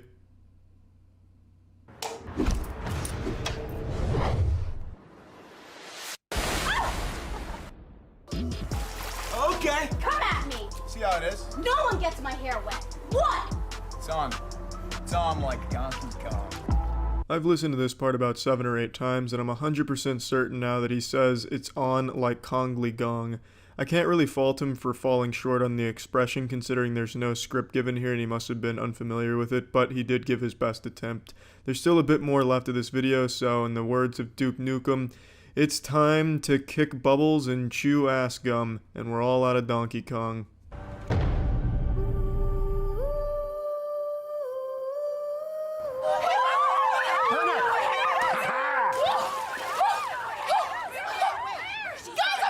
She got pushed so hard she ended up on the opposite side of the pool. That's some incredible strength right there. I'm guessing it was fucking Thanos that pushed her in. She's fine. Her hair's dry. It's okay.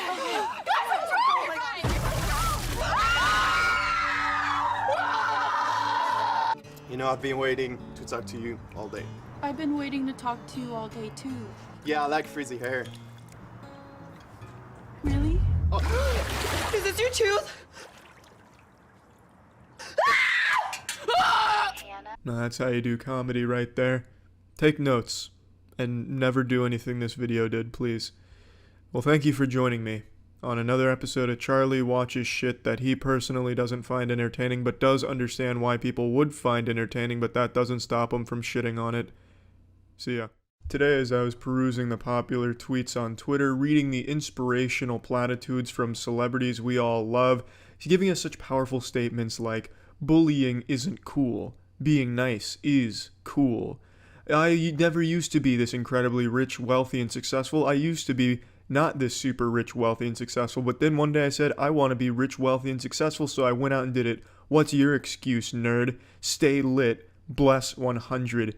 If someone pours milk into your cup, don't fuck with them because they're a mean person. They didn't even ask if you were lactose intolerant. Only care about nice people. Stay nice, don't be mean.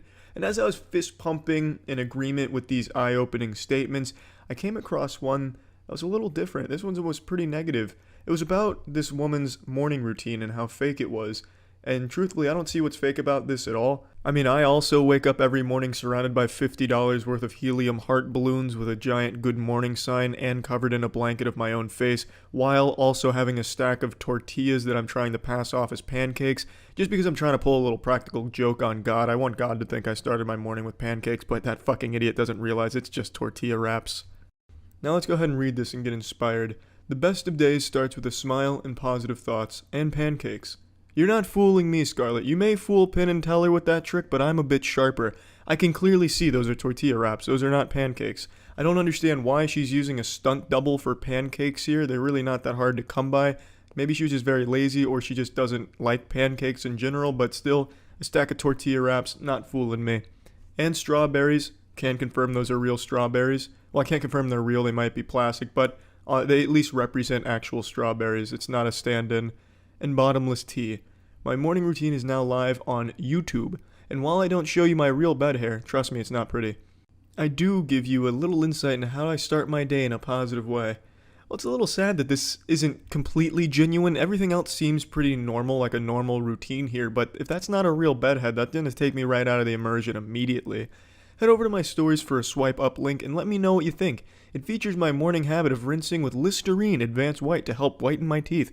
At Listerine UK Ireland, hashtag bring out the bold. This is a paid partnership with Listerine. Now, isn't this just hashtag relatable? Every good morning seems to start with a hard rinse of Listerine Advanced White to help whiten our teeth. Hashtag bring out the mold. Honestly, I can't even get out of bed unless I smell the strong aroma of Listerine Advanced White calling my name and gracing my nostrils. It's like a fly to a pile of dog shit. I just come running. I need to start my morning with Listerine Advanced White.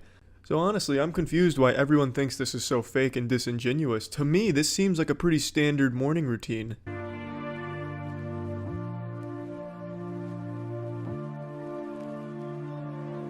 My room looks exactly... Sorry, I'm allergic to shitty set design. My room looks the exact same way. I've got balloons and good morning signs. I buy new roses every day to give myself in the morning, and I have a picture of eyes looking down on me while I sleep. It makes me feel safe. Good morning and welcome to my updated summer morning routine. I know you guys loved my last one and I've since changed things around a little, including my room. The first thing I do when I wake up is make my bed. No, you don't, Scarlett. Nobody does. You could create an android whose sole purpose was making the bed every morning and it would slack on it. It would take days off. Nobody makes the bed immediately after waking up every single morning. I love using Listerine Advanced White because it combats bad breath, lifts stains to give me whiter teeth, puts a protective shield onto my teeth to stop new stains from developing, and it has 3 powerful essential oils to reduce plaque and bacteria. Now this part I absolutely believe. I think all of us out here start our mornings with Listerine Advanced White. We give a very thorough gargle plargle, that way we're able to coat all our teeth in the essential motor oils it comes with to prevent plaque buildup and anus breath. You don't want any of that running around. I mean, Listerine Advanced White is the only way to start your morning. If you don't start your morning with Listerine Advanced White, did you even wake up? Trademarked. I wish I really had 3 Scarletts to help me through all those emails that I have to catch up on. I truly don't think the world could handle 3 Scarletts in the same location. The narcissism would overload the fucking electrical power grid and cause some type of legendary blackout. Breakfast is homemade granola, coconut yogurt, protein powder and fruit. Sometimes I even add in a wheat biscuit too. Holy fuck, Scarlett, your gluttony knows no bounds. A wheat biscuit? You got me fucked up. That would ruin my morning right there. You're wild. That's just fucking wild and wacky. But unfortunately, she left out the most important ingredient to her breakfast concoction. It's Listerine Advanced White. She also uses it as a substitute with her cereal. Listerine Advanced White. Use it on your food too. My teeth are so much brighter since using Listerine Advanced White, so I'll take any excuse to smile.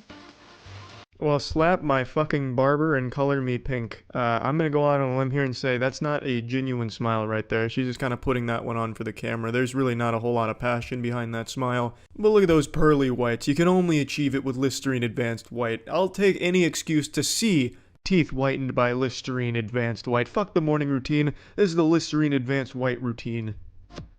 Next up is a quick scroll through my Instagram feed.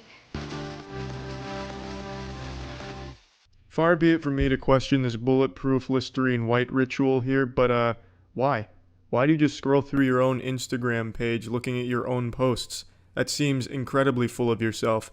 You're not even looking at comments or criticisms or anything. You're not even looking at anyone else's shit. You're just looking at the things you've posted.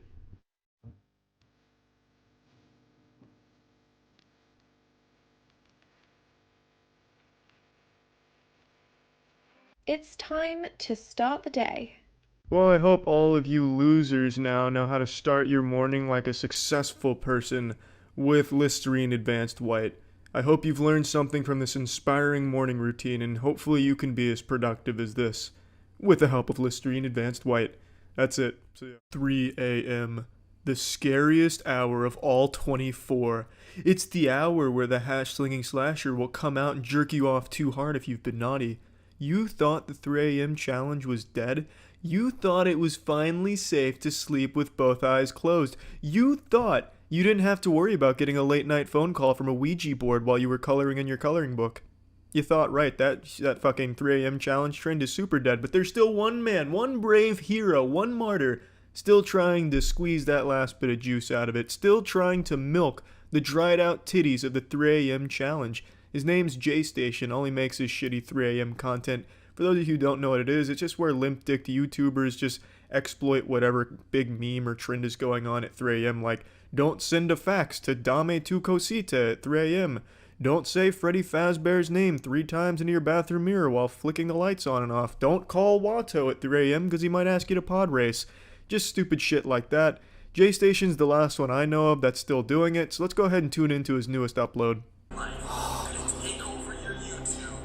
What the hell? Yo, Jay! God. Oh my god, bro. I swear on everything, that's the doppelganger. You swear to God. I swear to God. What the hell? Yo, Jay, I'm telling you, that's the doppelganger. What's poppin', guys? Back with another 3 a.m. challenge. Calling ourselves on FaceTime at 3 a.m. Gone wrong.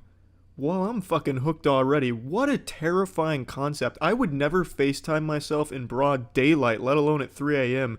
JStation is a fucking fearless champion of lit savagery. 3 a.m. together, guys. Jordan was here with me on the first day that I FaceTime myself, and my doppelganger actually came to the house. Hey Jay, was it you or your doppelganger that got arrested at Disney?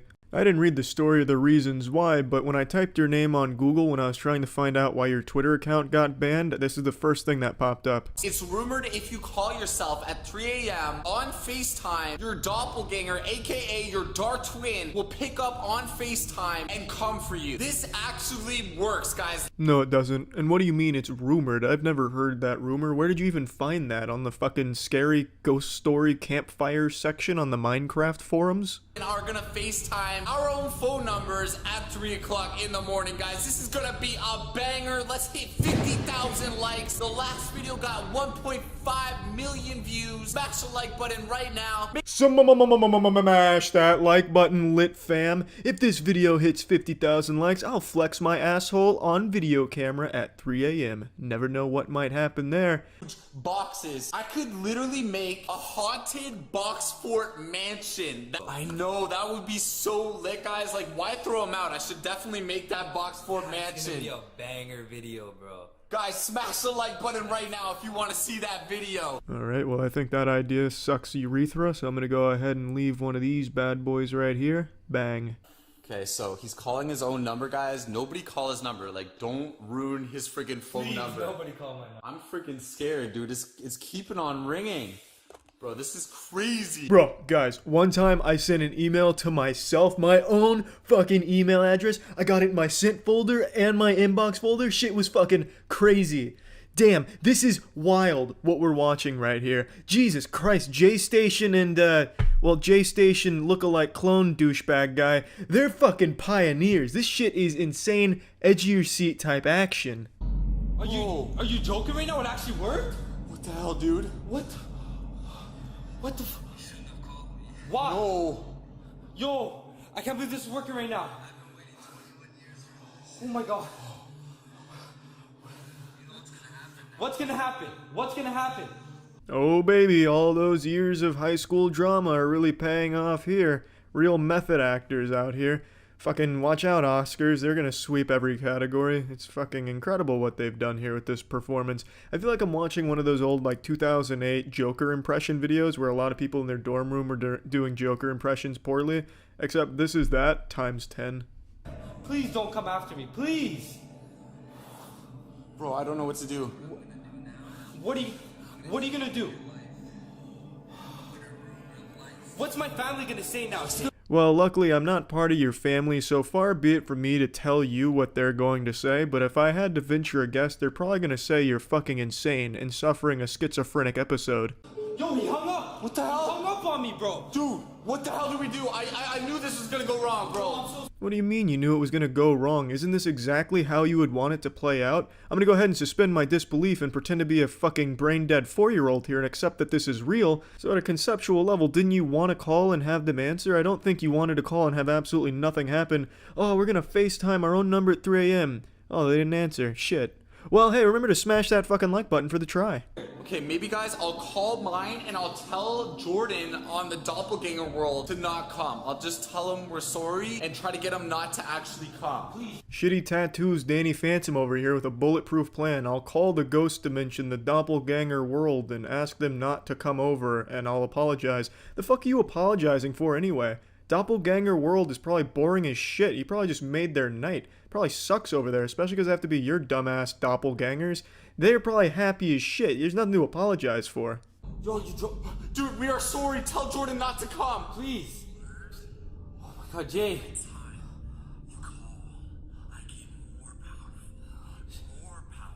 What the? Please tell him not to come. I'm sorry. Oh my God. Tell him not to come. Oh my God, Jay. What did I do? Oh my God. Wow. I mean, that has to at least be a little embarrassing to film, right? You have to feel some level of shame. Oh my God. Dude, he hung up the phone. What the hell do we do, bro? We shouldn't have done this, dude. I was sitting here for a good 2 minutes trying to figure out what those lines are going down the back of his ear. At first I thought it was like bird shit because there's a bird right to the left of it, but that wouldn't make any sense because the bird's not going to shit out of its mouth, and especially not that frequently like that. The only explanation that I came up with that made sense for the tattoo is that the artist must have dozed off while tattooing behind his ear and just made those lines as they were falling asleep. Yeah, it's still locked, bro. Oh my God! Bro! Where'd he go? Now that's how you do a jump scare. Poorly. Jump scares are usually pretty shitty, but this one somehow takes the cake of being the worst one. This almost feels like a mic drop on jump scares.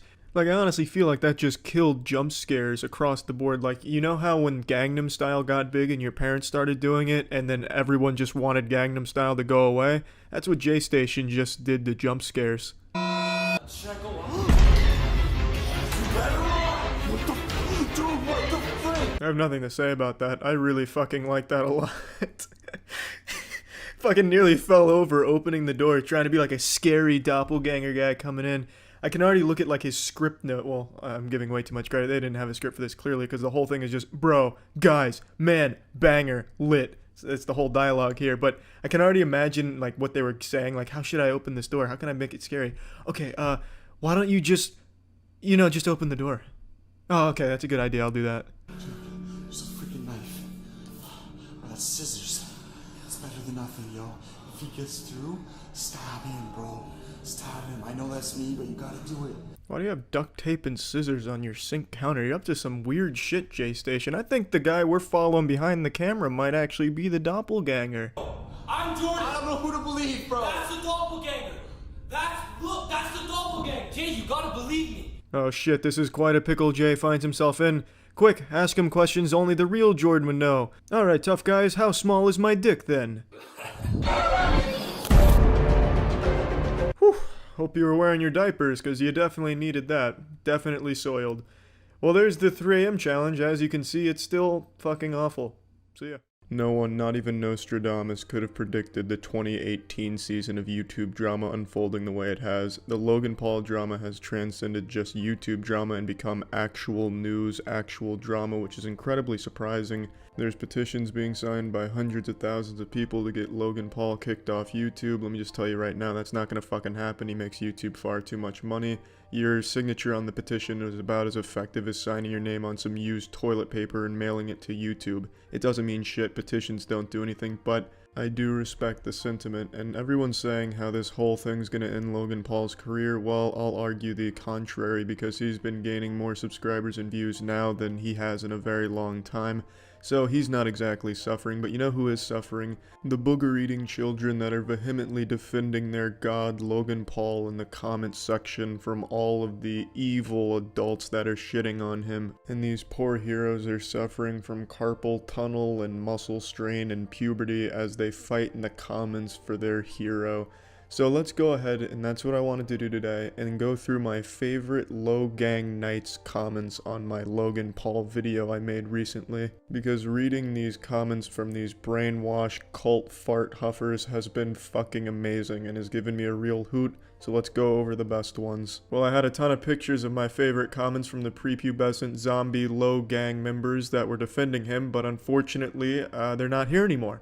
So instead, we'll just go over my favorite comments from the last day. You shouldn't criticize Logan. How would you react to a dead body? And you should take down your YouTube channel. Your voice sounds like a dead whale trying to speak. P.S. Logan's hair is beautiful and Logan rules. Fuck you.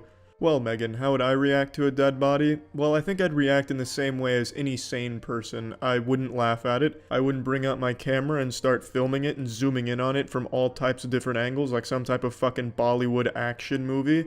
I think what I would do is I'd contact the authorities like any person should do in that situation. I'd then go home and feel absolutely awful for what had happened that day. How would you react to a dead body, Megan? Would you do what Logan Paul did and start filming it and then do everything shy of putting the dead body into a dabbing pose? You're heartless. Well, Nikki, I'm sorry to say that's the wrong form of you're, so I can't take you seriously anymore. However, I do understand what you were trying to say through your horrible grammar. I know they don't teach you that till 4th grade. But even still, I can't let that slide. Also, I like how it's now heartless to criticize the man laughing at a dead body and making light of the situation. That is truly the crime here. He's not a douchebag, so stop making jokes, you headless chicken. Glass. So you can shut up, dickhead, and you're the horse crap. On the surface, Jaquan Thomas's argument here seems watertight, bulletproof. I mean, there's really nothing I can say here. He fucking nailed me. And he's put it in the most elegant way possible. However, I have to point out, that's the wrong form of you're again. Unbelievable. You knew Logan Paul fans were dumb. You knew Logang was fucking stupid, but did you know they were this stupid? I don't think so. Use the correct form of you're next time, kids. Also, this comment makes me feel old because I don't know what the fuck glass means. Sounds like some type of old ancient incantation for some type of spell, or maybe Naruto hand signals when you're throwing up ninjutsu signs. Fuck you, the man that's speaking. I hate you. Alright, let's calm down here, Yoda. I think you're acting like a bit of a douchebag in this comment. Logan Paul uses jokes to cope with bad stuff. Fuck you. King Super Destroyer 123. What a fucking name. That's a name that'll strike fear into everyone on the playground. I can already see it going down now, John Wick style. Whose juice box is that, Cody? Whose juice box did you take? Well, it's King Super Destroyer 123's. Jesus Christ, Cody. It's game over. But anyway, they're saying something here that I've seen all the little champions defending Logan Paul saying. It's how he copes with things by making horrible, not clever jokes at the situation. That doesn't really make it okay. That's not a respectful way of coping with things. He should try and learn a new way of going about things. I understand everyone reacts to things different ways, but I think on camera you can be a little bit more respectful and cope with things that way off camera because it portrays the whole situation horribly. You know, what if Logan Paul's way of dealing with situations that were stressful was by jerking off a fat nut?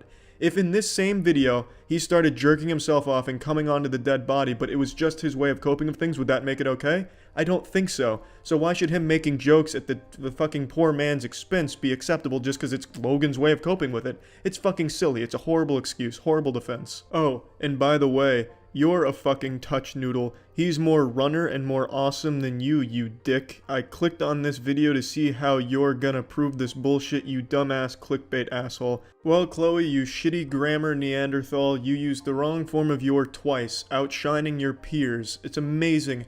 Cannot a single Loganger use the correct form of your, even just by accident one time? God, it's fucking sad.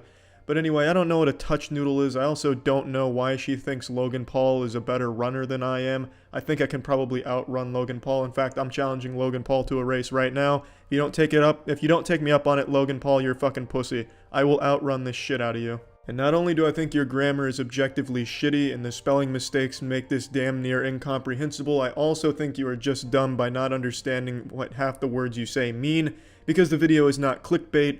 The title is Logan Paul laughing at a dead body. If you click on that video, you will see Logan Paul laughing at a dead body. No clickbait there. Hey, you can suck my fucking dick. Fuck you. I will beat the shit out of you. Douchebag McGee. Well, now I have to sleep with one eye open because Justin said boss track sass, whatever the fuck that name is coming for me. Yikes. You heartless stupid piece of crap on the street, Logan Paul. How hypercritical can you be? Well, shit. I initially thought this was about me, but reading it back, I think he might be talking to Logan Paul. I don't know why people are trying to have a conversation with Logan Paul in the comments of my video here. But when I first saw this, I thought he was talking about me. But now, upon reading it out loud, I'm not too sure. It's really impossible to tell what half of the Logang people are trying to say in the comments, because they're all damn near illiterate. But anyway, I like hypercritical here. I thought that word was great. Now, I decided to save the only one that actually had thought put into it for last, so let's read Gavin's here. Dude, STFU, IDKYPPL wanna bring him down. Can you guys just leave him alone and forgive him? And I promise you that he will never ever do that again. I guess this is his mother speaking. He's talking about Logan like he's a dog. I will promise you that Ruffles will never shit on the floor again. This has absolutely kissed me the fuck off. Please stop kissing Gavin off. Can you guys just lecture him and get over it? He won't do it again. If you tell him what he did wrong in the right way, not just fucking call him stupid ass names and hate on him. I'm just saying that if you are going to try and make him realize what he did wrong, then do it in a non-bitch ass way. BCS saying shot about him ain't gonna do anything but make him angry and sad. Maybe if all this hate gets to him and he will kill himself, BCS of depression, ever fucking think of that dumb ass bitch? Well, Gavin, can't say I did think of that, because a person like Logan Paul, he will never ever feel anything. He's a sociopath, Gavin, I'm sorry to tell you. But please stop talking about Logan like he's some type of animal you own. You don't know him. You're not his best friend. To Logan, you are just a number on his view count. So anyway, I wanted to show a lot more and a lot better comments that I had been saving images of over the last couple of days, but unfortunately, like I said, I don't have them anymore. So I thought just over the last 24 hours would still be fun. So yeah, that's it. See ya. What does every DoucheTuber have in common besides a micro penis? Energy. That's right. You see, the DoucheTuber species has learned that in order to keep the attention of children, they have to jingle keys in front of them constantly. They have to pop out a titty that's full of milk for them to suckle on, and it's a very high energy titty they need to present. Thus, they always put on a fake persona, and you get those real crazy wild intros, the "What's going on, fam squad? Today we're doing the try not to call Thanos at 3 a.m. challenge and come in our pants. Are you ready, bitch boy? I'm ready, shit boy. Let's get into it. Don't forget to smash that subscribe button. Yeehaw, whoa, whoa, whoa, whoa." That's why you always end up with that shit, because children like the energy. They feed off it. But what happens when the DoucheTubers have no energy and are very boring? Let's find out. I just want to quickly say this warning has never held less meaning than it does on this video. This is another pause challenge. This is from the Martinez twins, and the most extreme stunt they do here is shoot water from a hose in their face. It's not exactly the most dangerous and daring Evel Knievel stunts. It's not like they're trained to take water from a hose to the face. It's just not that fucking big of a deal. I don't think they needed the warning.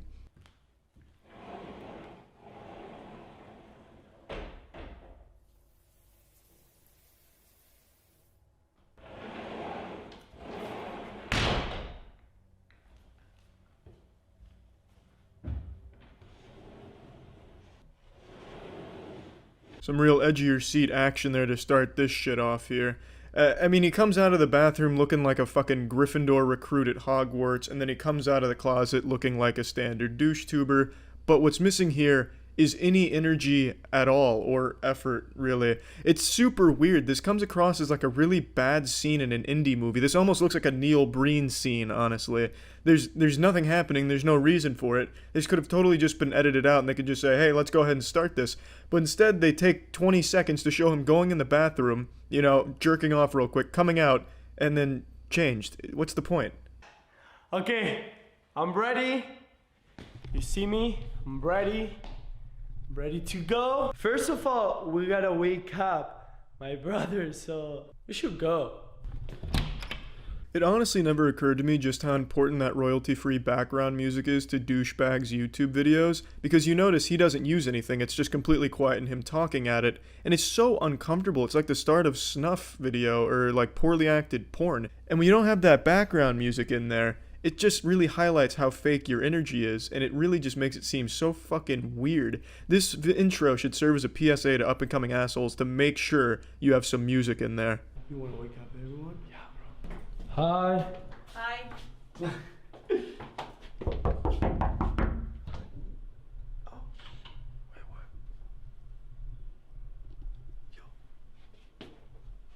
Now these two were part of Jake Paul's Team 10 at one point, but they split off to do their own douchebag videos, but they're not very good at it. Like, watching their videos is like watching a Snapchat story, but with even less energy. Thank you. Thank you. I think it's dope. Hey, welcome to Starbucks. I just want an ice vanilla latte with some milk. And where are you looking at? I want a cookie. My name is... I honestly have no fucking clue what that little skit was right there, but it seemed like something right out of Tommy Wiseau's The Room. I don't understand what that was. I think it was them trying to like voice act what happened when they went into Starbucks, but I honestly have no idea what that fucking disaster was. It was a beautiful, beautiful piece, honestly probably directed by Neil Breen himself there, and probably the best part of the video, really. Morning routine every single day. We go to Starbucks. We eat sandwich and we drink coffee. Who gives a shit about your morning routine? Ivan, pose.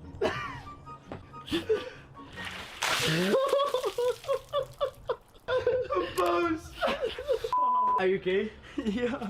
I take back what I said at the beginning of the videos. That stunt right there is definitely something you shouldn't try at home. They do seem like trained professionals when it comes to dumping water on each other. So honestly, I could see why the warning's there now. I like that he checks to make sure his brother's okay, because that really did seem like it could have fucking obliterated him. Okay. What's up, man? Yo, what up? What are you doing? Taking care of the... No. Pause. Stop. Bro! Taking care of what? You're just making mud pies. This man just standing out here with the garden hose spraying dirt with water. Yeah, you're working real hard over there. Truly trained professionals don't try this shit at home.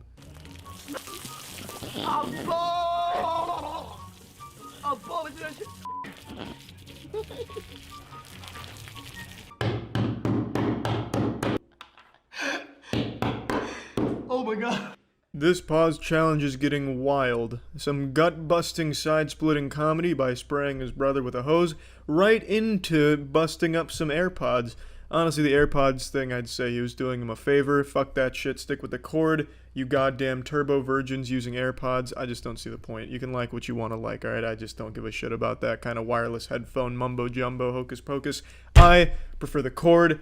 And, well, back to the pause challenge. Good. I'm feeling good. Sorry. Pause! It's been twice in a day. Wait, don't worry. I'm pause. Pause! Now this one does look like an unironically dangerous stunt right here. He is benching some fat fucking weight there. That looks like it might be pushing 40 pounds. So making him pause like that, there's only so much the human muscles can take. It's gonna give out and destroy his sternum if he keeps him paused for too long. I fucking love the weights on here. Where did he find these weights? At Whole Foods or some shit? Where do you even find weights that look like these? This looks like a toy weight set that a child would have. You know, like my toddler's first bodybuilding set, my toddler's first gym, my toddler's first CrossFit trip. I don't understand this. I have to know how much that shit weighs. It can't be more than 2.5 pounds. It looks like it's made out of fucking Play-Doh. stop. Bro, yo, this is crazy. Okay, let me pose that. It's very clear every douchebag on YouTube is connected in one way or another, because when they do these challenges, they always do kind of the same thing. Every pause challenge has the pantsing in public, and a lot of other similar things. It's just like this interconnected web of assholes. You know, it's like asshole to asshole, like Requiem of a Dream style. Like they just suction cup to each other, and it's sickening. Like, at least be creative with your douchebaggery. Like, at least, you know, come up with your own ideas with it. And I hope you like. I hope you guys like this video. Give it a big thumbs up. Thumbs up. Yeah, wait. No. Yeah, so that wraps up that exhilarating pause challenge. I thought this was just super weird that they wouldn't just do the most basic shit that they all do by having wacky sound effects and the background music and stuff, and they very clearly fake their energy, and then at times don't even bother faking energy, just have it completely monotone. It's super different from most DoucheTubers. Like, they're breaking ground here. They're going against the grain, and I just thought it was an interesting little video to look at here. So that's what happens when there's no energy in the douche tubing. See ya.